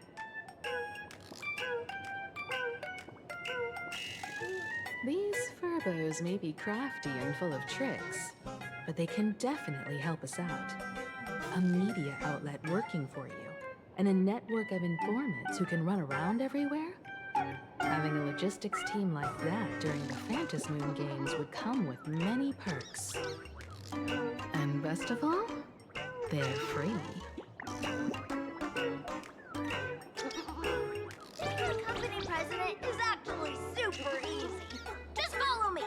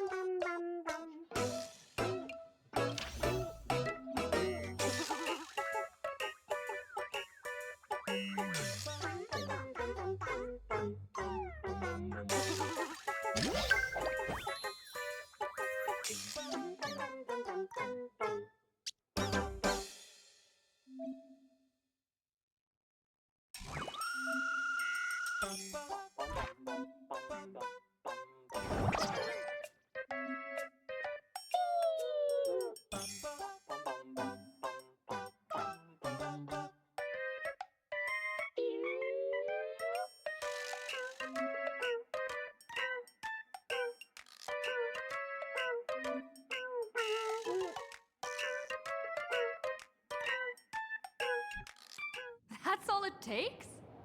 Okay, from now on, I'm your new company president. Woo-hoo-hoo-hoo! Great Raccoon is our new company president! Ha! Whatever mission you assign, we brothers will get it done for you. Anything else you'd like us to do?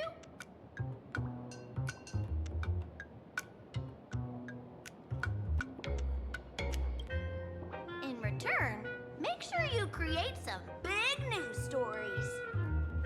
Oh, and that journalist Furbo who wrote that slander about you? HR will fire him. We don't need an employee around here who's got beef with the company president.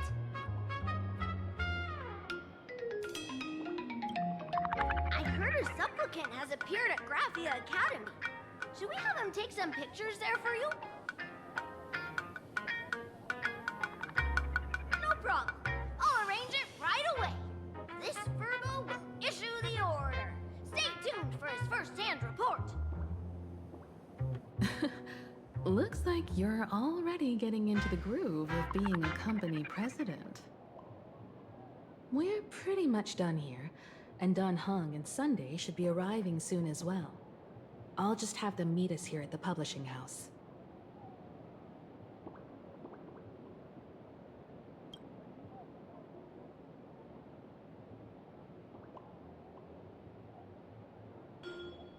Miss Himiko, we're here. Slower than expected, huh? Looks like you had quite a harvest. That's, difficult to say. Ah, Miss Himiko. And Benefactor is here too. It's been a while. I've missed you all dearly.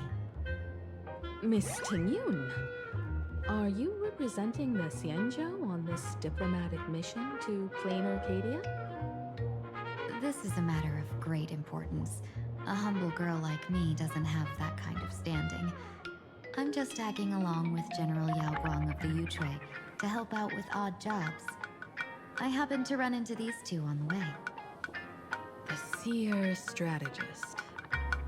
What happened on this journey? Sorry, there was a bit of a hiccup. I accidentally put on a mask of elation. Now I'm a supplicant in the Phantom Moon games. Well, that's quite unexpected. I know the Express has been seeking to join the Phantom Moon games, and I've been quite curious about that. Sorry. Did I make things more complicated than they needed to be? No need to apologize, Sunday. Though you may not be one of the Nameless, you're still a companion on this journey with us. No Nameless would stop a fellow traveler from finding their own path. Many thanks. But wait, did you just say accidentally? It's a long story. I'm afraid we'll have to wait for General Yao Guang to explain it herself. She was with us just now, but somehow disappeared without a trace. Madame Yao is always like this. She probably disappeared suddenly to deal with something urgent. This seer strategist is just as elusive as the rumors say. Should we wait for her? No need. I wouldn't dare impose.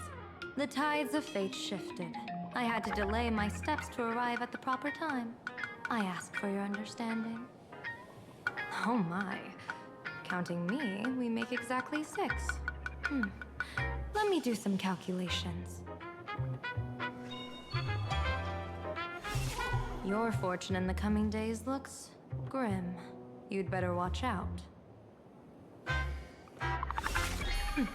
Wheel. Makes sense. You got what you wanted today. The fates spell danger. This matter is most likely connected to that blade. Ah, the little fox's misfortune has overflowed into good luck. She's blessed with constant good fortune, a true harbinger of prosperity. Huh. That's weird. I can't see yours. So, you're that trailblazer Fushuen mentioned. Your reputation precedes you, seer strategist. I'm Himeko, navigator of the Astral Express. Whatever's on your mind, you can discuss it with me. My sincerest apologies. When a diviner encounters someone whose fate is unfathomable, we can't help but feel 3 parts excited, 3 parts flustered, 3 parts curious, and 1 part awestruck. What do you mean by unfathomable? My eye of Ishvara can scan the aura of fortune surrounding each of you, manifesting as weal or woe signs above your foreheads. I'd like to divine your fortunes as a welcome gift. However, this person really surprised me. I can't see anything from her at all. Are you really free to try any choice? To do anything you want? Does an Ishvara like you actually exist in this world?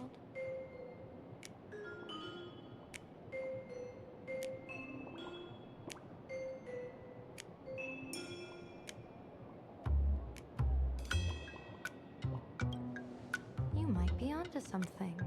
When it comes to eons, divination often goes haywire and no proper reading can be formed. What do you think this means, General? As an Ishvara, their mere presence in the playfield creates a variable in the game. It's both a blessing and a curse. As I said before, the weal and woe of us 6 align with the 6 lines of divination.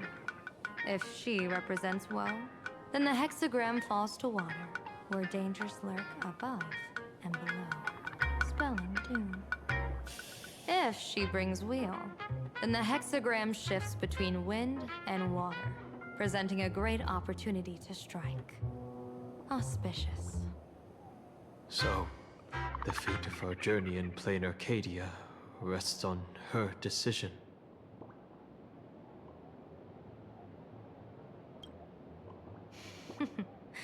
It's not as mystical as it sounds. While an Ishvara has far greater freedom of choice than ordinary people, they're still caught in the currents of fate. I just want to remind you to choose wisely. Back to business.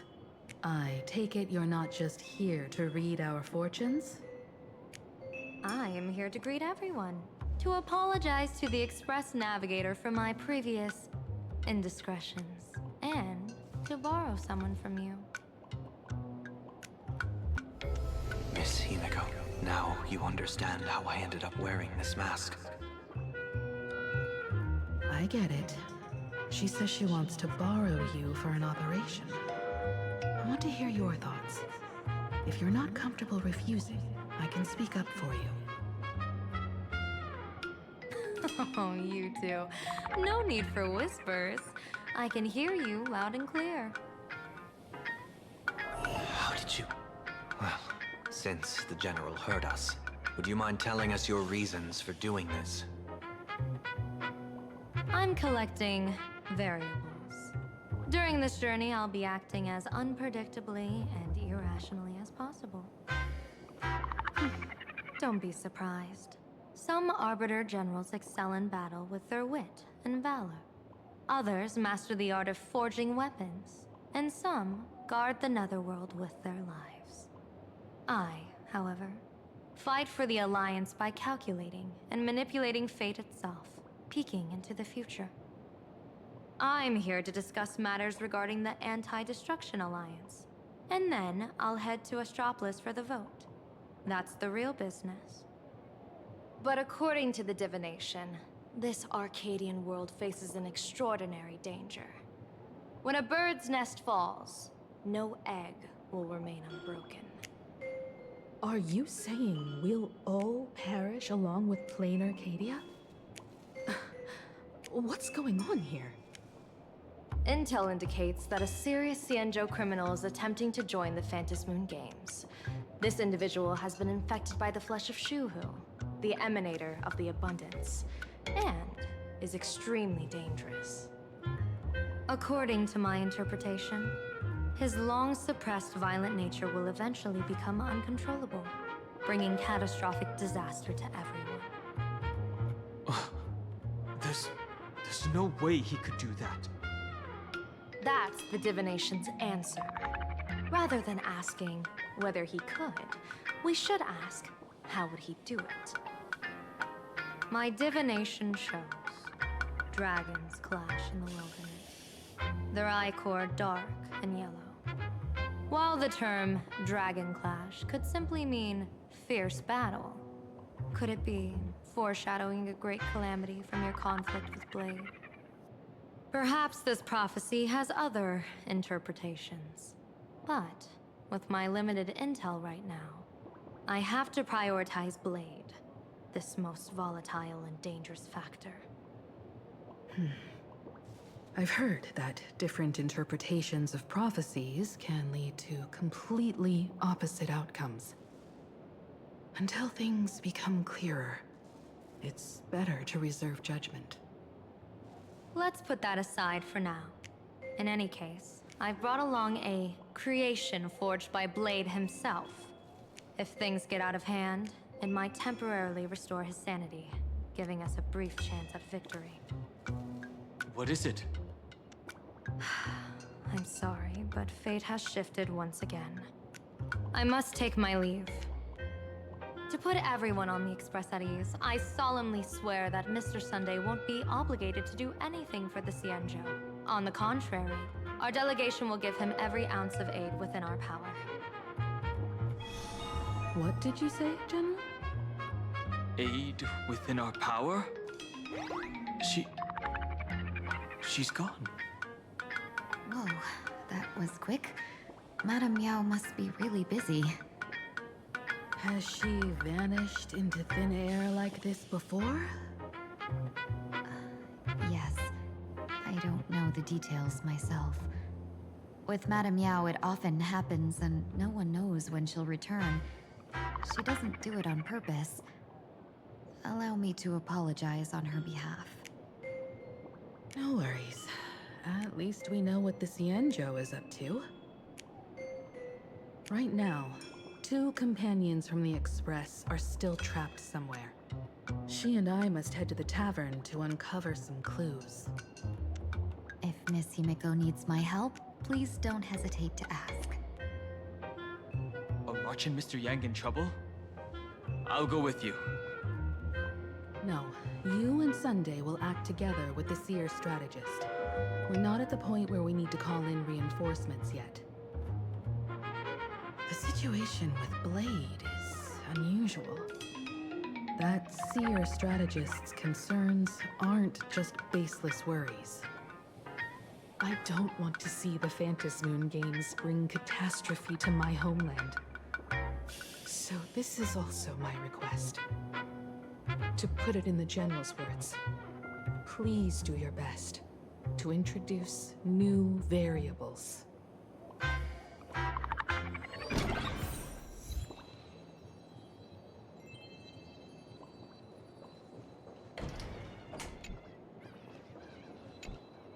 Greetings, Benefactor. It's been many days since we met in Penacony, and I've been thinking of you day and night. Thank you for your concern. I'm doing well. Though my skills are meager, Madame Yao praised my resolve to kill my enemies, saying that was just the variable she sought. That's why she assigned me to temporarily serve under her command for this expedition. And look at that. It's brought us back together again. What fortune. I wished I could travel with you longer back in Penacony, Benefactor. After all, I've yet to reclaim the opportunities Phantilia stole from me.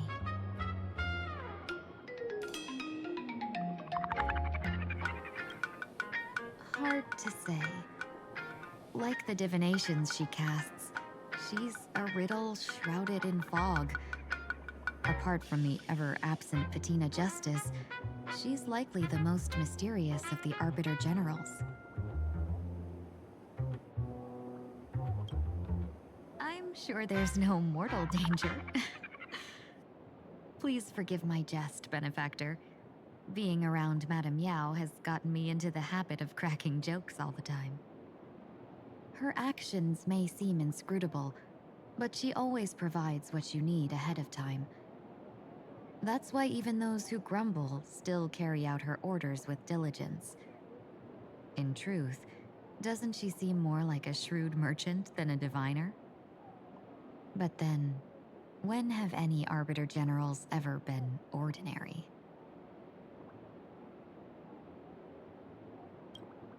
Don't go back on your word, Benefactor. We can find a local bar and share a drink while we chat. Madame Yao instructed me to meet her at our agreed spot if she disappears. It's growing late, so I'll take my leave now.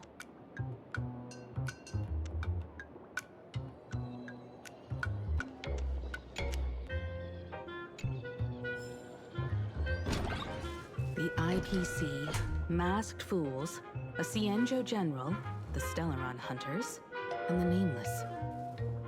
Some came for the Alliance. Some for the Eon's game. Whatever their reasons, a storm is brewing in the skies over this world. But at least we got some good news. Sunday has joined the Phantasmoon games. He can help us in our showdown against Sparksy. Let's rendezvous with Sparkle at the tavern.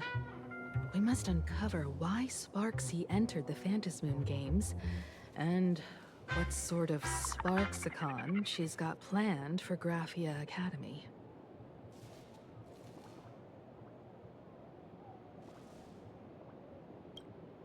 When I was little, I heard a few urban legends.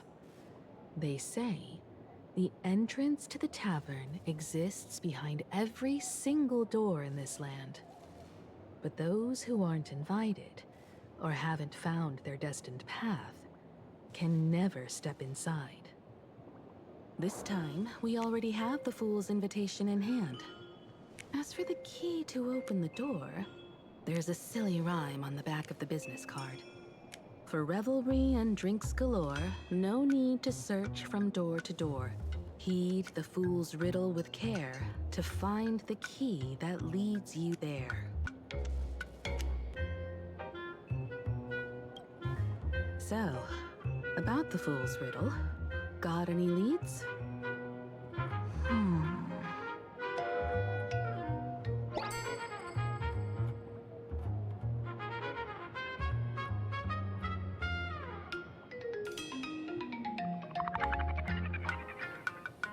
Whether they look up or down, the moon that humanity gazes upon in the sky is always the same Phantom moon. Looking up makes sense, but looking down? How exactly do you gaze at the sky?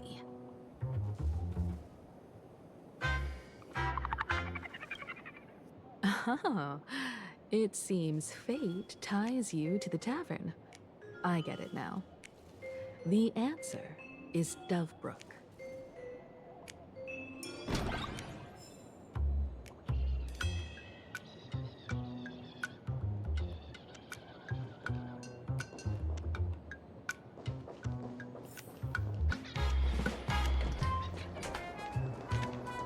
Many generations ago, the Dovebrook was already a river flowing with countless legends. It's no surprise, legend has it, that the master painter Graphia once drew water from the Dovebrook to wash her paintbrushes. Many later, looking at Dovebrook's scenery. Memories from my student days just come flooding back. They're not exactly interesting memories. Back then, Dovebrook District was teeming with gangs. There were hooligans running around everywhere, and some really loved messing with the students. I was taller than my peers, and happened to be training in martial arts. To stand up for my juniors, I would occasionally get into scraps with the thugs on the streets. The people who fell into the Dovebrook River would cover the surface like bean sprouts in noodle soup. It all feels like it was just yesterday.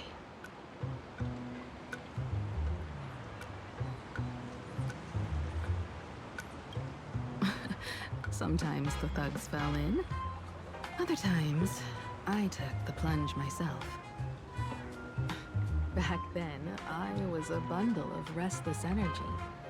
The teachers always said I was like a wind-up toy that never stopped banging its drums and cymbals, stirring up a commotion wherever I went. In the blink of an eye, 15 years have passed.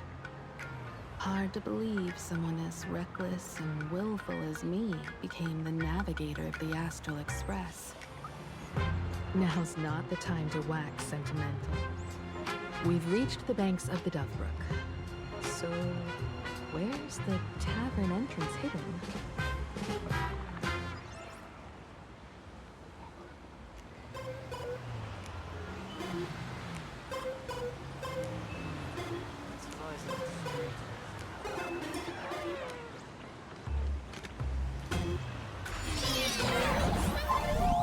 According to the business card, the tavern is near the Sinwich.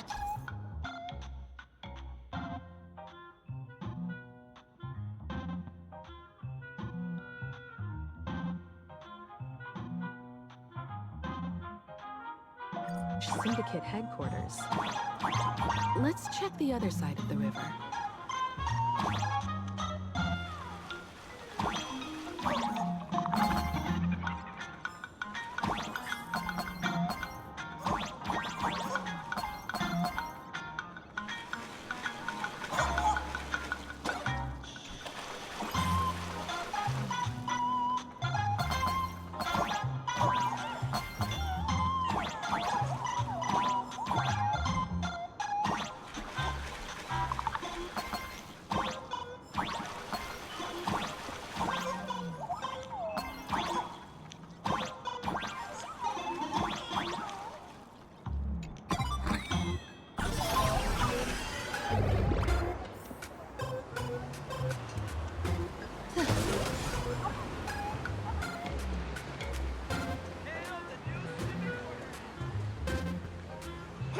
Have y'all heard the joke about the Dove Brook?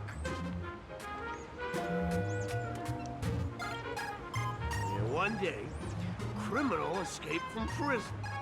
He ran for his life, but just when freedom seemed within reach, the Dove Brook blocked his path. With his pursuers closing in, the man prayed to the river. I am hammered by the law, stained with filth. Oh, pure flowing waters, please do not swallow me. A voice from the Dove Brook replied, there's a pedestal of light upon the water. Step on it and you can cross. Criminal wept. What pedestal of light? It's only the moon mirrored on the water, an image that shatters at a touch. If I step on it, I'll fall in and drown. You can guess how the Dove Brook answered him. The Dove Brook said, you're not hammered at all. Otherwise, how could you still tell the moon from a pedestal?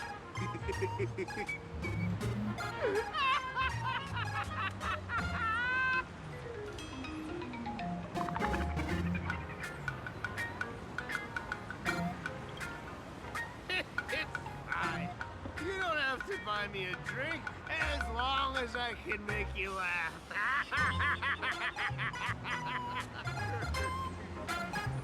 That joke sounds like a hint. Could he be a fool from the tavern? Maybe if we find the fragile moon he mentioned, we'll find the way into the tavern. The moon's reflection. So fragile it shatters.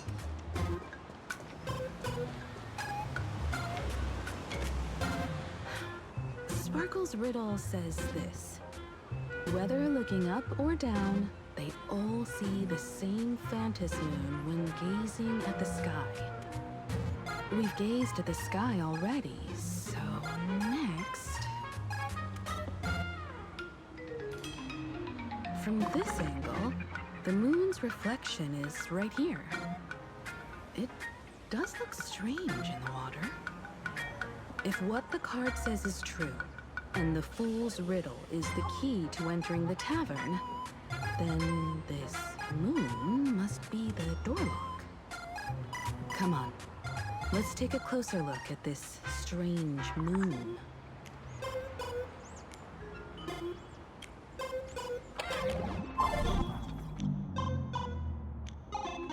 Keep going. Chase that moon's reflection.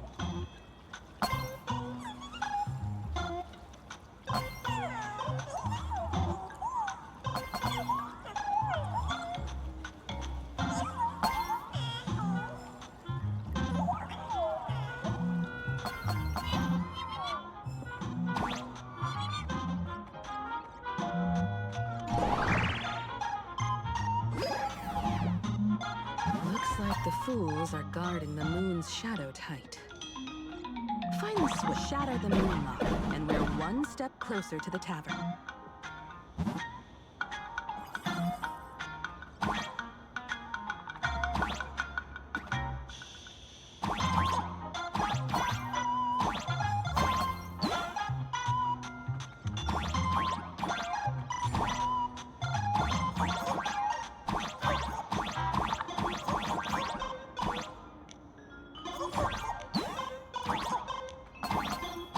Again. Something's back there. Is that a key? The moon is about to break. Let's try again. The key has dissolved into the water. The water's surface is about to change. Look, the tavern's shadow has appeared.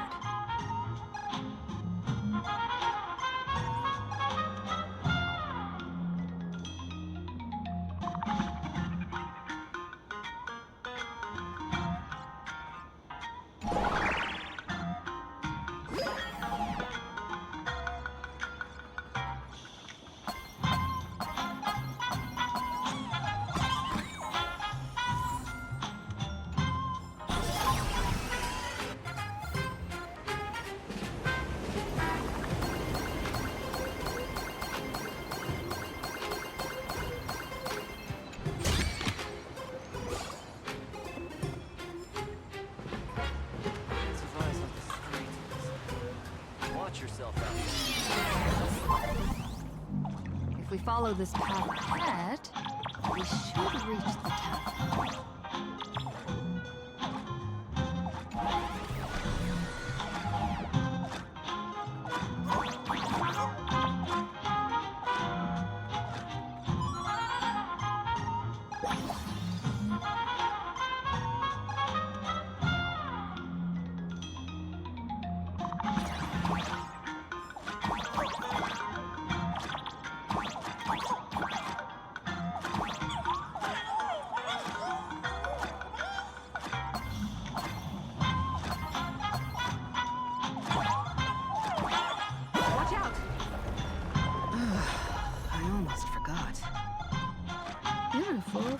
Trailblazer now.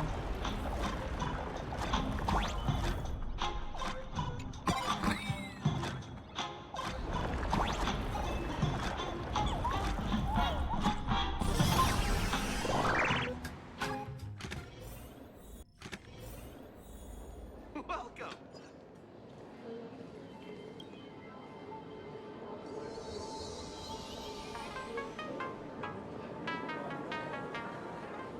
So this is the World's End Tavern.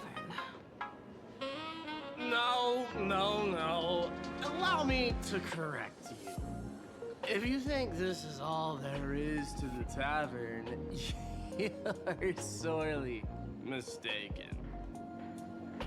Like a single grape on a great bunch, this is just the part where the tavern connects to this world. Sorry, but this looks like a regular lounge. The so-called plain Arcadia isn't really an Arcadia either, but who's complaining? Life goes on, doesn't it? If you're looking for something that's true to its name, take a ride on the Astral Express. Funny thing is, it's literally a train. You know, can't find a single trace of astronautical engineering on it.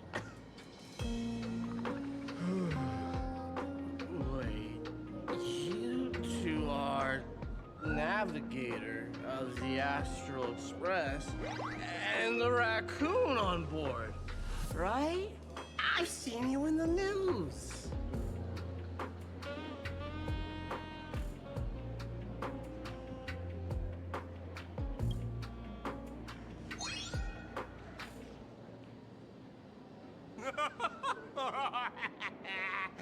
Friends, a big shot is here. A real knee slapper incoming. Really? From the Express? You're not self-way enthusiast, are you? Express folks come to the tavern too? Do they even have a sense of humor? Can I get your autograph? Sign the sole of my foot. I'll never wash it again. Everyone, curb your curiosity. These two are my guests. Even the most mischievous among you should know when to stop and mind your manners. Oh, well, if it isn't Little Sparkle. We've all heard your joke. Take the mask from a masked fool, and what's left but a fool?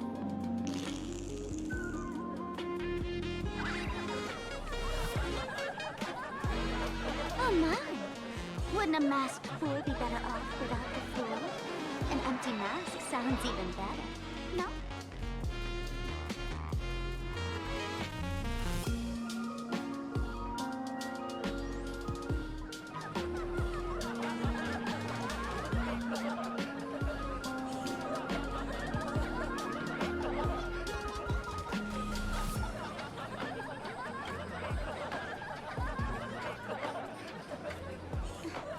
Put him on mute for 2 hours. If no one flushes him down the golden confessional, he'll be back to hassle me again in 2 hours.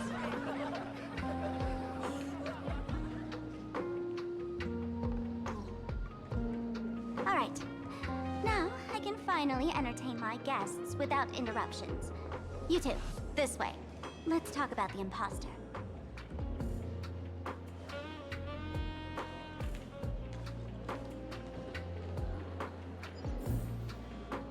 Please left, your heart's content. All right, you two. First round's on me. What'll it be?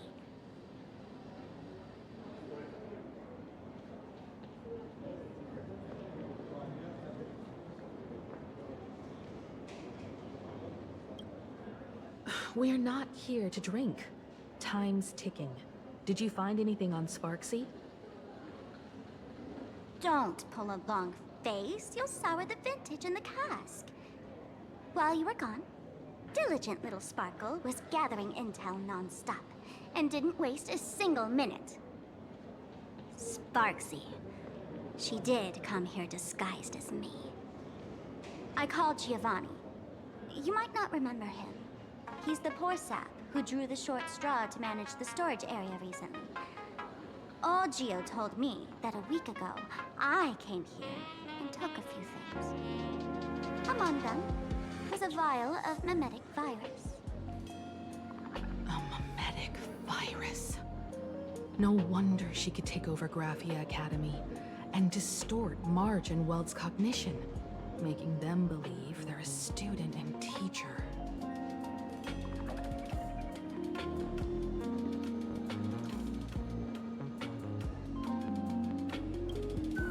Close enough.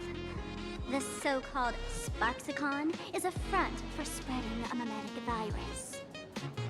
Knowing that isn't enough, what type of mimetic virus is she spreading? What are the symptoms?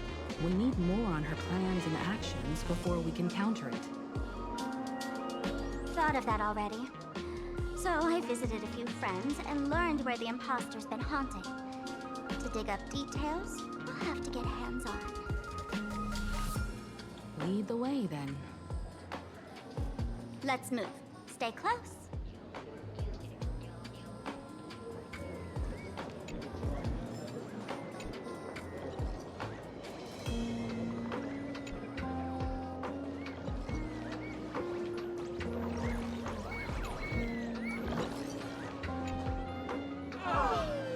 Abandon all despair, ye who enter. If you want to pass, then amuse me. By the way, hate to ask, you're not aha themselves, are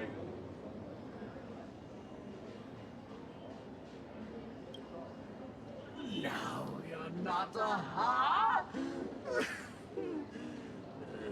You've got that smooth talker air, but you're not. If you were aha, a wave of your hand would cure my melancholy. You can't do that, can you? Isn't this the Tavern of the Elation? Don't you welcome the laughter, gracing you with their presence? You're wrong. It's not that they're unwelcome. See that? The fools put up a sign over there.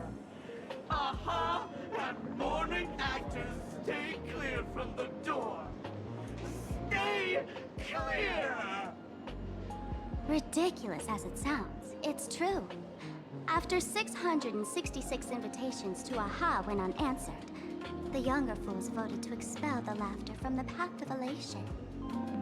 Oh, I get it. It's like students expelling a teacher from a classroom. The action is meaningless. The message is loud and clear, though. All right, Mr. Doorway.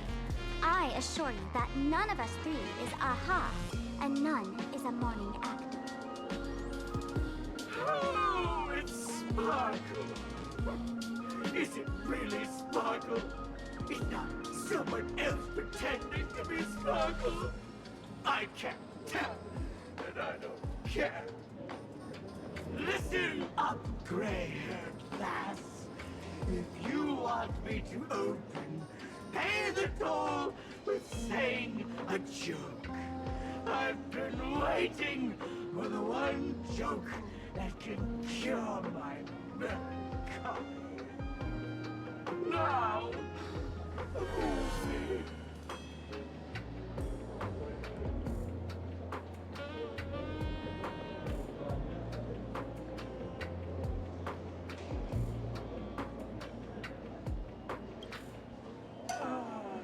and then? I said it. A joke. Oh, poor child. A bad joke is more pitiful than melancholy.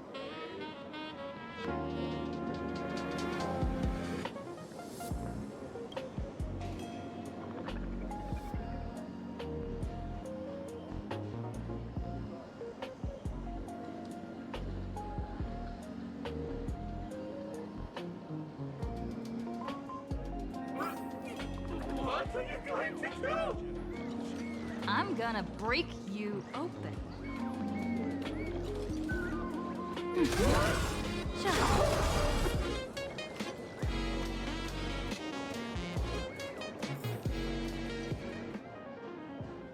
Didn't expect you to have the pull to get me into the tavern. As expected of a detective's assistant.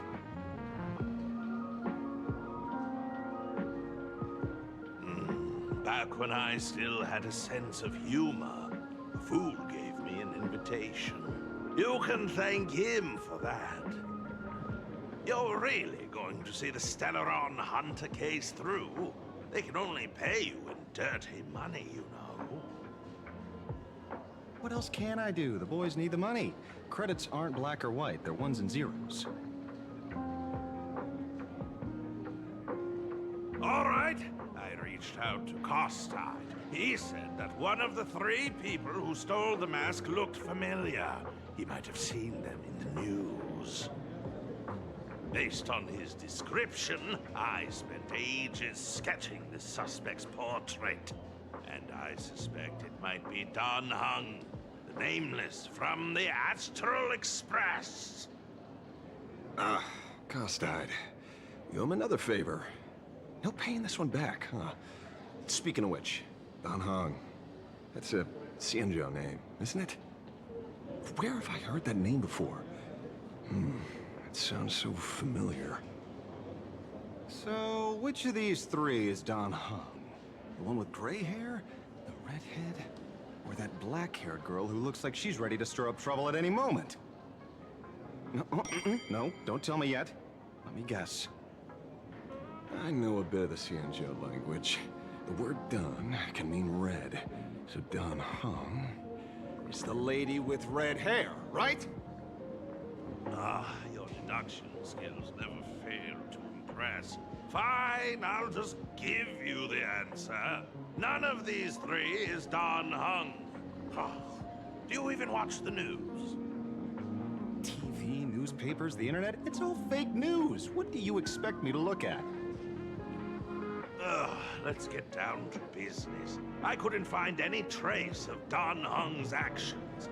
It's like someone wiped them clean. So I decided to try a different approach. Keep tabs on the other members of the Express crew. Maybe following their trail will lead to clues about the mask. Nice work, Mr. Wren. They're heading deeper into the tavern. Follow me.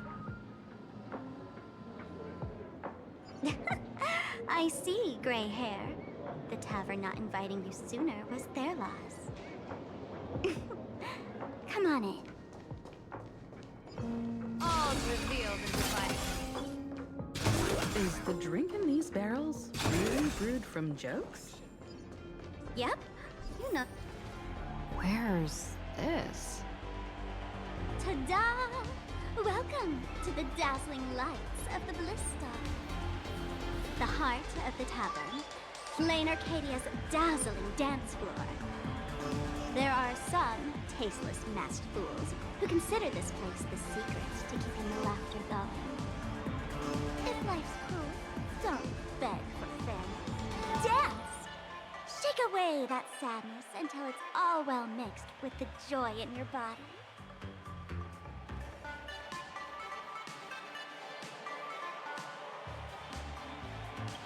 That huge light orb up there.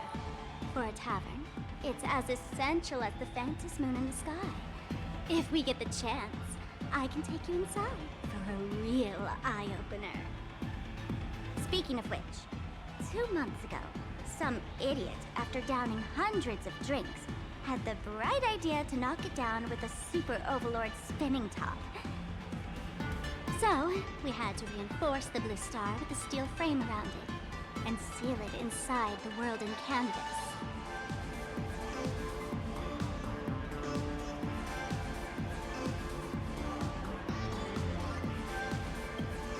Aha! Take care! Weren't they banned from the tavern? And given the Laughter's personality, if they took care of it, they'd just egg someone on to blow the place sky high.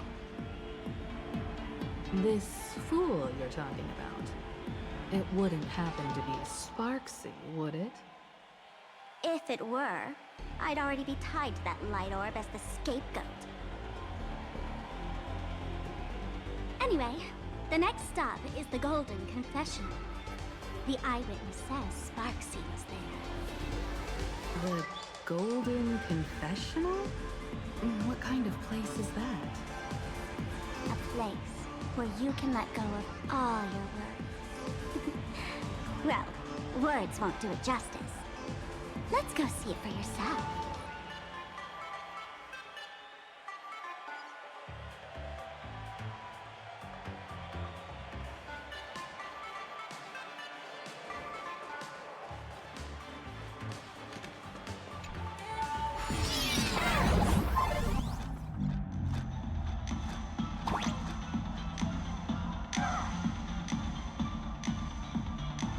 Let me show you how to open a path.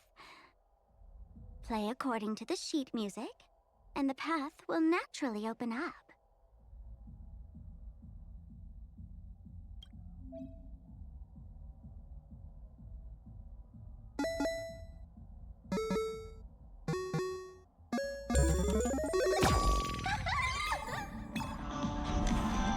The steel frame actually opened.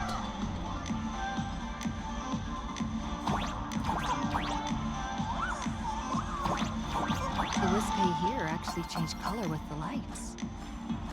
Just another night at the tavern. Fun, right?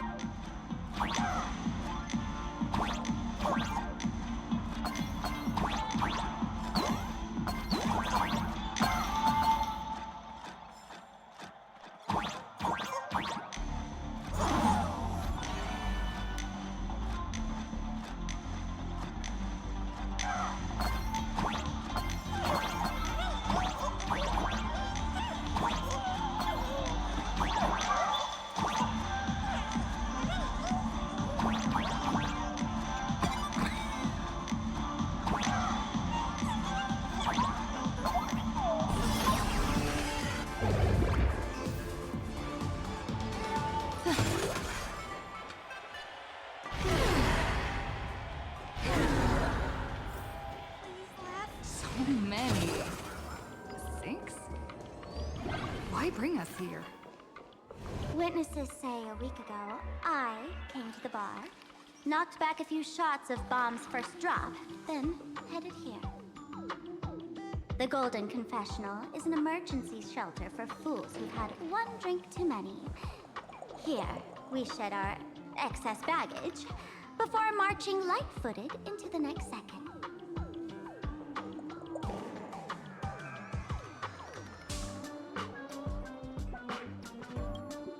Of course! This is just a place where everyone comes to let off some steam.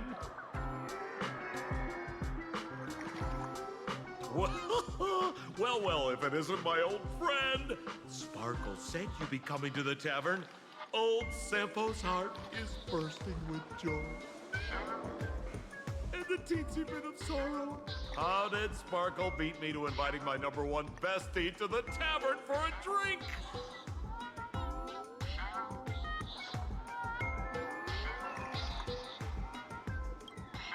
You knew? And what made you link me to this place? Oh, that's kinda harsh, sis. Hello, Miss Himiko. Long time no see. Mr. Sampo, hello. What business brings you here this time? No business. Just here to repay an old favor. Ms. Fool here sent me a message asking for H-E-L-P. Someone's been parading around the tavern impersonating her. Well, now, this is some juicy news. Miss Sparkle's usually the one impersonating others, but look how the tables have turned. The trickster's getting a taste of her own medicine. Shush, Sampo. I brought you here to repay a favor, not to gossip about me. Oh, I've suffered the embarrassment of losing my mask myself. Thanks to Miss Sparkle's mercy, I didn't end up stranded, so here I am today, ready to help you out. No questions asked. All right then, let's get to work. Get to work? What are we doing? Naturally, we'll fish around in these thrones where humans dump their worries and find the worries that Miss Sparksy left behind. You want us to unclog your toilet?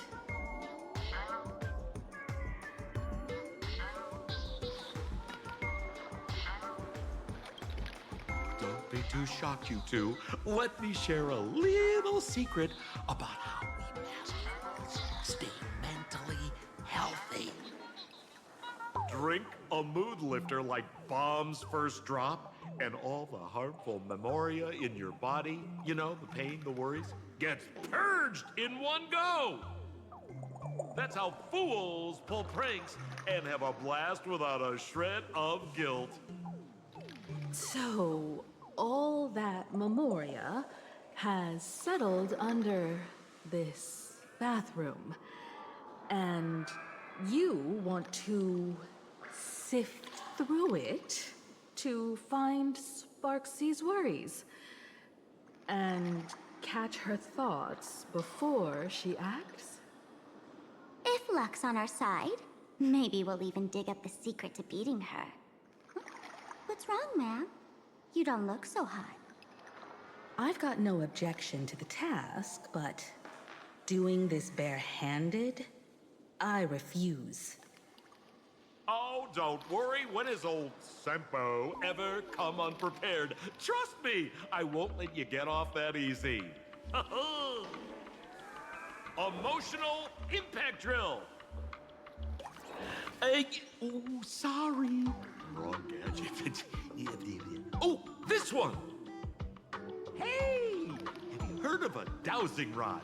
Well, forget it. I'll spare you the theory. Oh, I tuned the drill bit to resonate with Sparkle's temperament. It'll drill out memoria fountains with similar emotions.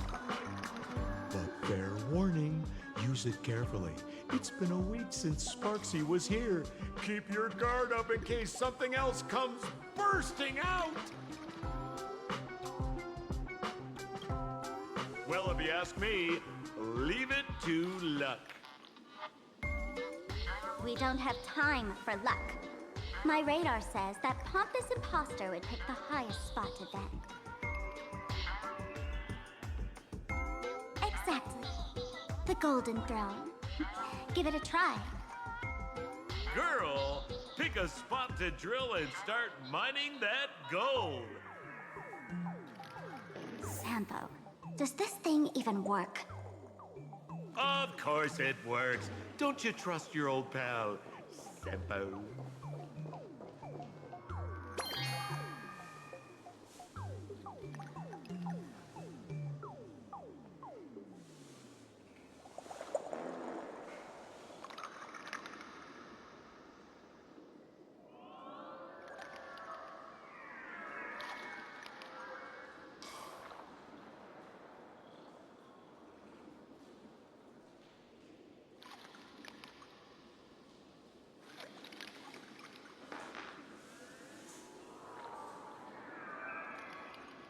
Sampo, How did you get up there just now? Oh, right! Silly me. Through that pipe on the side.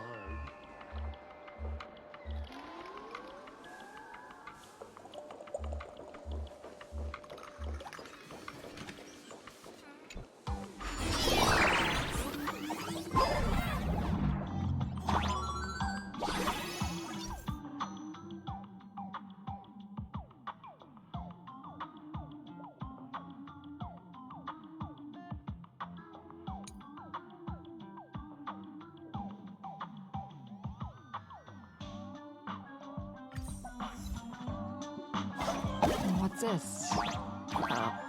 Plunger.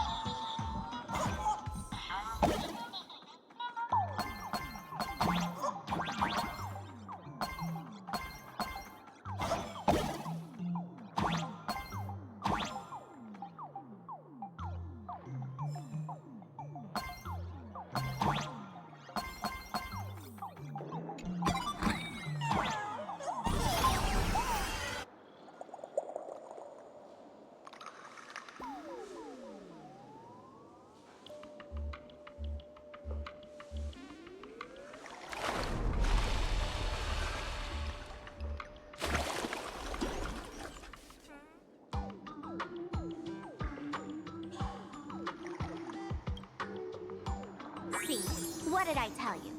The imposter's worries have appeared.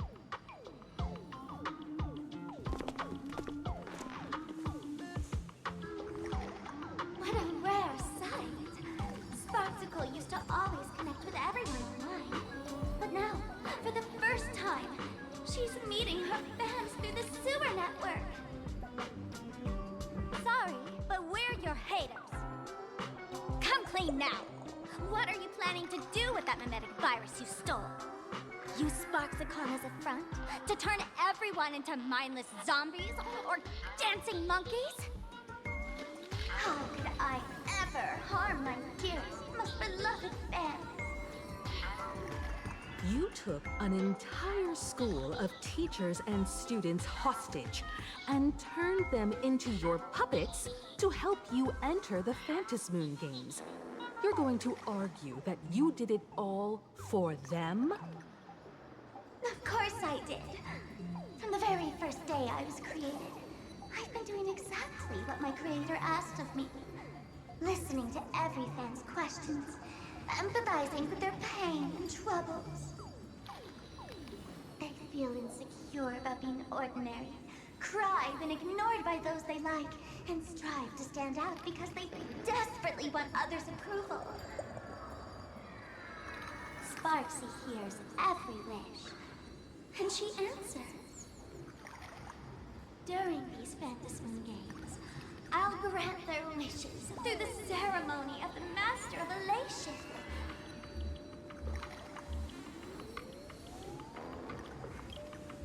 No, I'll give each of them a choice. The choice to become me. Because deep down, every one of them longs to become Sparksy. To wear this dazzling mask, capture the internet's attention, and bask in praise. You must have heard that saying. In the future, everyone gets their 15 minutes of fame. Now, that moment has come. Sparksicon will turn every spectator into me! For reals? She plans to use a mimetic virus to turn everyone into herself? Ah, the answer was right there in the riddle all along. You know, I gotta say, that's very Sparkle. As expected of my imposter, you're absolutely bonkers! Sis, is now the time to be tooting your own horn? Just thinking about being turned into a copy of you? Oh, I can't even force a smile.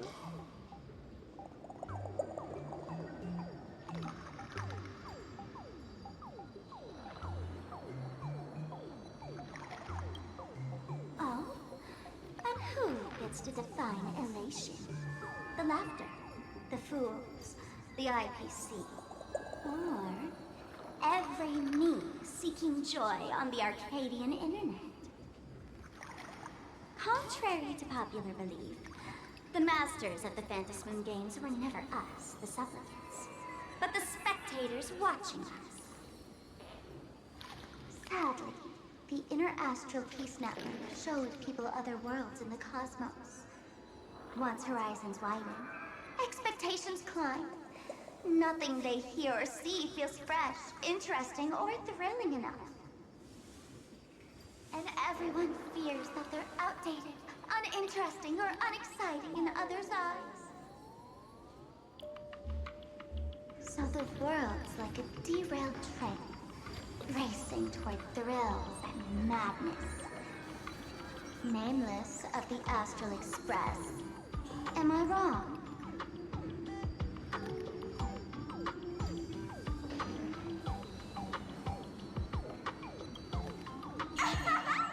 Bingo! You got it. I'm a part of her. Wherever there's a screen, wherever my audience is, my eyes and ears will be there too. I want to see how far you in this outdated model can go. The harder you struggle, the more spectacular it'll be when I live stream the Astral Express cruise derailment at Sparksicon. I'm looking forward to your resistance, Nameless. Oh, heads up, everyone! She's getting serious.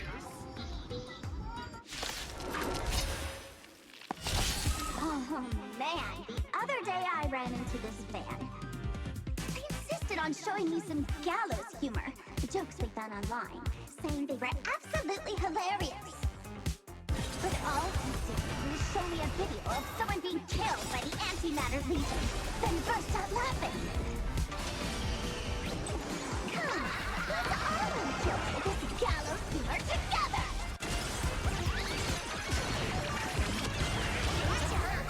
Feeling spiffy? Can you find the answer?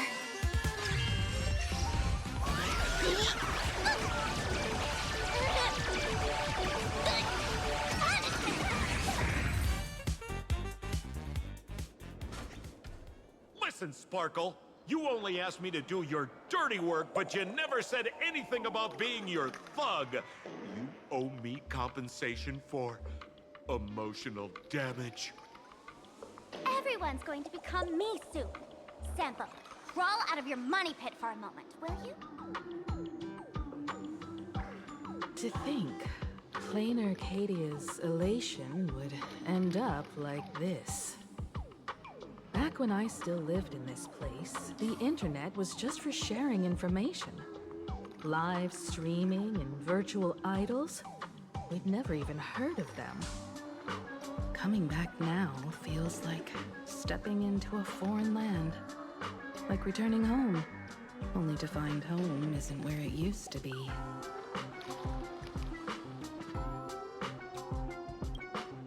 It's just madness wrapped in a cheerful shell. She's convinced that we'll be powerless to stop her plan, even if we know what it is. But I'm not ready to roll over just yet. I know. Even I don't want to turn into that phony's lookalike. Though, we're not that different. Since the fools stash dangerous things like mimetic viruses in the tavern, I assume they must have also prepared some countermeasures? Ma'am, you give us fools too much credit. This is the tavern, not the well-ordered Herta space station. But I do know a place. With some luck, we might find a mimetic virus cleanup expert. All right, all right. Now that you folks have a lead and no shortage of fighting spirit, old Sempo's calling it a day.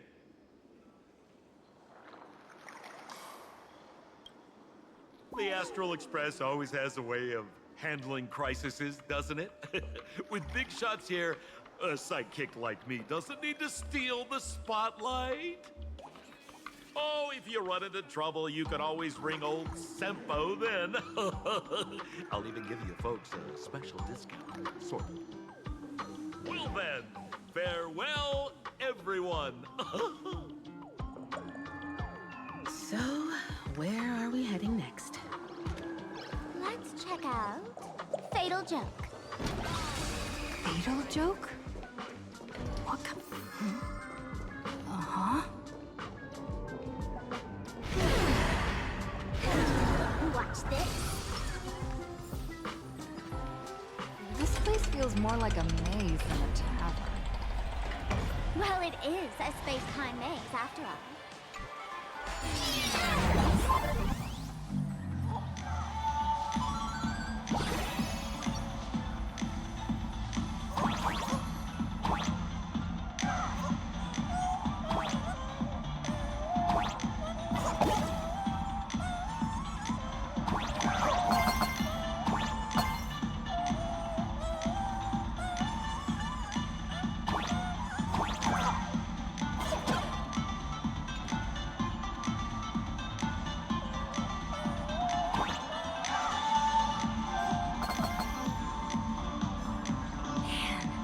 Really wish we had one of these light orbs on the Express.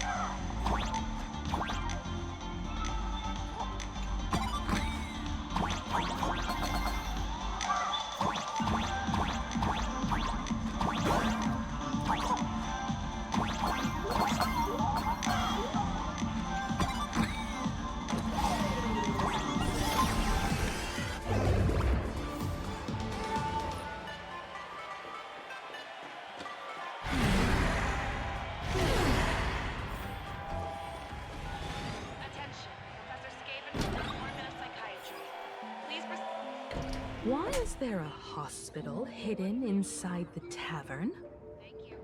Well, because those who can become fools are all a bit sick in the head. Not your regular headaches and fevers, but matters of the heart. Every time someone goes bonkers and stirs up trouble in the tavern, like scattering nosewalker parasite ticks in every corner, or spiking the beer barrels with truth serum that makes people spew insults. For each time the whole place goes topsy-turvy, there's always some fool who, in the spirit of elation, volunteers to treat them. Yep, they get sent right here to Fatal Joke. Strange. Why isn't there even a fake doctor around today?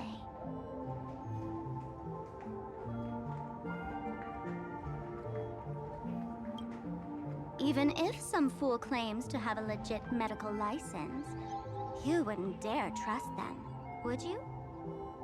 Attention patients. Please refrain from eating beef hot pot in the hallway. If you wish to dine, please invite the hospital director to join you. Thank you. Would Dr. Hartman from plastic surgery please report to the director's office immediately? This hospital doesn't even have a plastic surgery department. Who on earth are you? Dr. Zhongshan from mental health care, please report to exam room 1. We're 1 player short for cards. Thank you. Is this... Why is there a hospital hidden inside the tavern? Well, because those who can become fools are all a bit sick in the head. Not your regular. Every time someone goes bonkers and stirs up for each time the whole place goes topsy-turvy, there's always some... Straight. Even if some fool claims to have a legit... Attention patients. Please refrain from eating. Would Dr. Hartman from plastic surgery please report to the director's office immediately? Dr. Jongshan from mental health care, please report to exam room 1. We're 1 player short for cards. Thank you.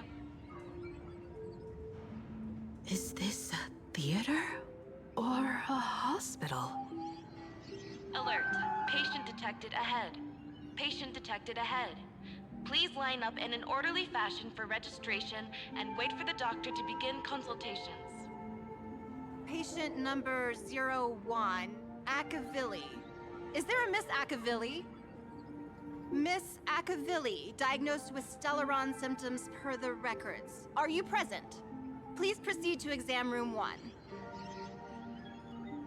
They called you by name, Miss Akavilli. You might as well go take a look.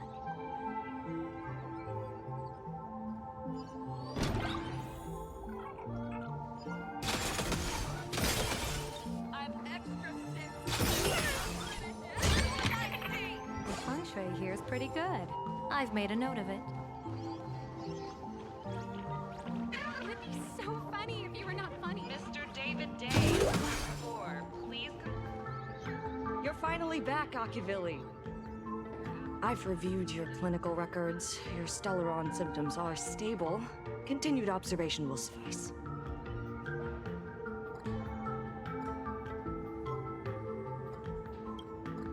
I'm your presiding physician. Good news for you. You don't need to rush into treatment just yet. Though I can't say the same for Miss Sparkle over there. Patient number 02, Miss Sparkle, please come in.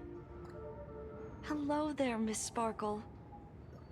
You're one of the few who didn't mistake me for that imposter, Doctor. But just a reminder, yours truly isn't sick. I'm perfectly healthy.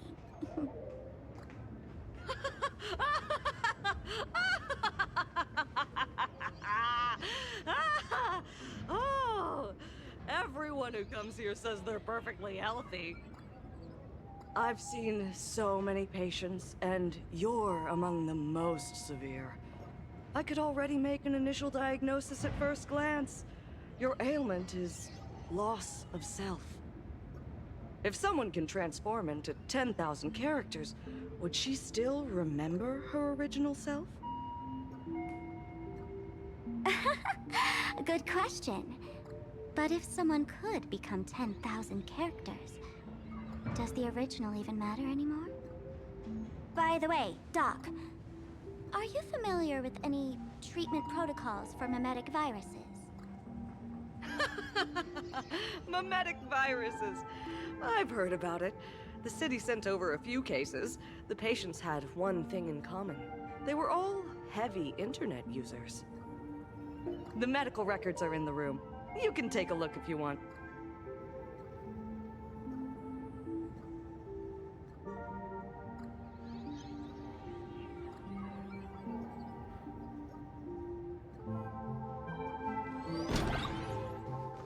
Is this? Please proceed to consultation room 7 immediately. We're 1 player short for a card game.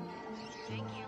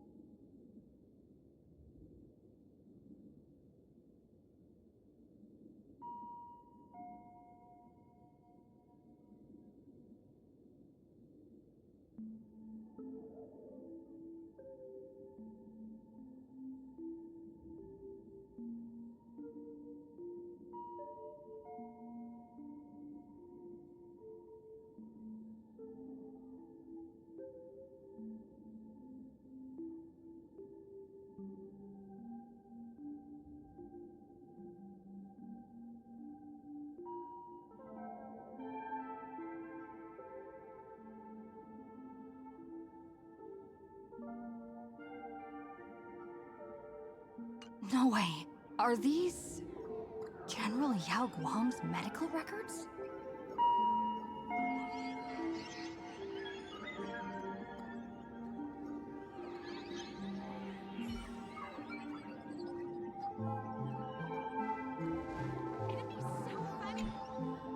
The medical records are on the bookshelf. First file on the left.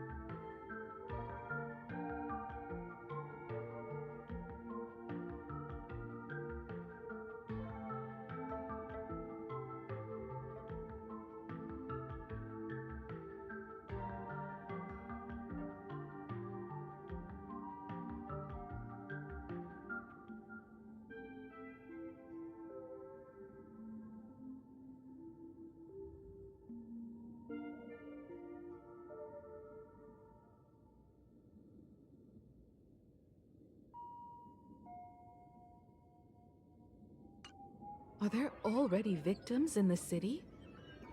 To eliminate the mimetic virus, helping Patient Zero face reality is a crucial phase of the treatment.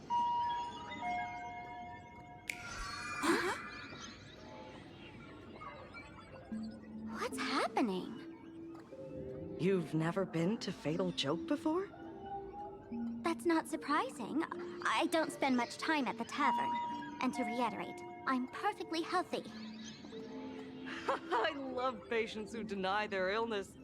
I'll personally shatter their self-confidence. Miss Sparkle, I'm going to write up a detailed diagnosis report for you. In the meantime, why don't you chat with your fellow patients who share your affliction? Gray hair, let's go. I don't want to waste any more time with this quack. Miss Sparkle, please wait in this room until the consultation is complete.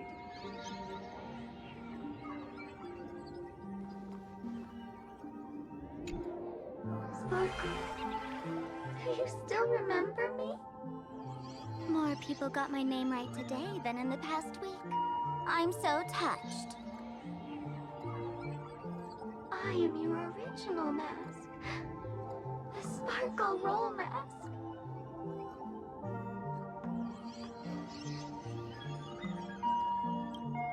The archetype of a bright maiden doomed for for a short life. The avenger who perishes with her nemesis. The lover who dies for love. The young artist driven to madness.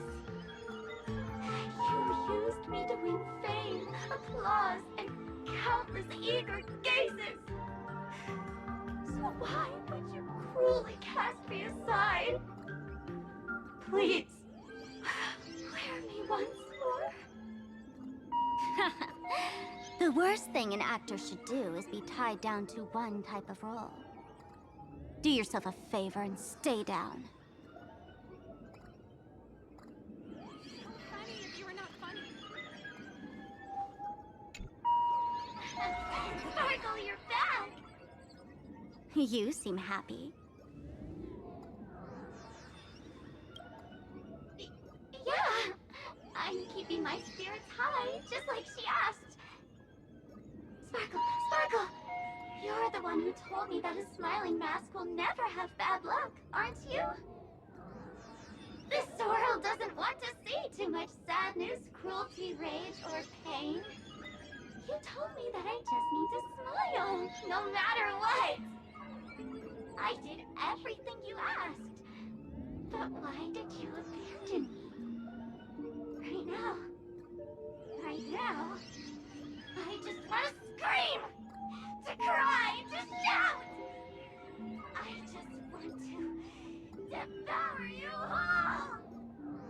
Just how many masks have you thrown away? Don't worry about it.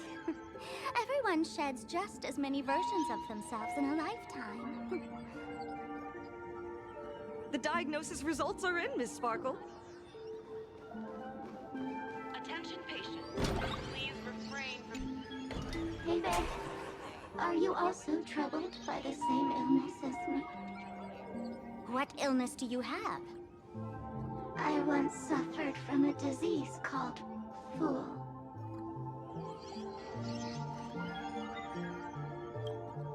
A masked fool named Sparkle grew out of me, slowly becoming one with me. She used me to bear all the pain caused by her performances, left me battered and bruised, while she slipped away from everything. But I was lucky enough to find this tumor called Sparkle.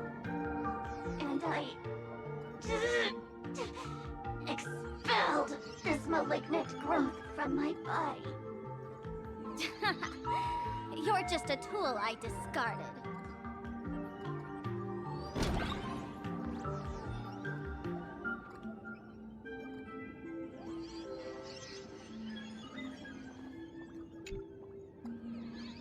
Miss Sparkle, I have your results. Your main components are madness, humor, and a theatrical personality. Unfortunately, the proportions are badly imbalanced. You're beyond saving. But the silver lining is your mask has fallen off. She's free at last. And that's where everyone's misfortune began. None of the masks I've cast off ever had such strong opinions or such a temper.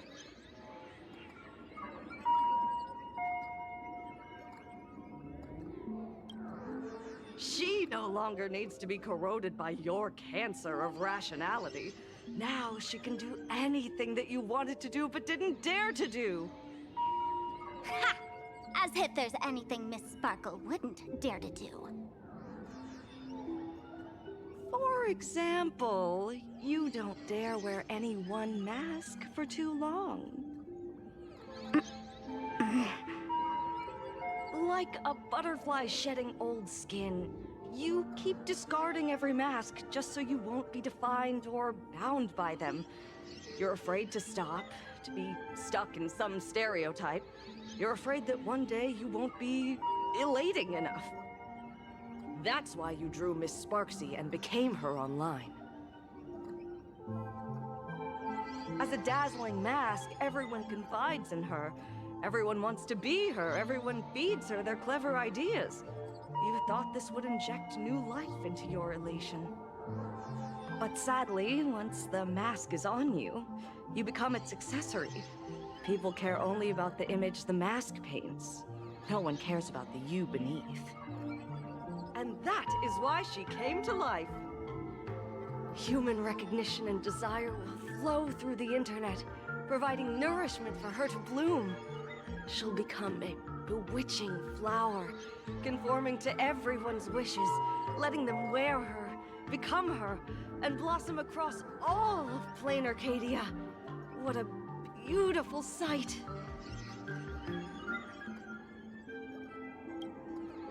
Stop? You mean treat? Yes? Cremate Sparkle. That's the best treatment I can prescribe. And here I thought you had something clever.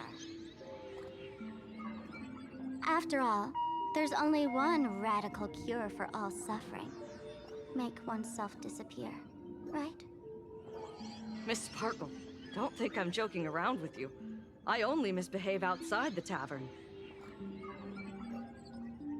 But here, I am a doctor, without quotation marks. My treatment is real and effective. Generally, when a fool vanishes, their mask loses its power and becomes a dead thing. You're two sides of the same coin, after all. But as for Sparksy, I can't say for sure. During SparksyCon, she'll be worn by millions of ordinary people in plain Arcadia, feeding her with sustenance and strength. Your window of opportunity is therefore fleeting. Go on, lie down on that bed and say goodbye to your friends. Press that button and the nurse will come wheel you away.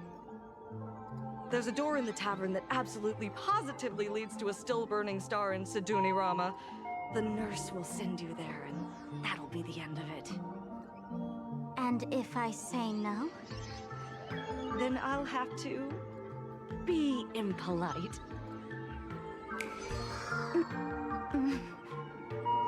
Miss Sparkle, nameless, the choice is yours. As for me, by the laughter above, I've got to catch the next ship out of this dump. Hey! What's going on? Why am I pinned here? The mask of the masked fool represents what you wish to become. You use it to focus your power, but the mask will gradually bind you as well. That's why you've been avoiding Sparksy all this time. She didn't just steal a vial of mimetic virus. She stole your strength. No wonder the fool at the bar joked, when a masked fool loses their mask, what remains is just a fool. Yes. Every fool has at least one such mask. Not mere decoration, but a part of our destiny crafted by our own hands. It might be a morning actor mask you took a liking to and stole from them.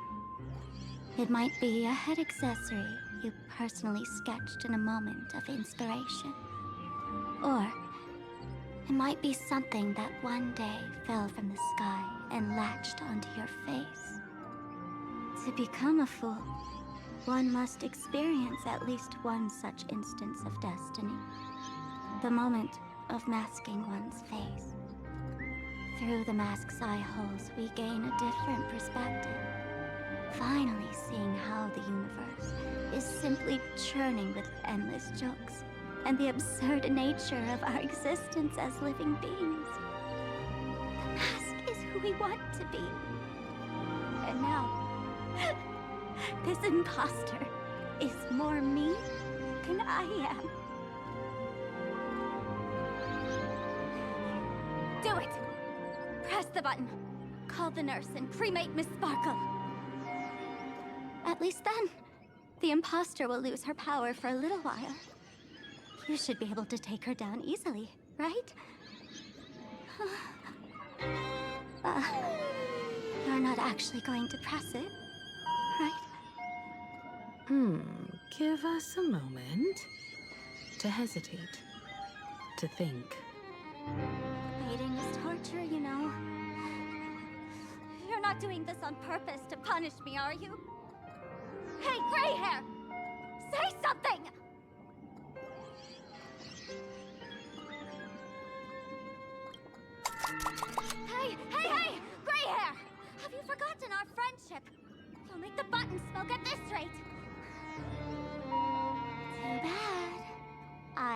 battery out of the button earlier while no one watched. It was a test, and you failed.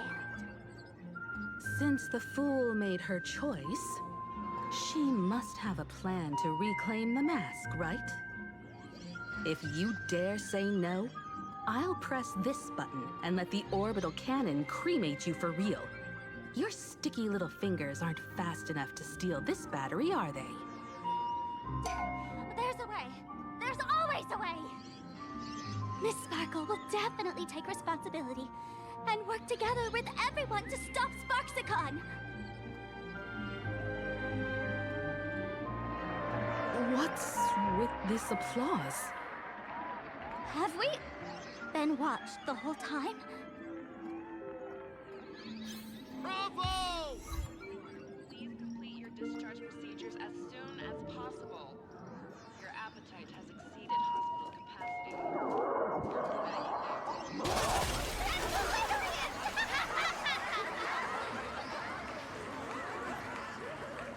So the audience watched our every move in that treatment? Is this a hospital or a theater? That's life for you. While there's life, there's judgment. In every unseen corner, countless judging eyes are watching, diagnosing, and writing their own prescriptions. I must admit, Fatal Joke is a fascinating place. Real shame I didn't come check it out earlier. Ignore the spectators. They're just here for laughs. They won't help and couldn't if they tried. You said you had a way to stop Sparksy. Let's hear it.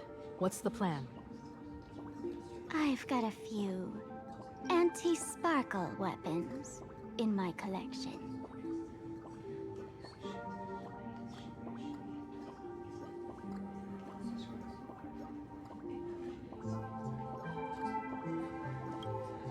I've always had this premonition that one day Miss Sparkle would become an unstoppable terror in this universe. Someone has to find a way to stop me before that day comes. On a trip, I met a girl who shared my tastes. She had quite the knack to be a fool. In our battle of wits, she nearly turned me into sparkle paste using the local tumbleweed specialty. She also had a massive mech with beam cannons up the wazoo, ready to blast away any time.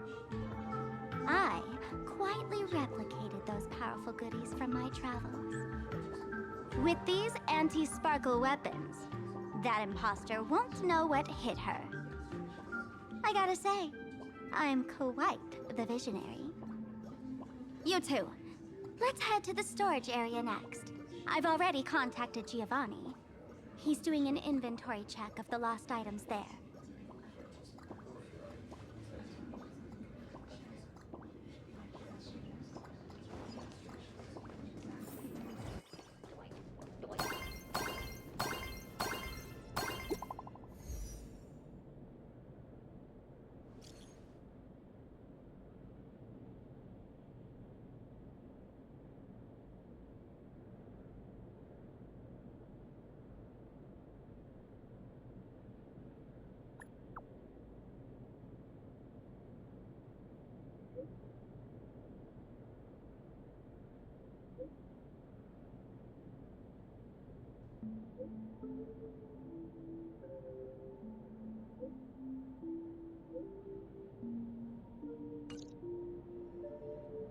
Intel from the school?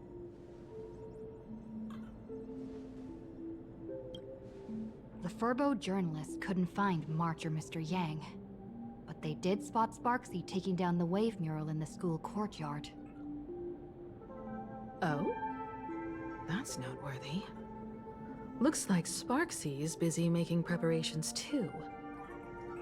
But why do all this? Never mind her for now. Let's check out the fool's storage area.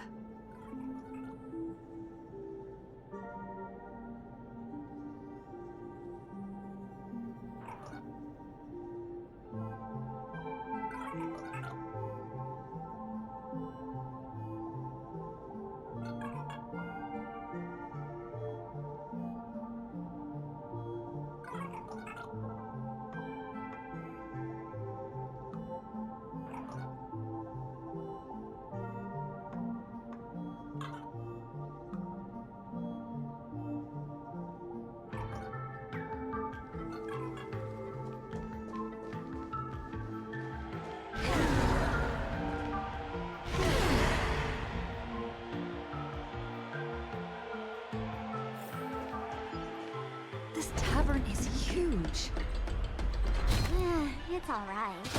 I just wish there were more fun spots around here. Wait, there are that many people under the dance floor?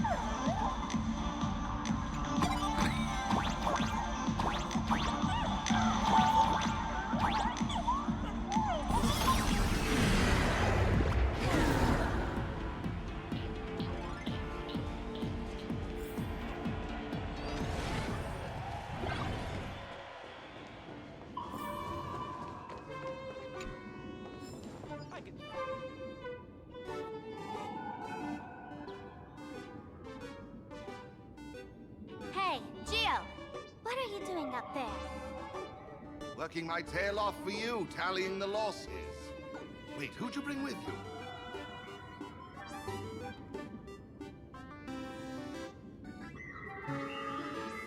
Oh, it's Miss Trailblazer.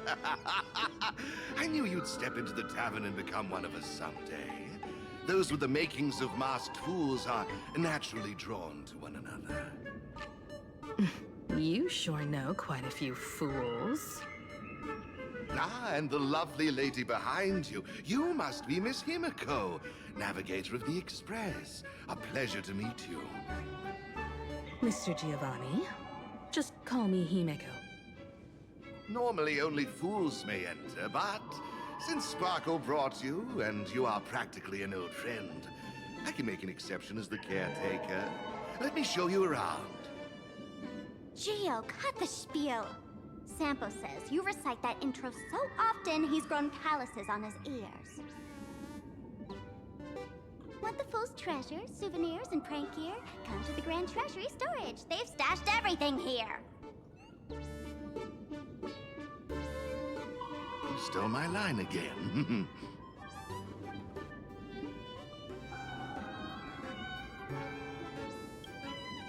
Picked it up on a trip to another world.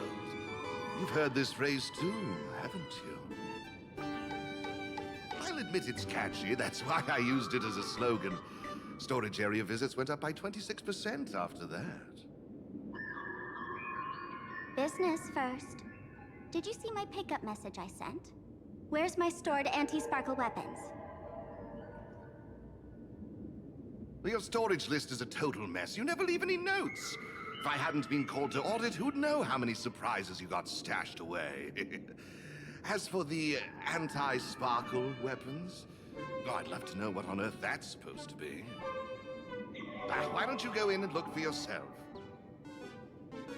As requested, I've linked the vault entrance to your collection room. Gio, did the imposter leave this behind? How should I know? I've been doing inventory all the Huh? What's this? Whoa!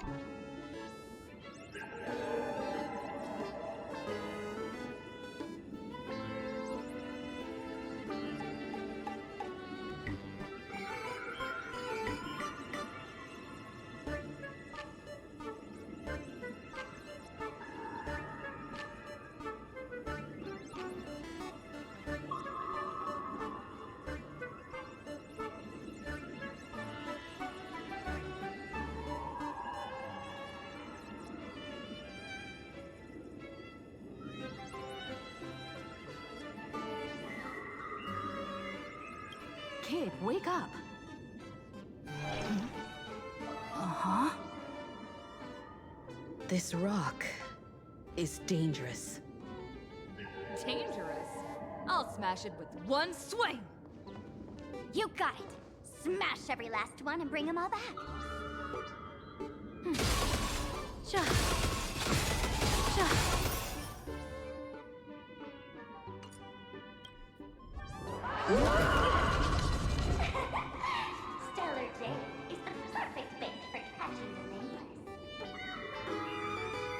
generous of you. First time I've seen a thief steal something and leave something even more valuable in the vault. Isn't this exactly the type of phantom thief flair we masked fools adore? Remove a carefully curated piece and leave a gift in place to soothe the owner. A jumbo-sized stellar jade is surely worth a jar of mimetic virus and a few anti-sparkle weapons, wouldn't you say? And you stole my other prized pieces too? That worthless junk? Consider it a complimentary vault cleaning. Before SparksCon begins, I'd like a little warm-up entertainment. Old model and the nameless. You should be able to break out of this room, right? Don't disappoint me now!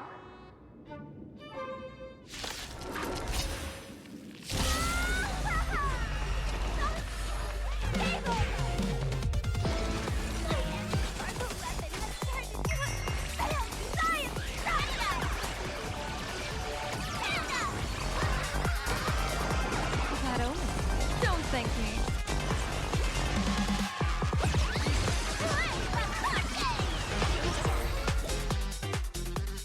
Gio, the security here is an absolute mess. You're in no position to talk. Even the drinksmith here is a temp. Count yourself lucky I'm kind enough to help tally your storage. She didn't just steal my power and my collection. She completely destroyed Miss Sparkle's reputation. This is the worst day ever. A correction. Miss Sparkle's worst day so far. Wanna make fun of me? Go ahead. Don't get me wrong. I also don't think gear tumbleweeds and giant mechs would work on someone spreading mimetic viruses. I thought of a way just now that might suppress the mimetic contagion at Graphia Academy.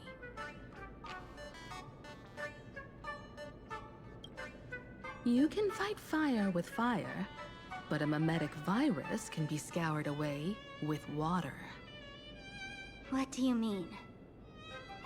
Our informant at the school reports Sparksy is removing the central mural there. The imaginated mural, World Breaker Waves, is said to be a work left behind by Graphia herself. Legend says the wave comes from the Dove Brook river water she used to wash off her painting mistakes. The artists say it is blessed. That's why they kept it in the school. I couldn't understand why Sparksy went to such lengths to tear it down. Now I do. Painting mistakes are redundant information that stain a painting.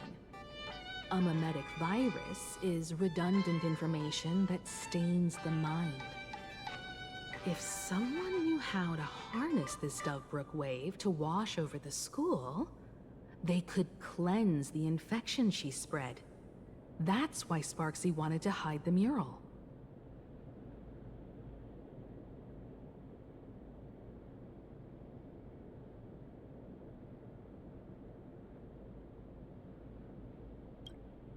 The waves on the painting aren't physical water.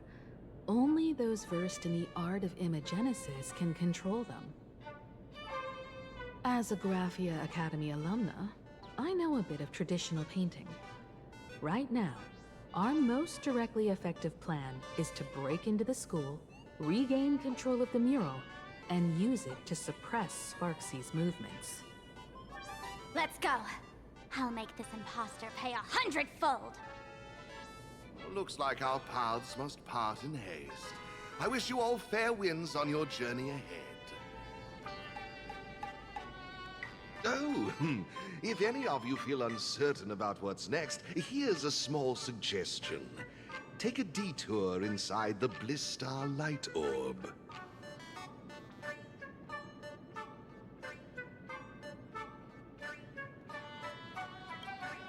For us masked fools, that light orb holds the same significance as the Phantasmoon hanging above. deep within the orb, everyone can find the divine revelations of the elation.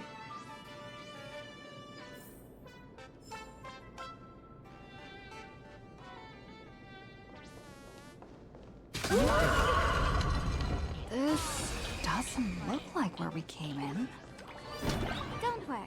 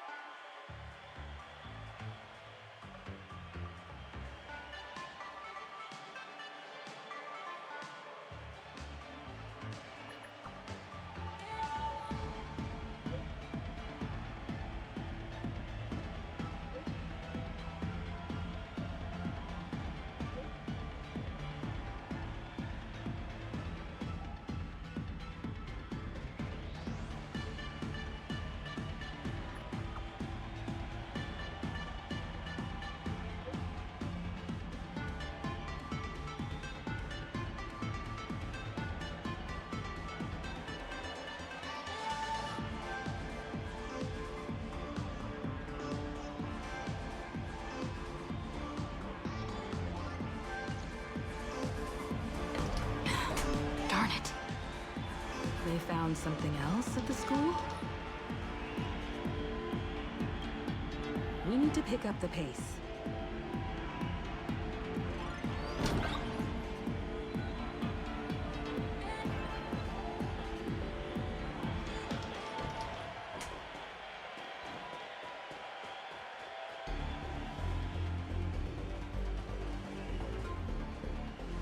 Giovanni said we could find the divine revelations of the elation inside the light orb.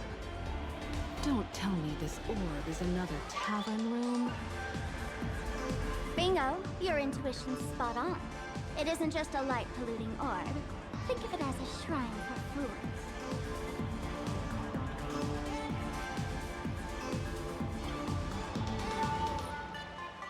The youngsters only revoked the Laughter's right to enter the tavern. They don't reject things associated with them. Inside this light orb is a miracle tied to Aha. It responds to any fool who approaches.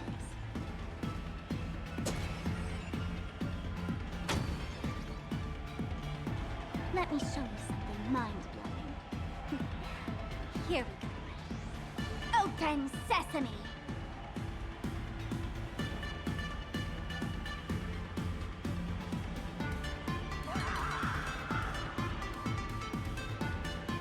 I said, open sesame! Open sesame! Sesame! Open!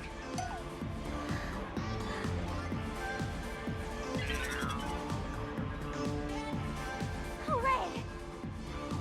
Their eyes, I don't even count as a masked fool anymore! What a wonderful surprise! The imposter stole my identity too!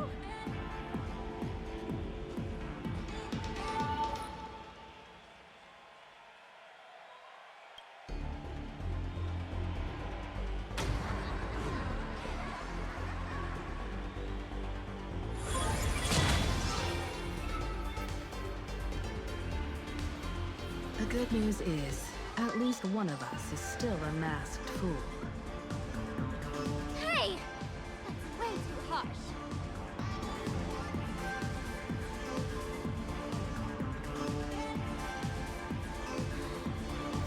I hate to admit it, but gray hair, it's opened for you. The light orb has acknowledged you.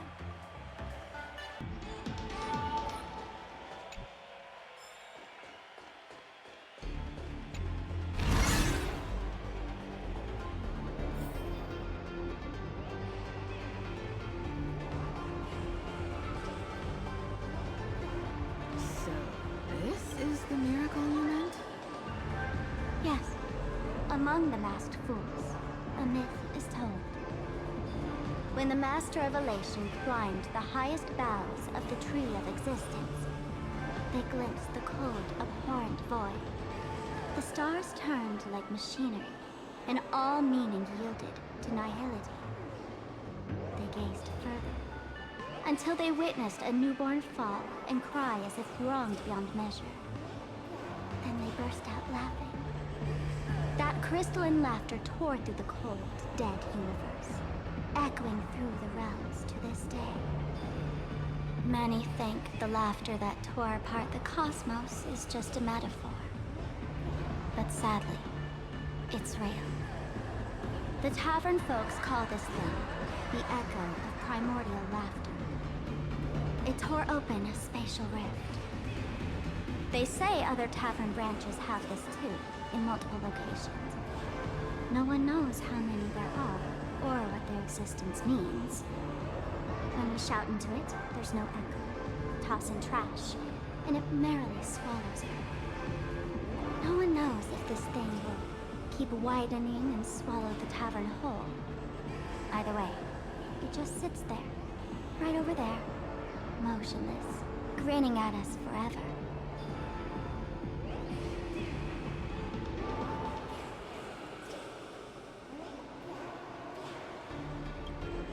Just stick your hand in there. It's said, at a turning point of destiny, a fool need only reach into the rift and grasp something. The tavern folks call it the laughter's gift. No one knows what this thing will bring to those who seek it, fortune or otherwise. But one thing's for sure.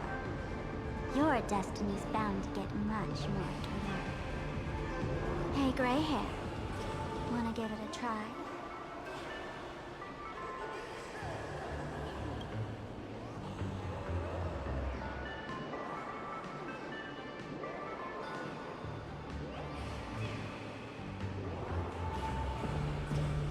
Machiavelli, have mercy.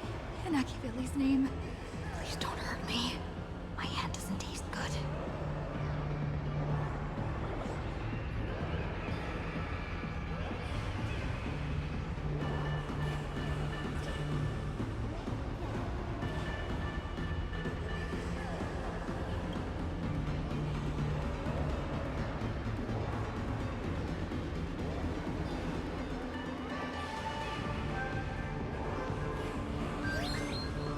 Is this?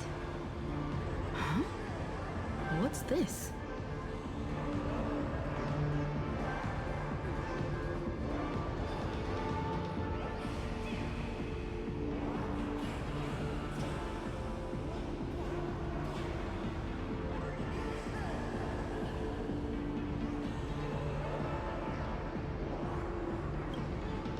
Laughter above, they really answered! But what's their deal giving you another mimetic virus?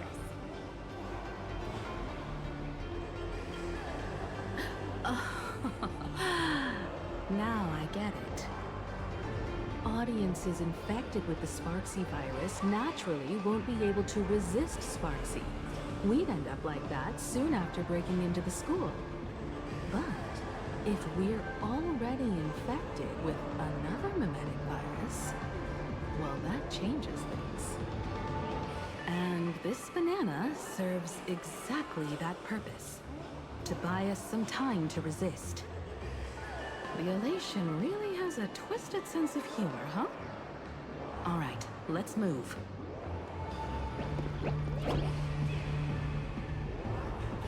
Who are you two? Haven't you heard the rule? Only one fool's allowed in here at a time.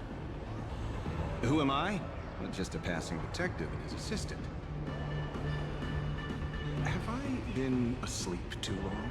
Or has humanity sunk so low they don't even care if they turn into monkeys? Meanwhile, the ignorant criminals believed they had discovered a treasure that could change their destiny, completely unaware that what they held in their hands could shatter the sanity of the entire world. Hey, Mr. N, cut the narration when it's time to fight. Well, I gotta do something, right? Like this? Whatever floats your boat. Now, listen up, you three. Put that banana down and walk away, and I'll let bygones be bygones. But if you try anything funny... If you want to get to them, you'll have to get through these little toys first. Are these folks really the nameless? In all my years, I've never seen the nameless dealing with mimetic viruses. The real deal. Just some nameless passing through. Mr. N, I've got to go after them. You won't be able to keep up with me. Just head home and wait for the news. I swear, I won't let the tragedy that happened to you repeat itself in this world.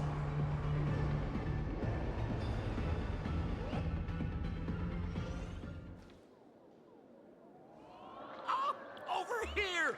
This way! Run faster! You don't want to get caught by that guy back there, do you?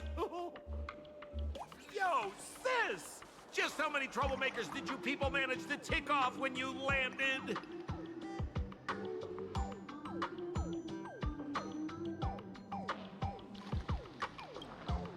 Good old Sempo came through with top-notch service, saving your lives in the nick of time. Thank you, Mr. Sampo. Now that we're all set, it's time to head to Graphia Academy for the rescue mission. Mr. Sampo, do you know which door in the tavern can get us back to the city the quickest? You don't even need to ask. When it comes to knowing all the secret passages and shortcuts in this tavern, you won't find anyone who can match old Sempo. Then lead the way.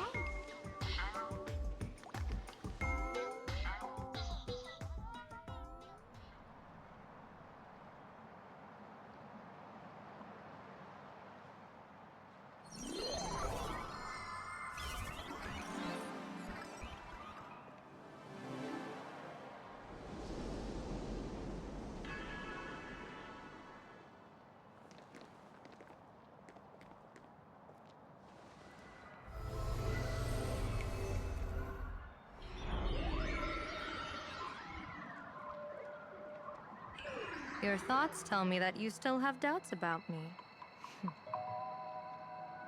Did you ask to meet here so I could clear up some of your doubts?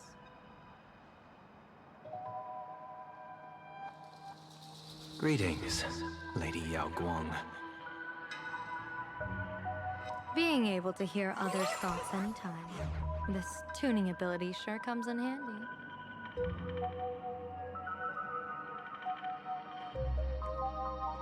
Compared to the seer strategist's ability to come and go as she pleases, this is nothing but a parlor trick. I've heard that Xianzhou folks are big on etiquette, yet here I am, and you're still playing hide and seek, General. Isn't that a bit discourteous? Sorry.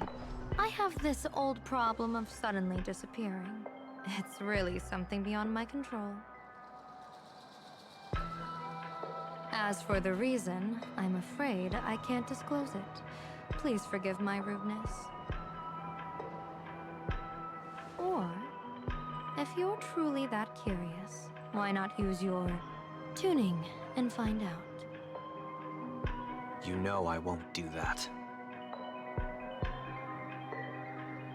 Besides, I couldn't even if I wanted to right now. Couldn't?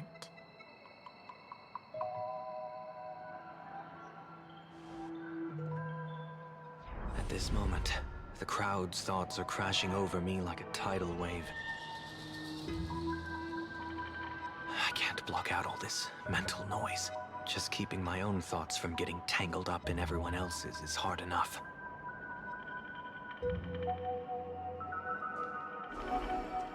I see. So that's why. When you were speaking with Miss Himiko earlier, I accidentally intruded on your private conversation. My tuning is spiraling out of control. This mask is distorting my abilities.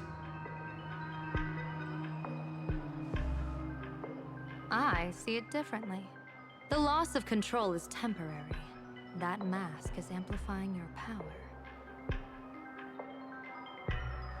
How is this possible? This tuning power is bestowed by the harmony. How could the elation meddle with their authority? Perhaps the elation simply poured more fuel into this divine authority. In my humble opinion, this mask binds the supplicant to all beings of plain Arcadia, drawing strength from those who share the same path here for your use. That's why you're hearing others' thoughts surge toward you like a tide. Your tuning is steadily expanding, and you've become the center of this melody.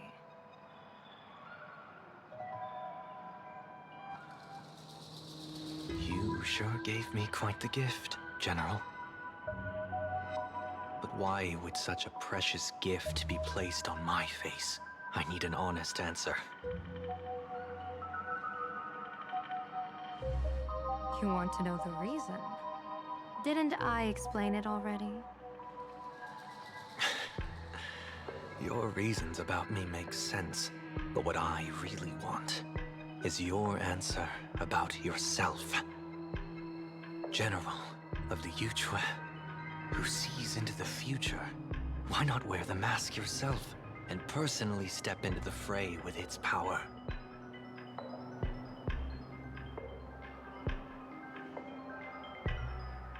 Words can deceive, but only tuning lays the truth bare. Mr. Sunday, why not use your enhanced tuning to feel the weight of that answer for yourself? Well then, pardon my intrusion, Lady Yao Guang.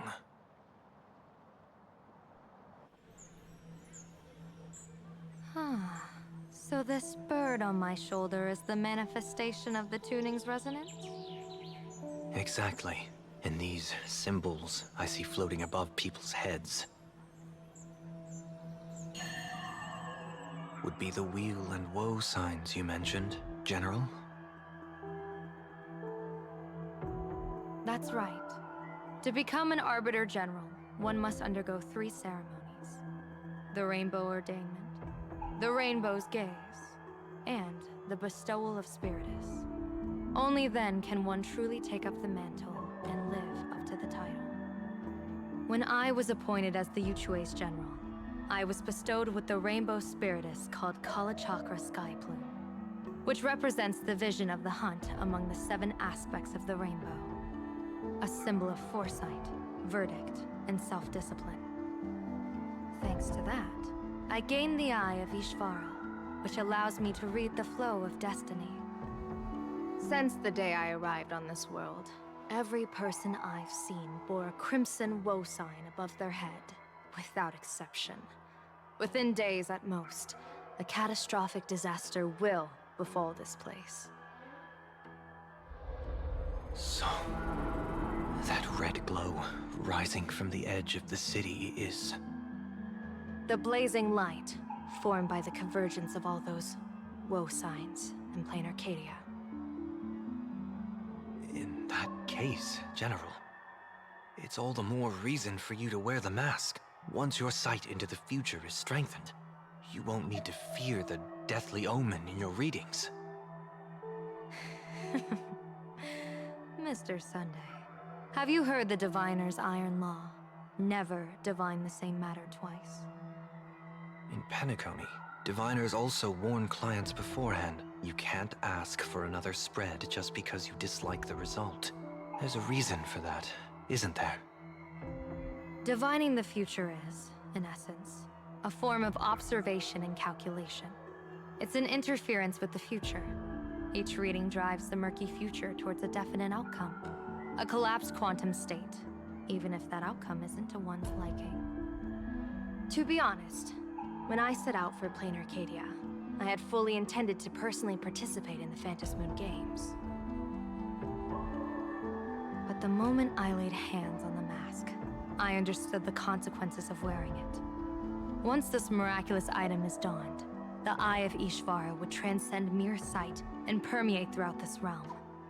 The Kala Chakra Sky Plume would predict the future of all beings at tens of billions of instances per second. You're saying that simply by your observation, our future would become fixed. Indeed, just like how the Wisdom Walker expounded the way of destiny, anchoring the fated moments. If I wore the mask, I would become the noose of Plain Arcadia, and I would personally anchor a destiny that drives us all into a bottomless darkness. We will become locked in a dead end, with not a shred of hope for salvation. Close one. I passed the trial. There's still a sliver of hope in this round. Now that makes me even more curious. Pardon my bluntness, but the fate of billions in Plain Arcadia never had much to do with you, General. Your encounter with the Express and the IPC was merely a chance meeting. You are a messenger of the Xianzhou. Since you foresaw the omen, that an Arbiter General will fall here, you could have boarded your ship and left at any time. Why choose to stay and help us? To help this world break free of this death trap? Because I am guided by great compassion. Every life is precious beyond measure. Such diplomatic pleasantries won't fool the former master of Penacony like yourself, would they? Then, how about this reason? The Astral Express has distinguished itself time and again against the destruction, and bears an irreplaceable duty for the future. I can't just sit idly and watch you face annihilation. Give me a break. I really am terrible at all this diplomatic talk. Mr. Sunday, what makes you think that everything I've done is just to save Plain Arcadia? What? Weal is where woe lurks. Woe is where weal leads. The good fortune of some often births the ill fate of others, and a dead end for someone may hide an opportunity for another. This treacherous land where life and death turn again and again, where fortune flips to misfortune, is, in my eyes, the perfect board for a game of wits. A game with whom?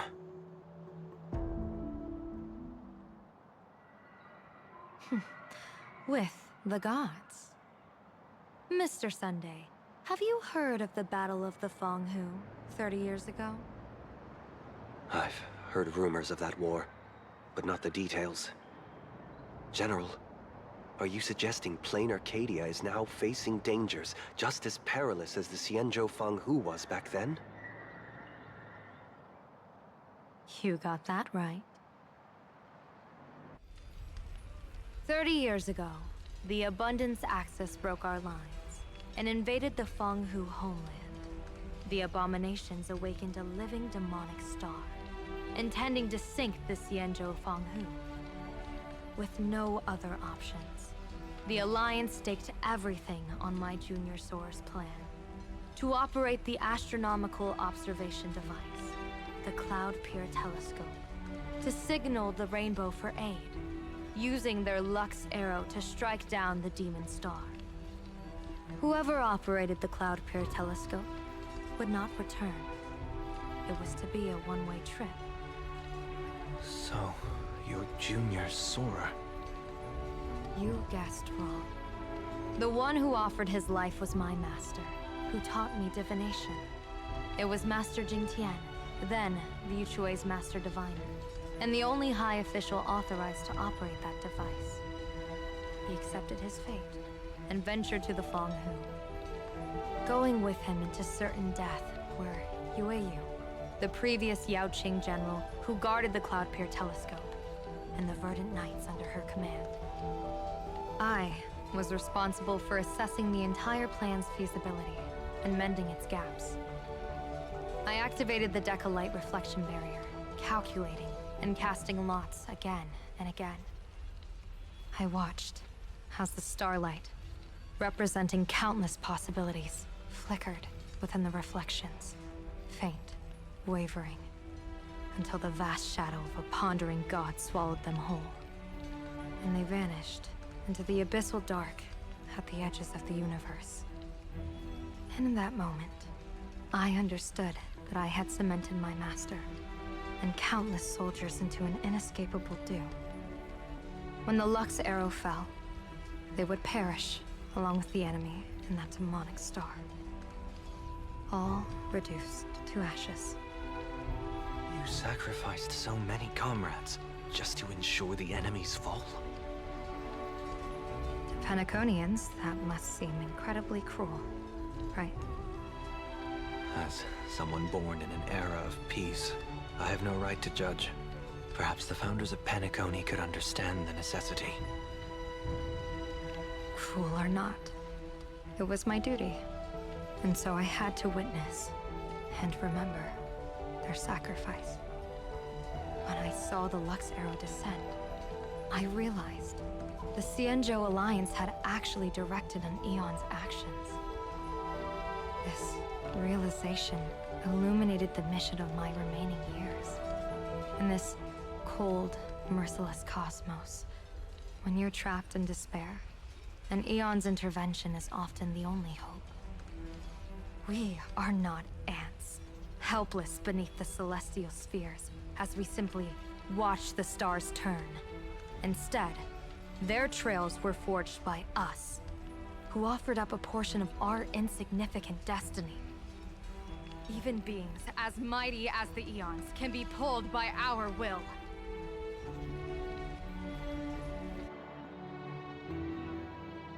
Is this what you want to do in plain Arcadia? Indeed. I will seize those starlights of possibility I once buried with my own hands. Just like the Battle of the Fong Hu 30 years ago. An Arbiter General will fall, and an Eon will descend. I will forge the destined death into wagers and game pieces, and invite the god who delights in meddling with destiny to sit at my table. This time, I will invite them into my calculations, to draw a great wheel for the cosmos' future.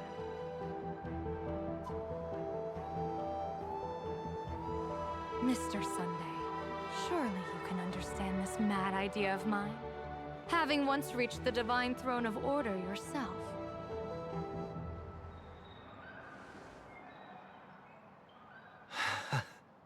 Our common ground goes far beyond mad ideas. But I was reviving a god who already lay dead and buried in the infinite dark. General, how can you be sure that the most capricious Eon would be led by your fancy?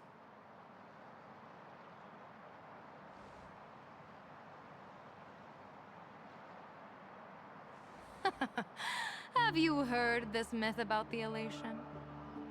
They say Aha once climbed to the highest bough of the Tree of Existence.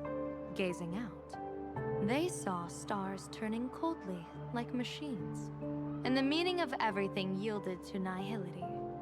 Only the cry of a newborn made them burst into laughter. Mr. Sunday, answer me. Why did Aha laugh?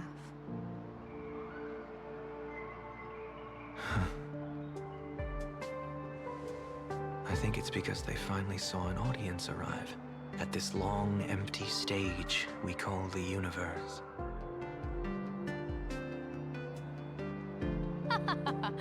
Oh, well said. You're way funnier than you look. As divination teaches, heaven creates 49 paths. Humans find the one unseen. We are the greatest variable this blind, mindless universe can produce. The universe and the gods set riddles for us, and we shall give them a surprise. An answer beyond the finality. Ah, looks like it's about time. Don't tell me you're disappearing without a goodbye again, General. No. This time, we will set our eyes on the same place and carve a sliver of possibility out of destiny with our own sight. Could you be talking about the school where Himiko and the others went? Yes. The crimson light bear pierces the sky today, marking it as a locus of woe. The Arcadia's first calamity will erupt there. I should have asked you to give them a few secret strategies before they left.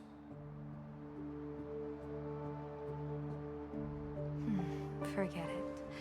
The stuff in those pouches is all harmless banter anyway. We should let them off the hook.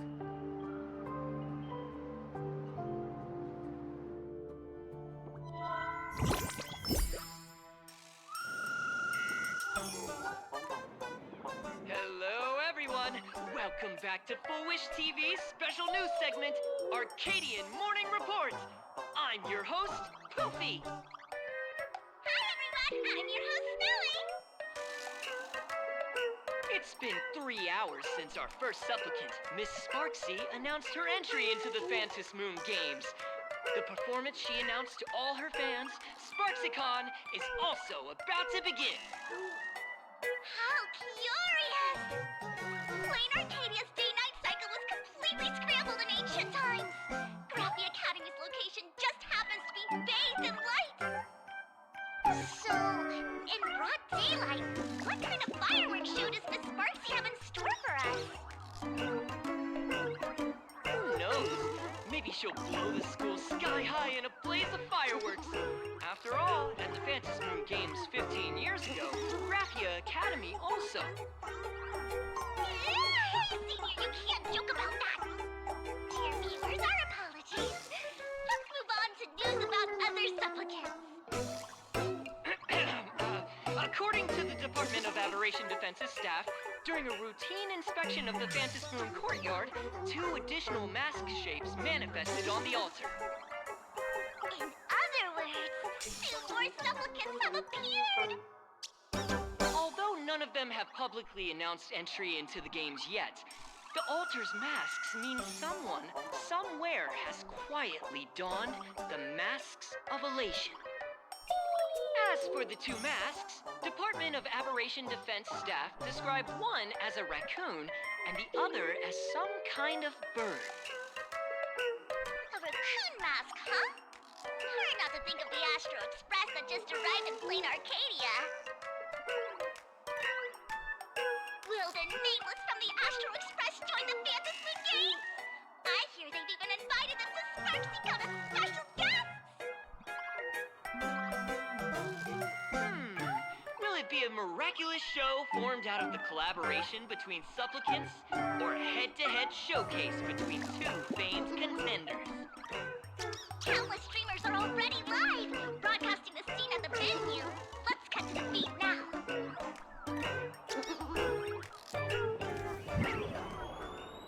Ah! Look, it's the nameless from the Astral Express! One girl, 1,000 faces. 1,000 faces, one girl. Welcome to the SparksyCon live broadcast. Dear lovely fans, please be patient. SparksyCon is about to begin. This horror stream is about to end. Time for you all to log off. That woman has Miss Sparksy's face. What a pathetic imitation. What? My face is the original! Miss Sparksy's face alone is the greatest masterpiece in the world! Everyone should listen to her sweet voice and gaze upon her adorable face!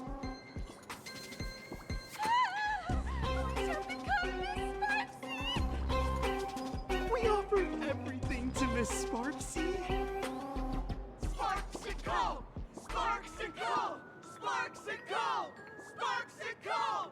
Sparksicle! Ugh! My eyes!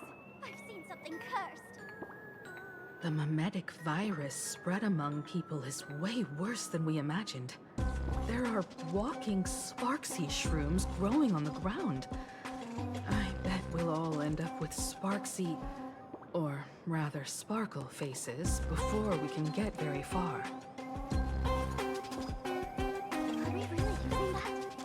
If we don't take down that imposter before the virus hits, we'll all be monkeys in the jungle.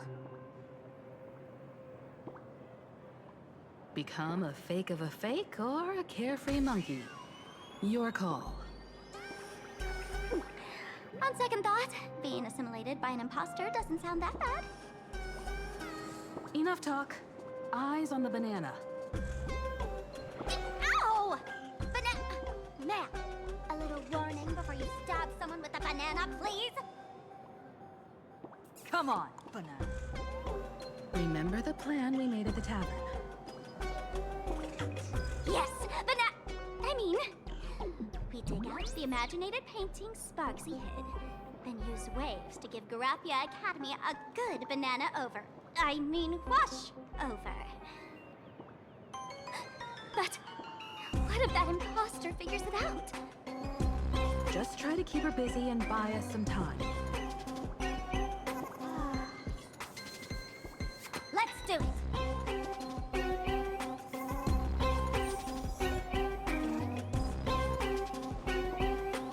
Revealed in defining moment.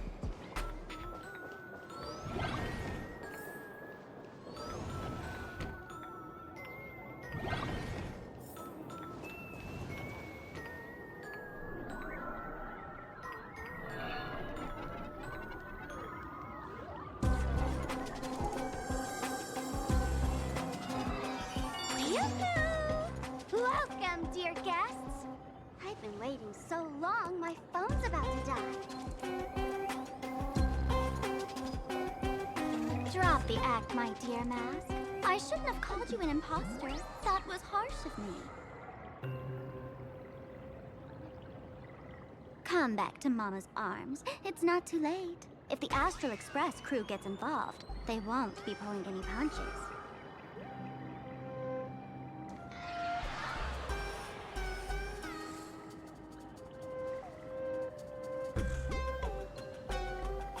Of course I get it.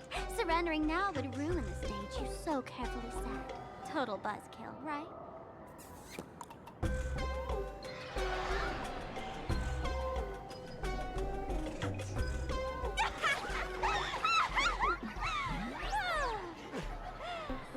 So you still don't get it?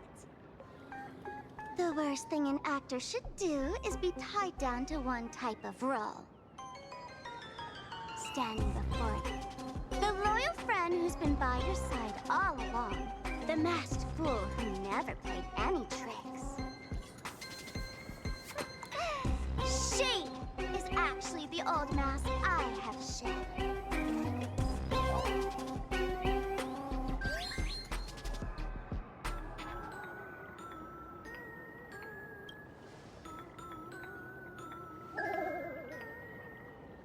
Haven't I been telling you all this time?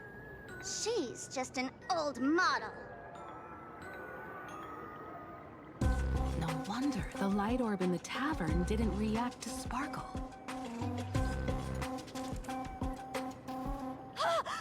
For real? That explanation is kinda awesome.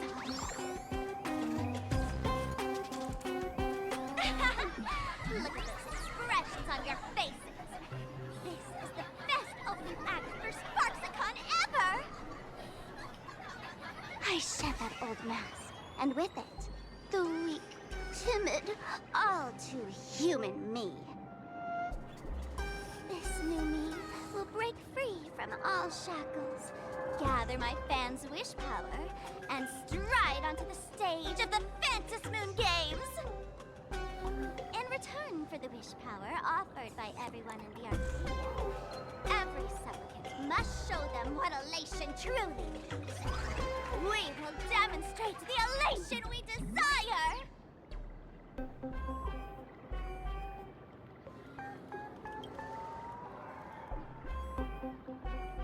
There's no coercion involved anywhere in this. It's a simple yes or no. Like scrolling to the bottom of the terms of service.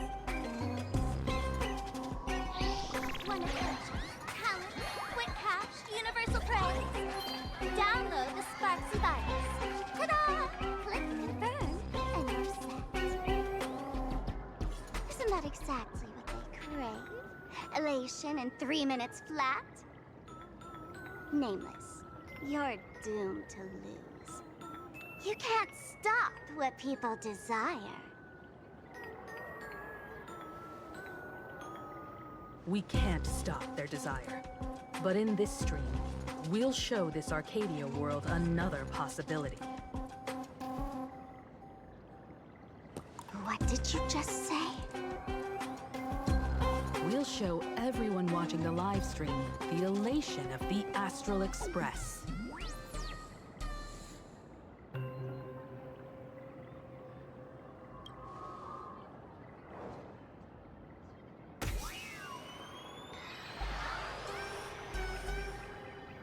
You got another mask?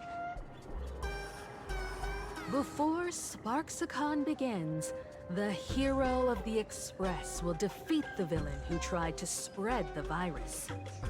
And soon, the world will watch it happen live. In their hearts, they'll long for the Trailblaze too. You were never the only option for the audience, Sparksy.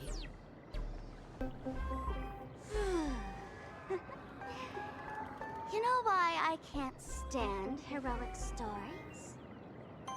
You lot always win the flag of justice, then stomp all over the fun with brute force. The elation has nothing to do with justice, and you haven't won yet. Ma'am, gray hair, don't tell me you forgot your plan. I'll stall her.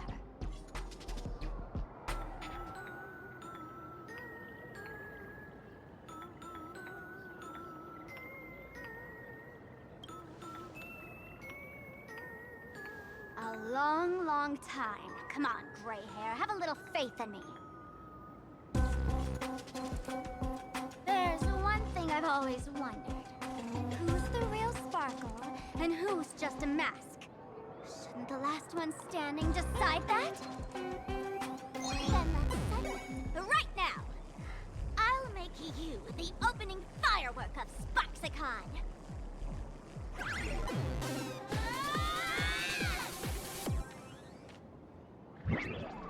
Unbelievable! A girl who looks exactly like Miss Sparksy just rushed in and started throwing punches! Could she be a high-grade lookalike rival? Looks like when it comes to top-tier V-Streamer wars, the fanciest fights are fought the old-fashioned way.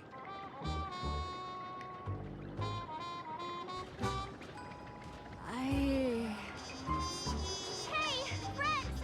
Over here! Look this way! Is that March's voice? Over here! Mr. Yang and I are in the art classroom! While Sparkle keeps her busy, let's regroup with March first.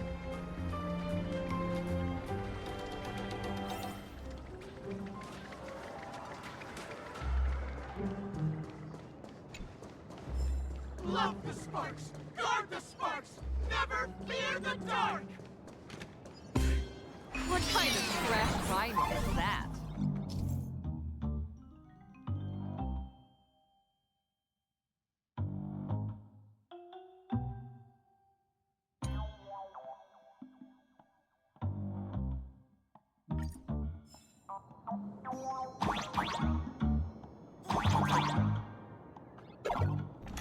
Move this platform, and you should be able to get up there.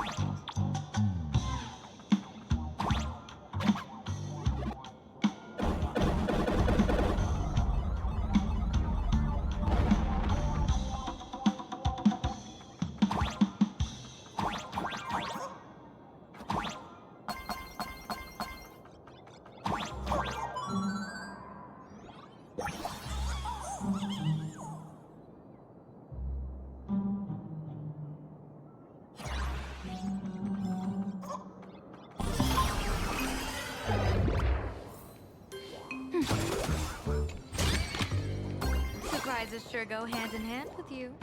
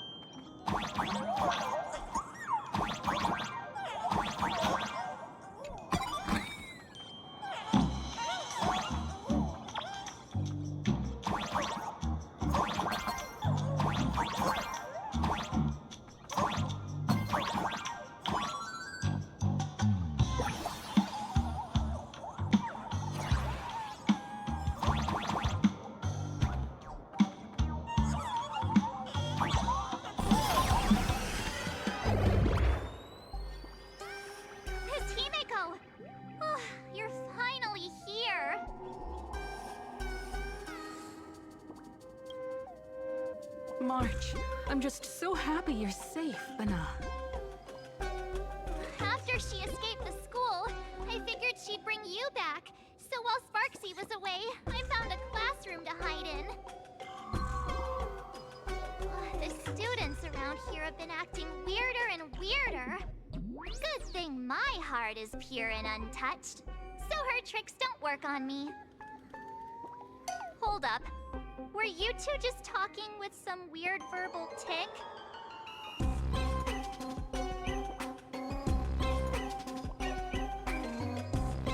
What about Welt? Is he all right? Mr. Yang, it's our friends. Come on out. You look perfectly normal, though. So that Professor Welt she saw in the news...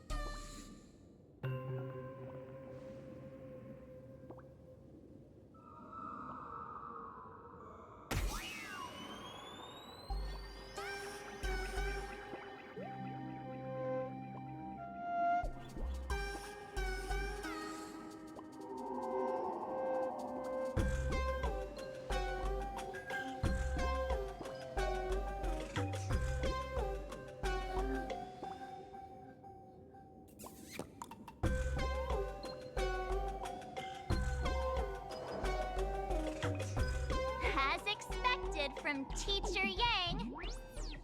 We might have a lead on the other two painting pieces. Have you seen... Furbo, Nana? You mean... a Furbo? We sent a local reporter into the school, but his luck turned sour, Nana. Sparksy caught him red-handed. Before he was taken away, he managed to take a photo of the library. I want to check it out with her. What about me and Mr. Yang? Now that we have a lead, no way we'll just sit here doing nothing.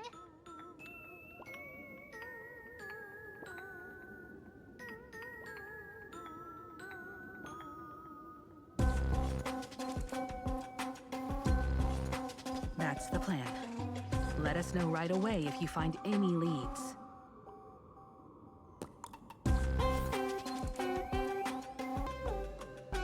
Himiko, where's the library? I know the way.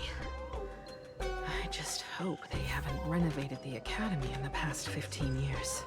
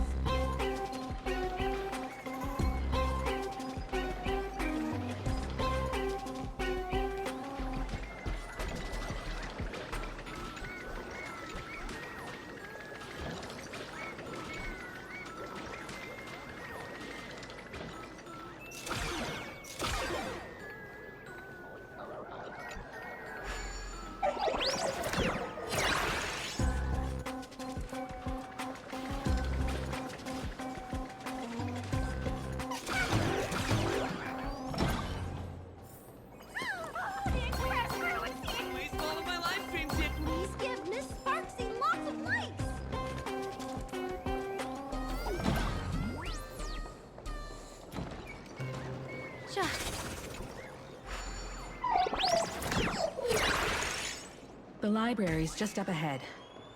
Finally, I can get away from all these live stream obsessed students. We're here, Bana. But I don't see any waves or moon. Where could it be? Like I'd ever tell you. Miss Sparksy herself ordered us to guard this place with our lives. Hey, get that stream running. Ugh, kids these days. They ignore their studies just to focus on the internet. As an alum of Graphia Academy, it's my duty, as tradition dictates, to give you all a proper extracurricular lesson. Hey, juniors, ready to roll? Scatter.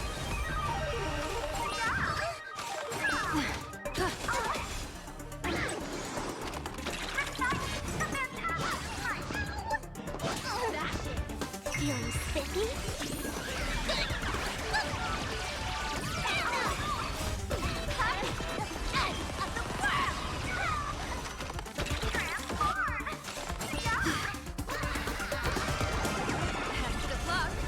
An explosive start!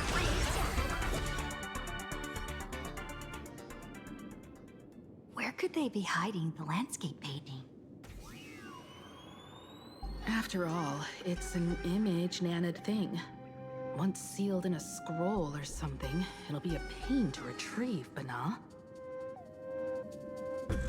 Oh, right. Let's check out that photo Nana the reporter left us. Maybe we can find some clues.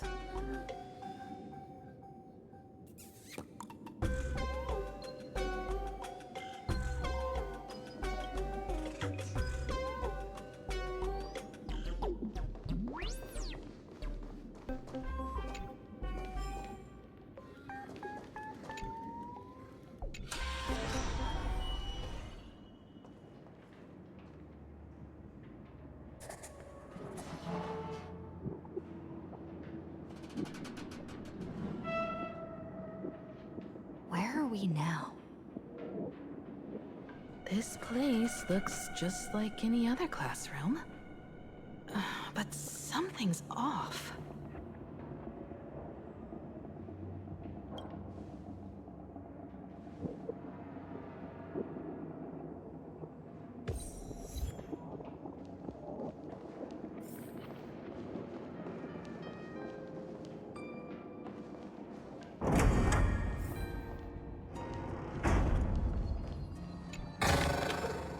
Surprises sure go hand in hand with you.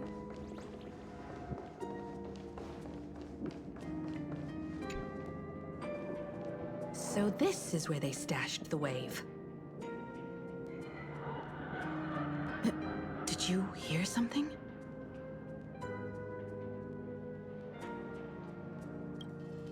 I didn't hear a thing. Something's not right. Is there something hidden here?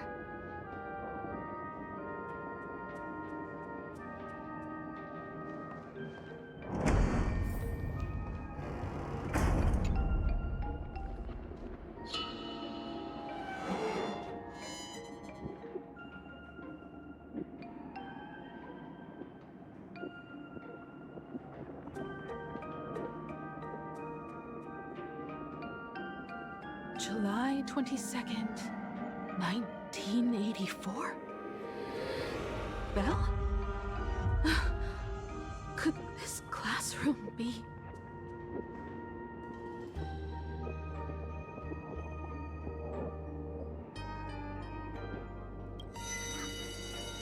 Senior? You're back!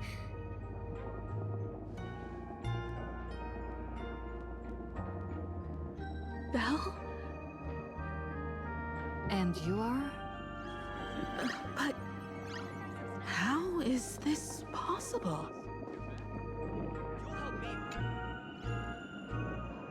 It really is you, Senior!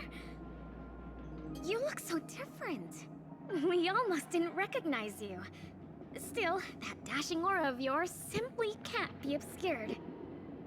I, and so many of us, we've been here, waiting all this time. I'm so sorry. I was gone too long. It's unforgivable that I never came back to visit you all. You apologizing so seriously? That's not like you at all, Senior. Yeah. After all this time, the least I can do is smile. But all of you are already dead. Himiko, these students, who are they? They're the shadows cast by my past regrets. Young lives buried here by a tragic accident. What? Oh no, Senior, he's here! That thing is coming! Wait, what did you just say? Everyone, hide! We mustn't let that monster find us! Run, Senior! The Herald of Death is back! No!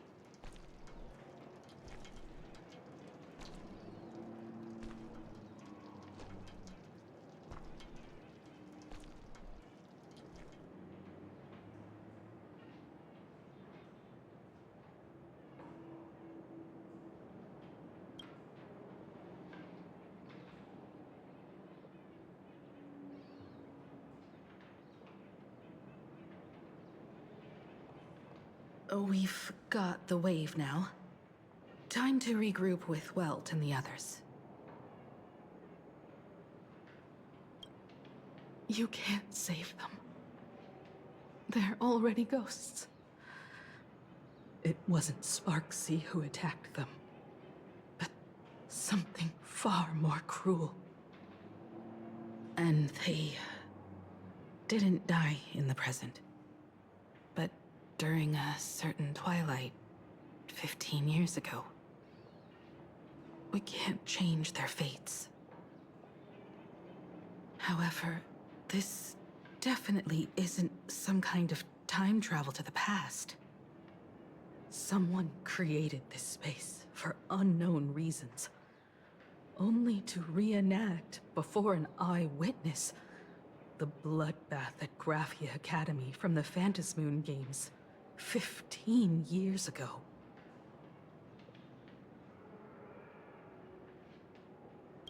That's right. But that has nothing to do with the enemy we're facing right now. I know you have a lot of questions now, but we'll have time to talk about all this in detail after we deal with Sparksy. Come on. It's time for us to meet up with Welt. He just messaged and said he and March found the missing Furbonana reporter, Bana, and the final landscape painting piece.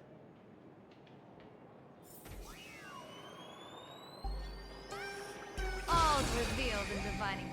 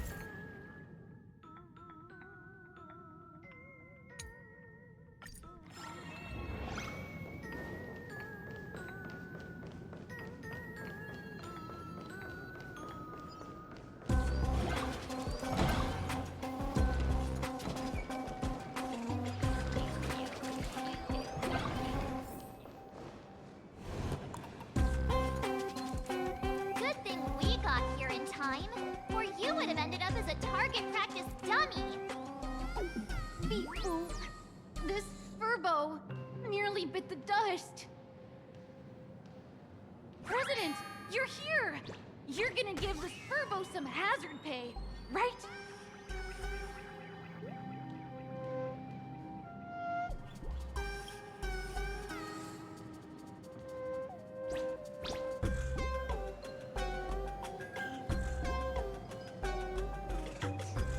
Sparksy must have given the moon to one of the emotes to look after. She really went all out, didn't she? The whole gym's full of moons. Now what?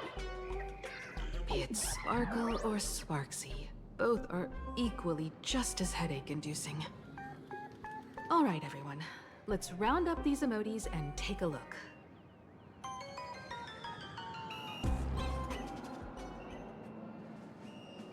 All's revealed in divining room. You, fess up. Did you stash the moon somewhere?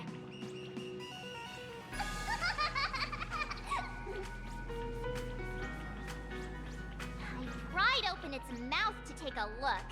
Seems this little guy didn't swallow the moon.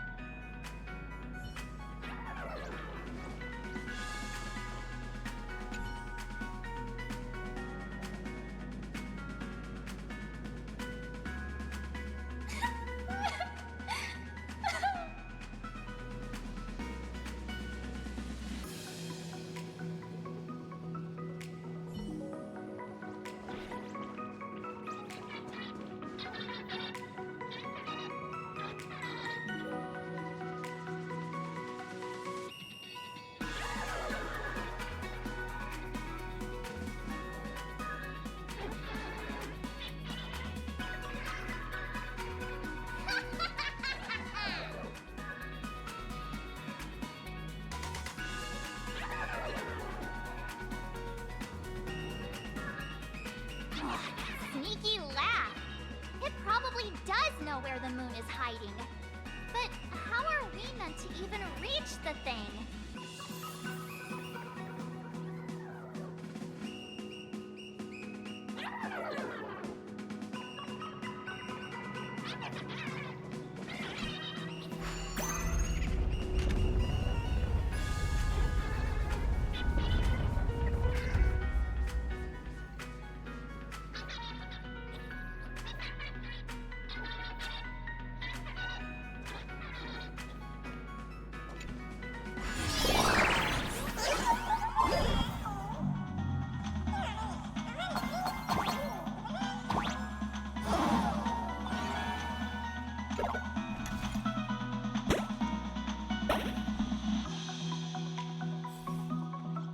The gym. I've missed this. There was a time when I really envied those classmates who could sprint across the field, giving it their all.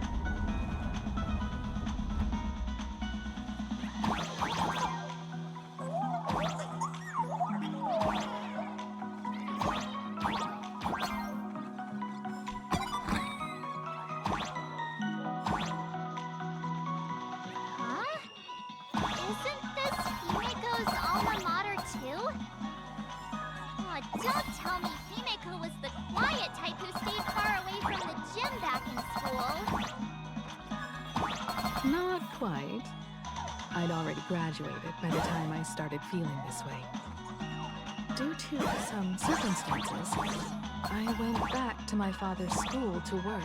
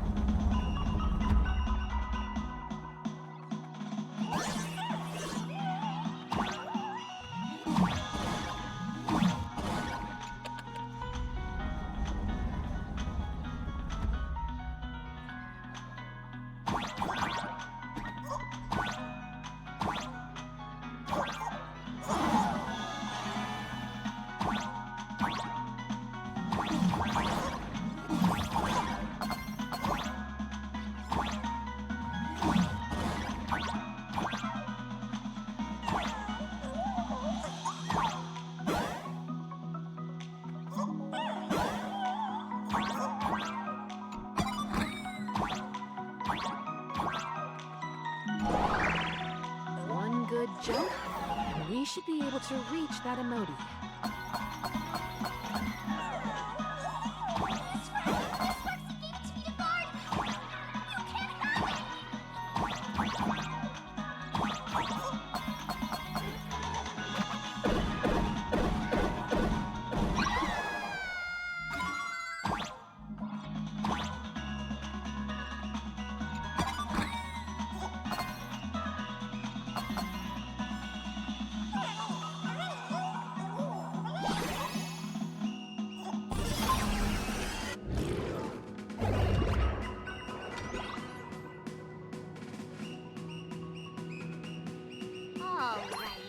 Time to settle the score with Sparksy.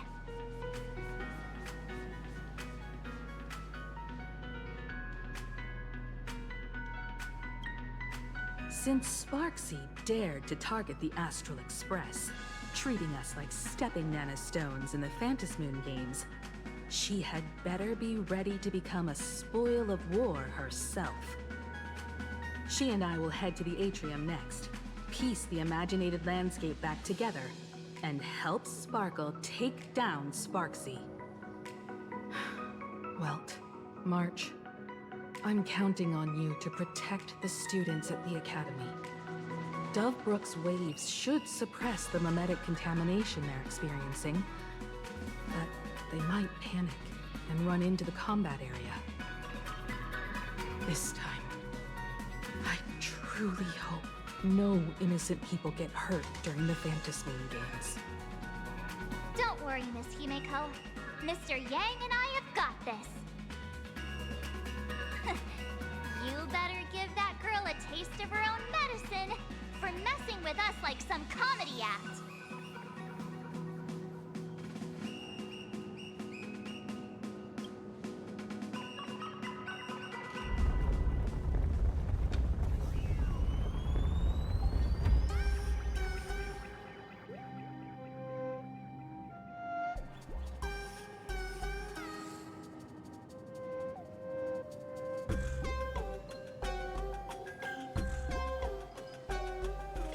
Good fortune itself is also a kind of destiny.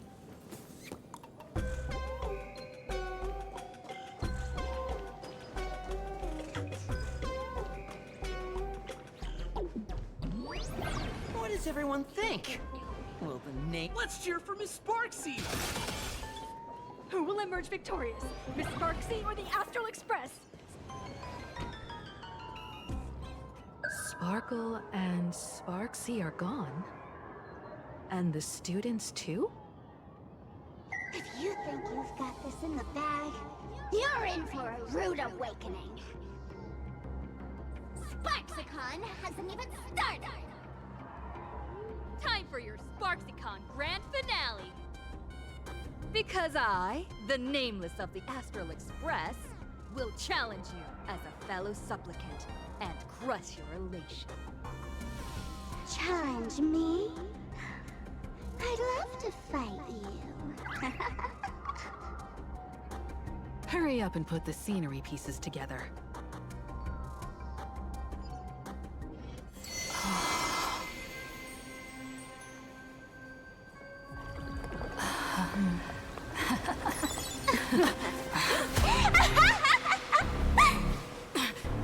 That annoying old model has already fallen asleep.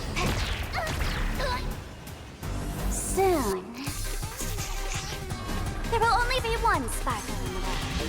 Or maybe everyone will be one.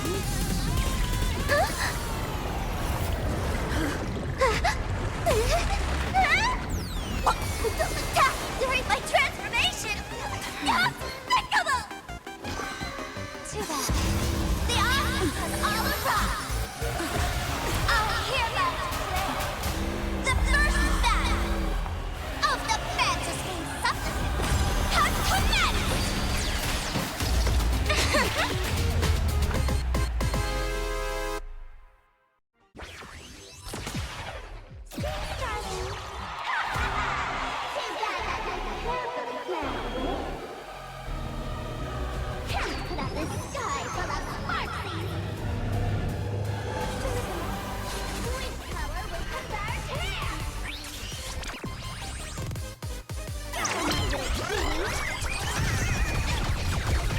Fortune favors the bold. Make your move.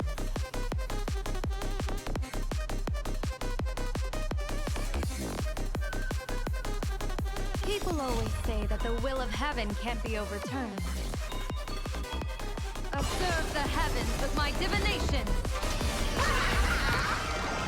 Test of luck. An explosive start.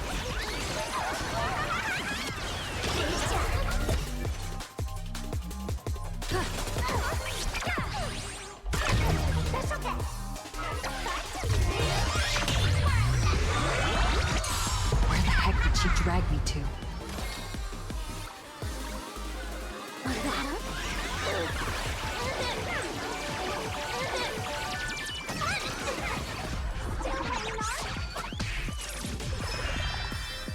Did everyone really take good care of Sparksicle?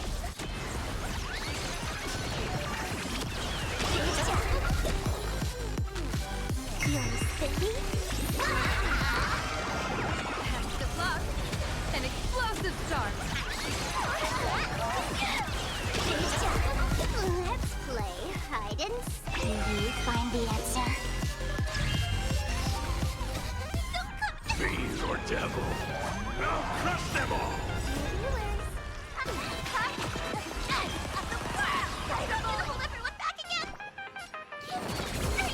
Thank you for your help.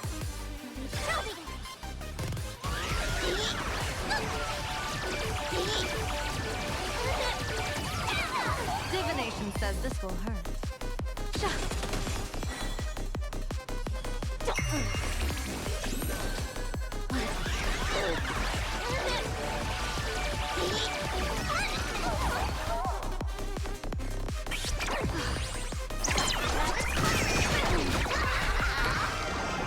That omen. Don't thank me.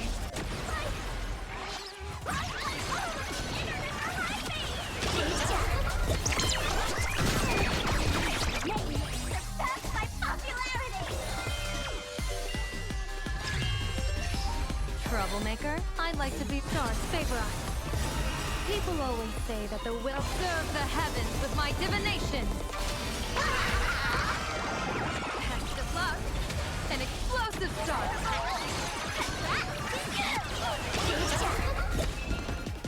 Get them! You're sticky? That got a spike.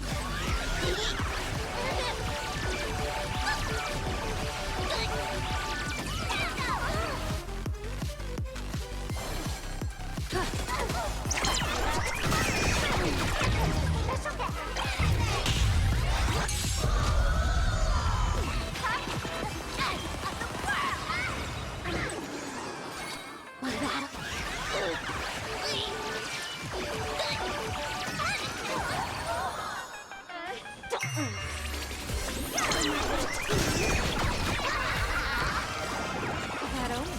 Don't thank me.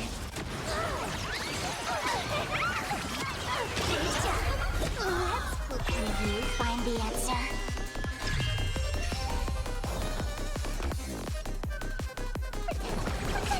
Thank you for your help. fiends or devil. I'll crush them all! That's all the spark you got? Show me!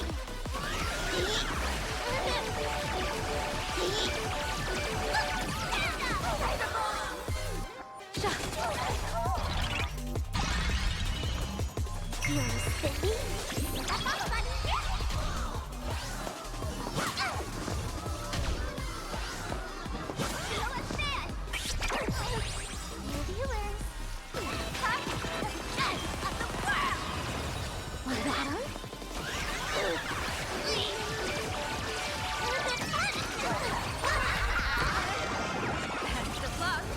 An explosive start! Trouble ahead. What? It's my star's favorite.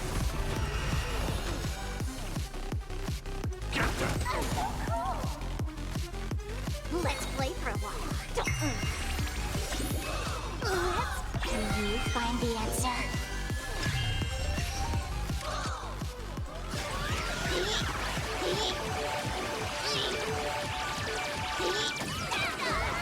Everybody, let's drown her in our spit!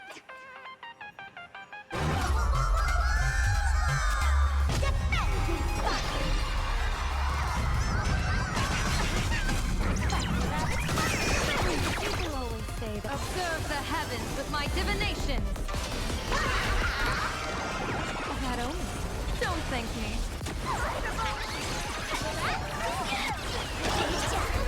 Not everyone wants to be you. I'll show them my elation.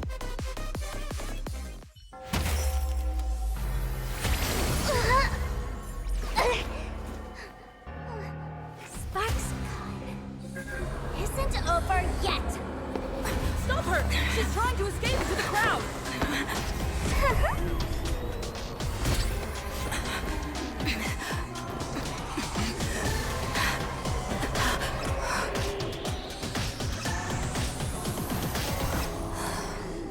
No need to panic, you two. Sunday will share my vision with you. Let my eye of Ishvara see through it all. Weal and woe, clear as day.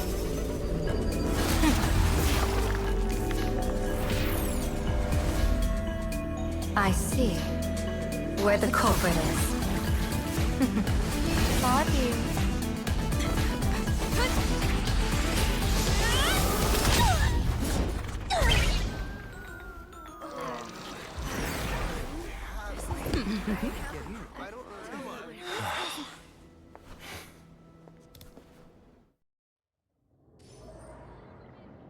Are you okay?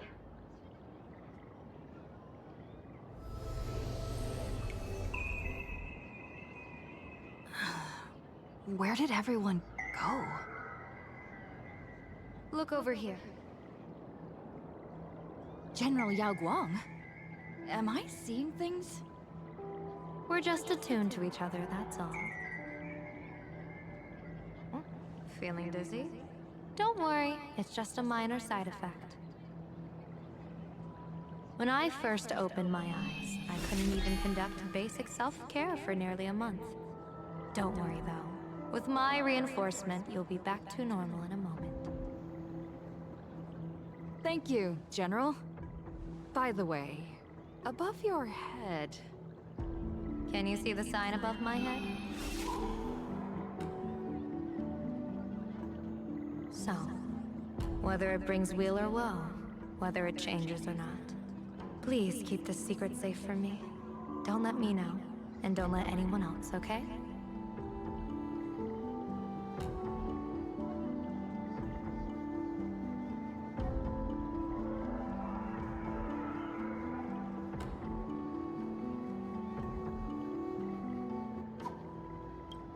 Hey, I went out of my way to help you here.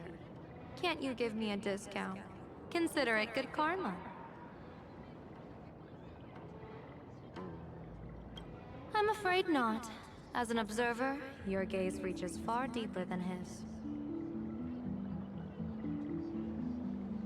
In that fleeting moment, your eyes gained insight into my destiny. For those who wish to defy their own destiny, The best approach is to avoid gazing too long into fate, especially not letting powerful observers do so. Now that you know the reason, surely you'll do me this small favor and keep this secret?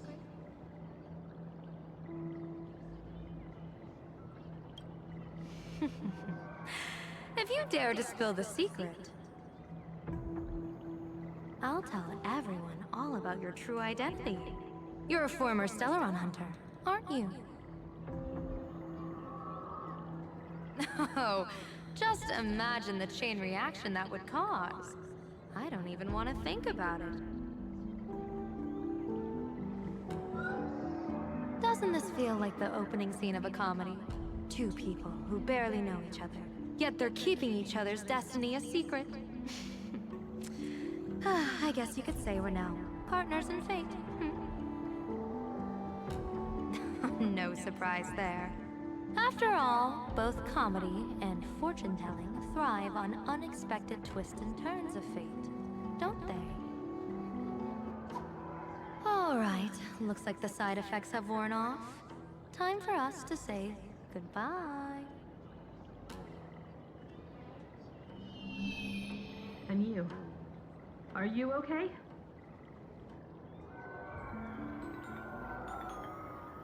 What just happened? I was so confused. I couldn't see a thing. All I remember is Sparksy and the Nameless got into a fight. I saw everything. The Nameless from the Express smashed Sparksy right into the wall with one swing. That strength was unreal. That was such an epic fight, as expected from a cosmic hero. That was seriously awesome! Astro Express! Astro Express! Astro Express! Looks like the students have all recovered from the contamination. Did they recover?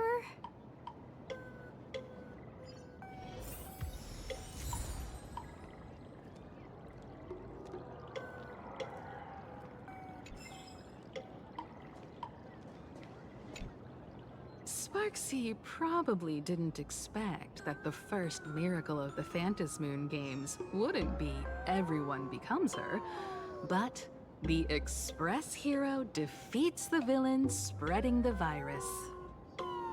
Compared to a streamer reflecting people's desires, the fearless trailblazer of the Astral Express is more of an attention grabber.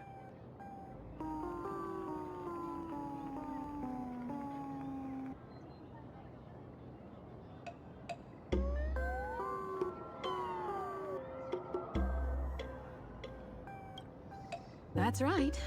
Sometimes the supplicants work together, sometimes they clash. It's like a coin toss. No telling which side will land until the moment it hits the ground. At least this time, I hope it doesn't end in bloodshed.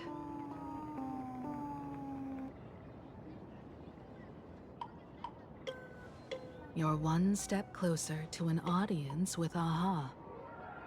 Right now, all of Plain Arcadia is watching you, and all of their attention's flooding over you, and the mask you wear. Make the most of that attention. From now on, you'll represent the Trailblaze to show this world of elation what elation is.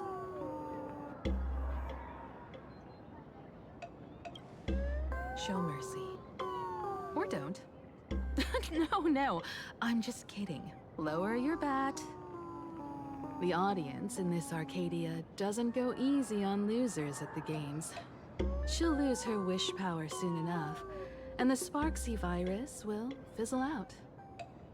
You can hand her over to the Department of Aberration Defense for imprisonment, or set her free. As a supplicant who's become the focus of all, I'm sure you've already made your decision, right?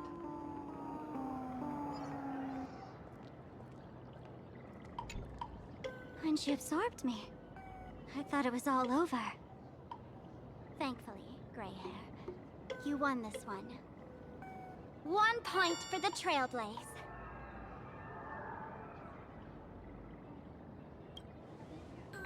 Who knows? But come on, doesn't that sound insanely cool? I'm totally adding this to Miss Sparkle's 132 origin stories. Maybe we're all just masks that someone else has shed. The tavern? They might kick up a fuss about Sparksy's defeat for a few days. Maybe some foolish hotheads might even come knocking to fight you. But trust me, give it a couple days and the tavern will act like none of it ever happened.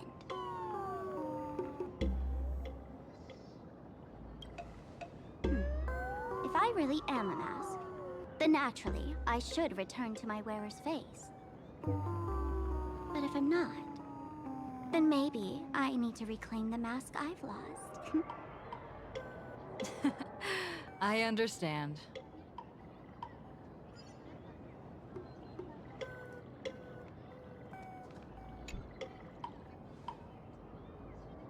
So, Victor, here to claim your prize? Very well. Sparksicle has no objections to that. So what'll it be? Gonna hand me off to the Department of Aberration Defense? Lock me up as a hardened criminal? But knowing you, you're not that heartless, are you? Or maybe you want to take away my streaming account as punishment. I'll live stream 24/7 and sing praises of your valor. All right, all right! Let what belongs to the Graffia family return to the Graffia family. But don't let this little win get to your head. You've still got a long, long way to go before you meet the laughter. We can keep working together. Better to have a friend at the Phantom Moon Games than another enemy, right? What? No parting words?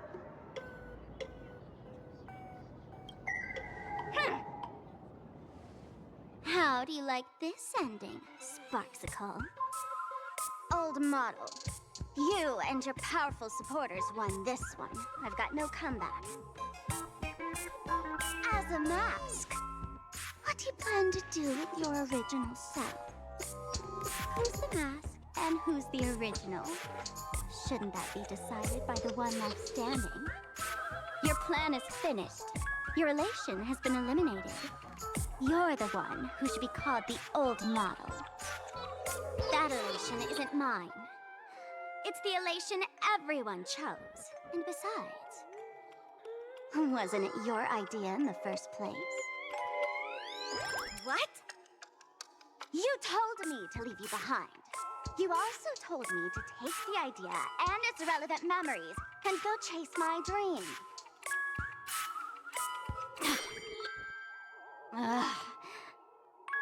That's totally something Miss Sparkle would do. How do you like this ending, Sparkle? How does that joke go again? Take the mask from a masked fool, and what's left but a fool? But take the fool out of a masked fool, and all that's left is the mask. Come on, Sparkle. Time to end this little charade. No show is complete without a curtain call. Shall we become one at last? Bang! Ladies and gentlemen, are you having fun? A friendly reminder from Miss Sparkle. Don't underestimate the Phantom Moon Games. You won't get another opening act as spectacular as this Sparksicon, you know.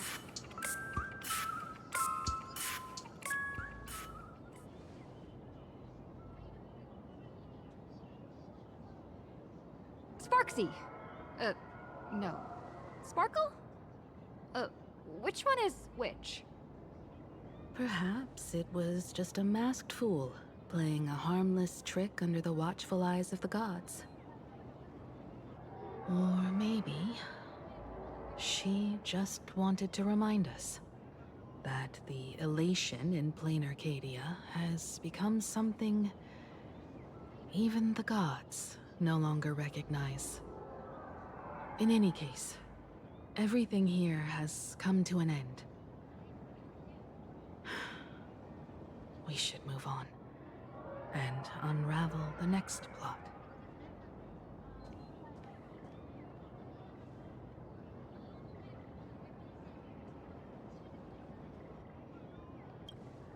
Let's go to that classroom where time froze 15 years ago. I want to investigate and find out who exactly created that place and why. Let me know when you're ready to head out.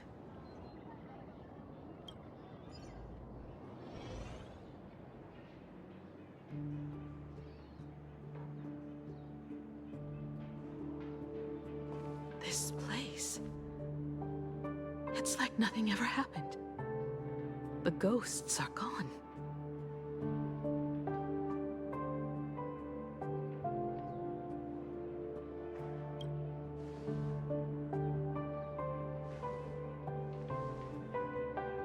"15 years ago, during the last Phantasmoon Games, I participated as a supplicant. I once believed that all it took for a supplicant to win was to show the people a magnificent miracle. And then I'd have an audience with the Eon of Elation. How foolish. How naive I was.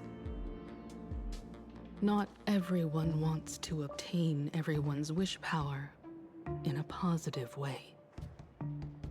On July 22nd, year 1984 of the Arcadian calendar, a supplicant harboring immense malice stepped into Graphia Academy.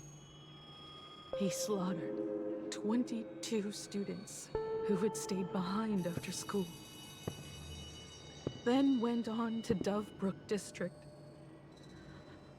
where 146 innocent civilians were either killed or wounded.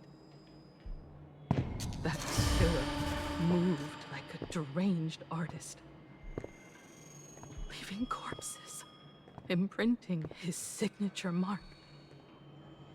The Bloody Bloom. The media dubbed him the Herald of Death.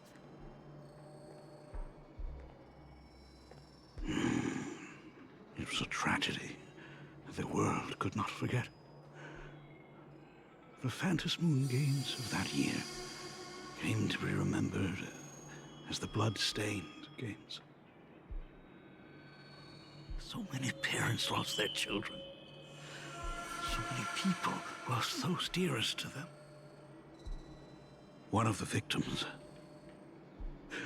was my very own daughter. Upon my return, I stood before the grave where she was laid to rest. Her name was Himeko.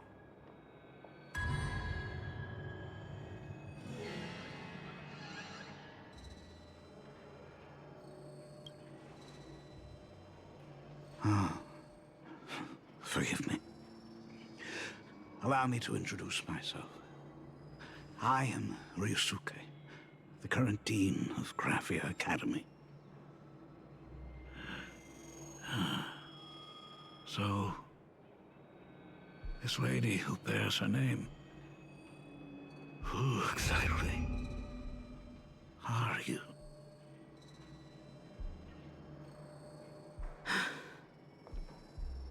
15 years ago, when I made up my mind to join this Phantasmoon Games, my father wasn't with me.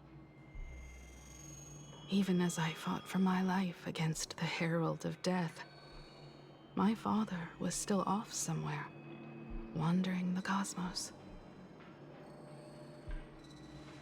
Strictly speaking, Ever since I can remember, his presence in my life has been as thin as the air in space. So, I would ask you, who bears his name? Who exactly are you?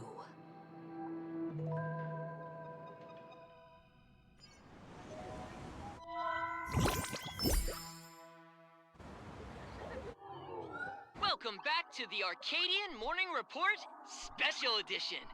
We continue to bring you updates on the Phantom Moon games. The SparksyCon hosted by Supplicant Sparksy came to an abrupt end less than an hour after it began! Under the watchful eyes of the entire network, the Nameless from the Astral Express went head-to-head with streamer Sparksy in a spectacular showdown. Unbelievable! I used to think all of the Trailblazers' fight scenes in director Rekka's latest film, Holy Grail Stay Night, were just special effects.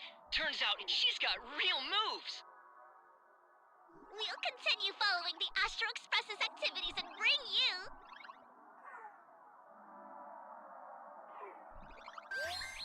Breaking news! Around 4 p.m. today, the Security Bureau uncovered multiple corpses at the Sinwish Syndicate's headquarters in Dovebrook District. Initial reports suggest violent infighting among gang members as the cause.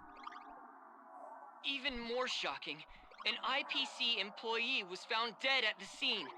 According to the investigation, the victim was identified as... Lyndon Scott. Lyndon Scott, age 34. Field operative in the Strategic Investment Department. Ring any bells, Mr. Ashvale? Never heard of him. What was someone from the IPC doing here? Word is, the Sinwish Syndicate recently got hold of a mask. Maybe Mr. Scott came to negotiate for the Phantasmoon games, and got caught in the fallout. Apologies for interrupting your work, Mr. Ashvale. Wouldn't call it an interruption. The mess at Graphia Academy cleared itself up. But this... Initial assessment. 33 Sinwish Syndicate members.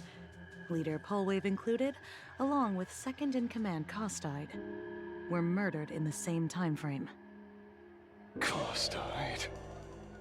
The victims show clear signs of trauma and fractures, along with massive blood loss. Exact cause of death still pending further autopsy. These stylized handprints. We both know what they mean. Bloody Bloom. Only one person ever used that as their calling card. The Herald of Death is back. Your suspicion isn't without merit, but that guy was executed 5 years ago. Executed? Who witnessed it? Was the execution broadcast to the public? Who can prove he's dead? Who's to say you didn't let him out to rig this entire game? You've heard the rule, haven't you? No one can enter the Phantasmoon games twice. So let me give you a piece of advice. Don't let rage gnaw away at your reason. It's bad for your health. The case's info is in the dossier. Get to work. The Department of Aberration Defense isn't paying us to bum around,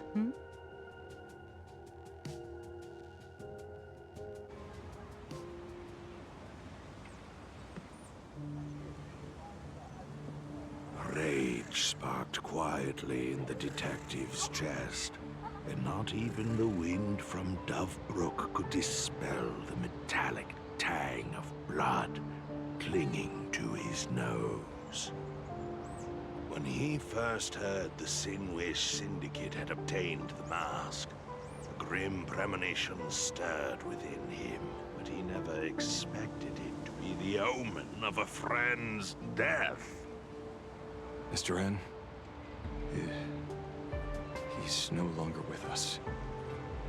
Now he's just a body Another nameless casualty buried beneath a headline. People only care about the stars twinkling above, about the epic tales of the eternal conflicts among the cosmos' great figures. Compared to all that, who would mourn a small-time thug from a petty gang? What should we do next? I've been slacking off for far too long. It's time to make a choice.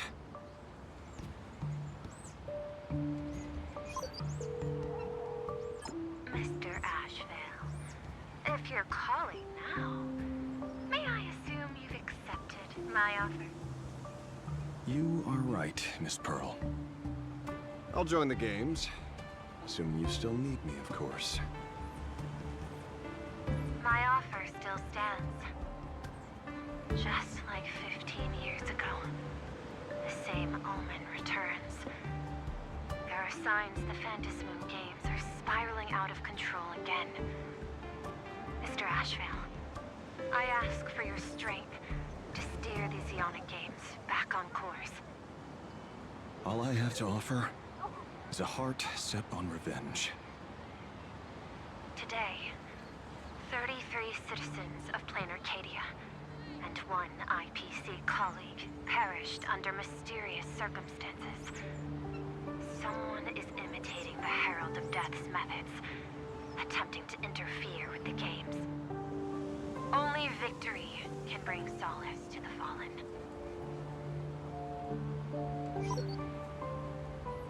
No.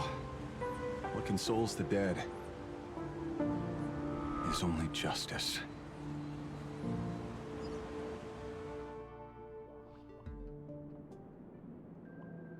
What's the matter? Found a better candidate? Don't I even make the shortlist? This is a game shaped by the most capricious Eon. Surprises and twists are its very nature. It's only right I choose the strongest players.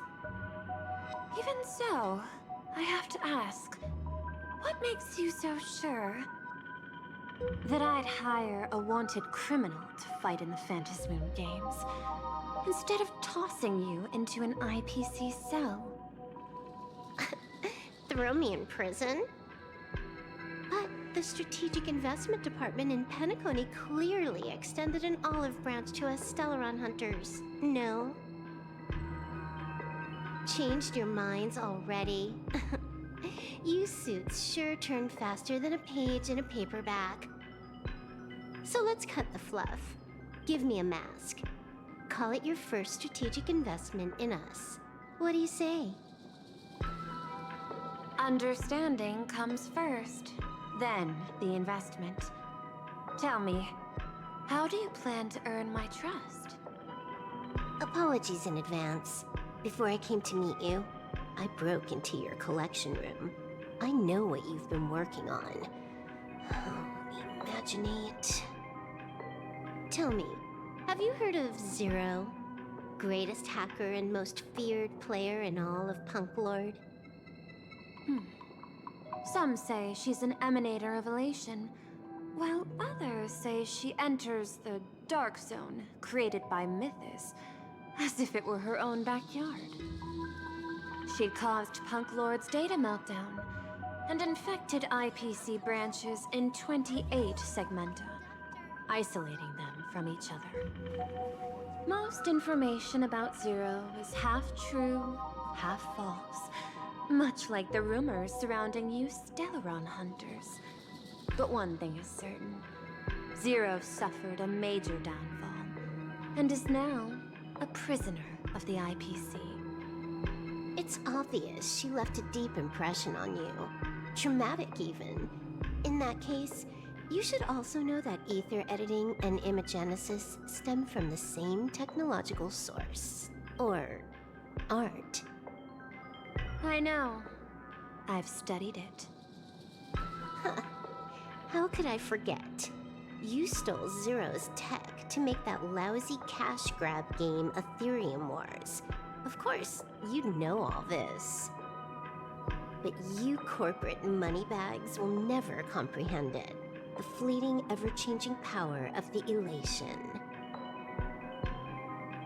Zero once tampered with a parameter of reality, creating an independent realm that belonged solely to her, just like that other one. Just like Graphia. Are you willing to trade the secrets of Imogenesis? I can think about it. Deduction. You may be lying. I've heard that those who join the Stellaron Hunters have long since abandoned the path they once walked. Who knows? You're in the Arcadia of Elation. Wouldn't it be a waste not to test your luck? Deal, Ether Hacker. And to seal it with confidence, let me show you a little trick of the trade.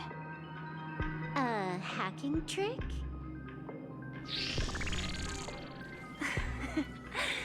Not exactly professional. Negotiating while soaked in a bathtub. I took one of your data slices. This will help us have a more honest conversation. How did you do that? Because I've studied you, including that cyber battle between you and that genius Schoolum. I even logged into all 76 of those banned accounts. I scattered just enough data breadcrumbs online for you to sniff out, leading you to the Ashen Detective.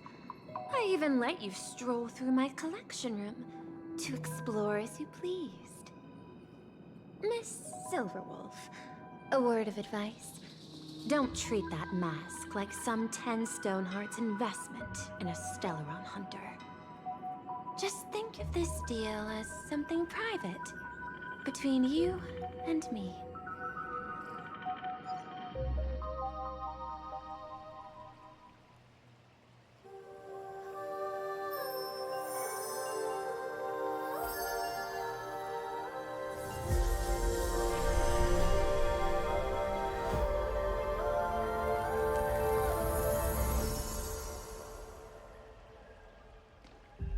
What the heck? I just blinked and suddenly half the supplicants are wearing masks? I was hoping the show would get better. Streamers clashing with cosmic heroes.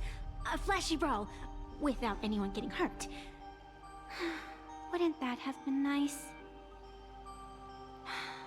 But now we've got a crow, a shell, a cat, a wolf? How many more mystery guests are crashing the stage? And this thing? When did it sneak in?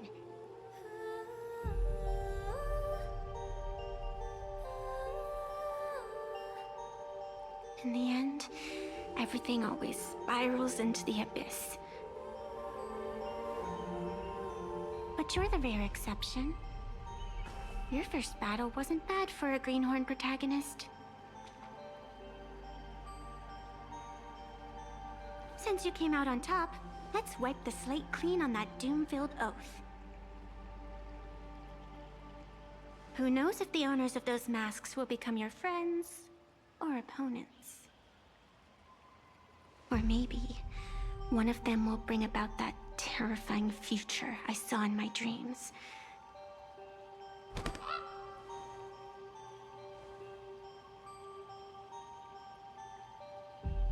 Little one, how'd you find your way here?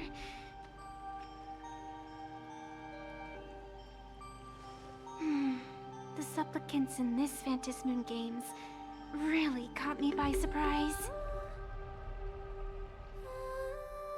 Why don't those people in the Go Home Club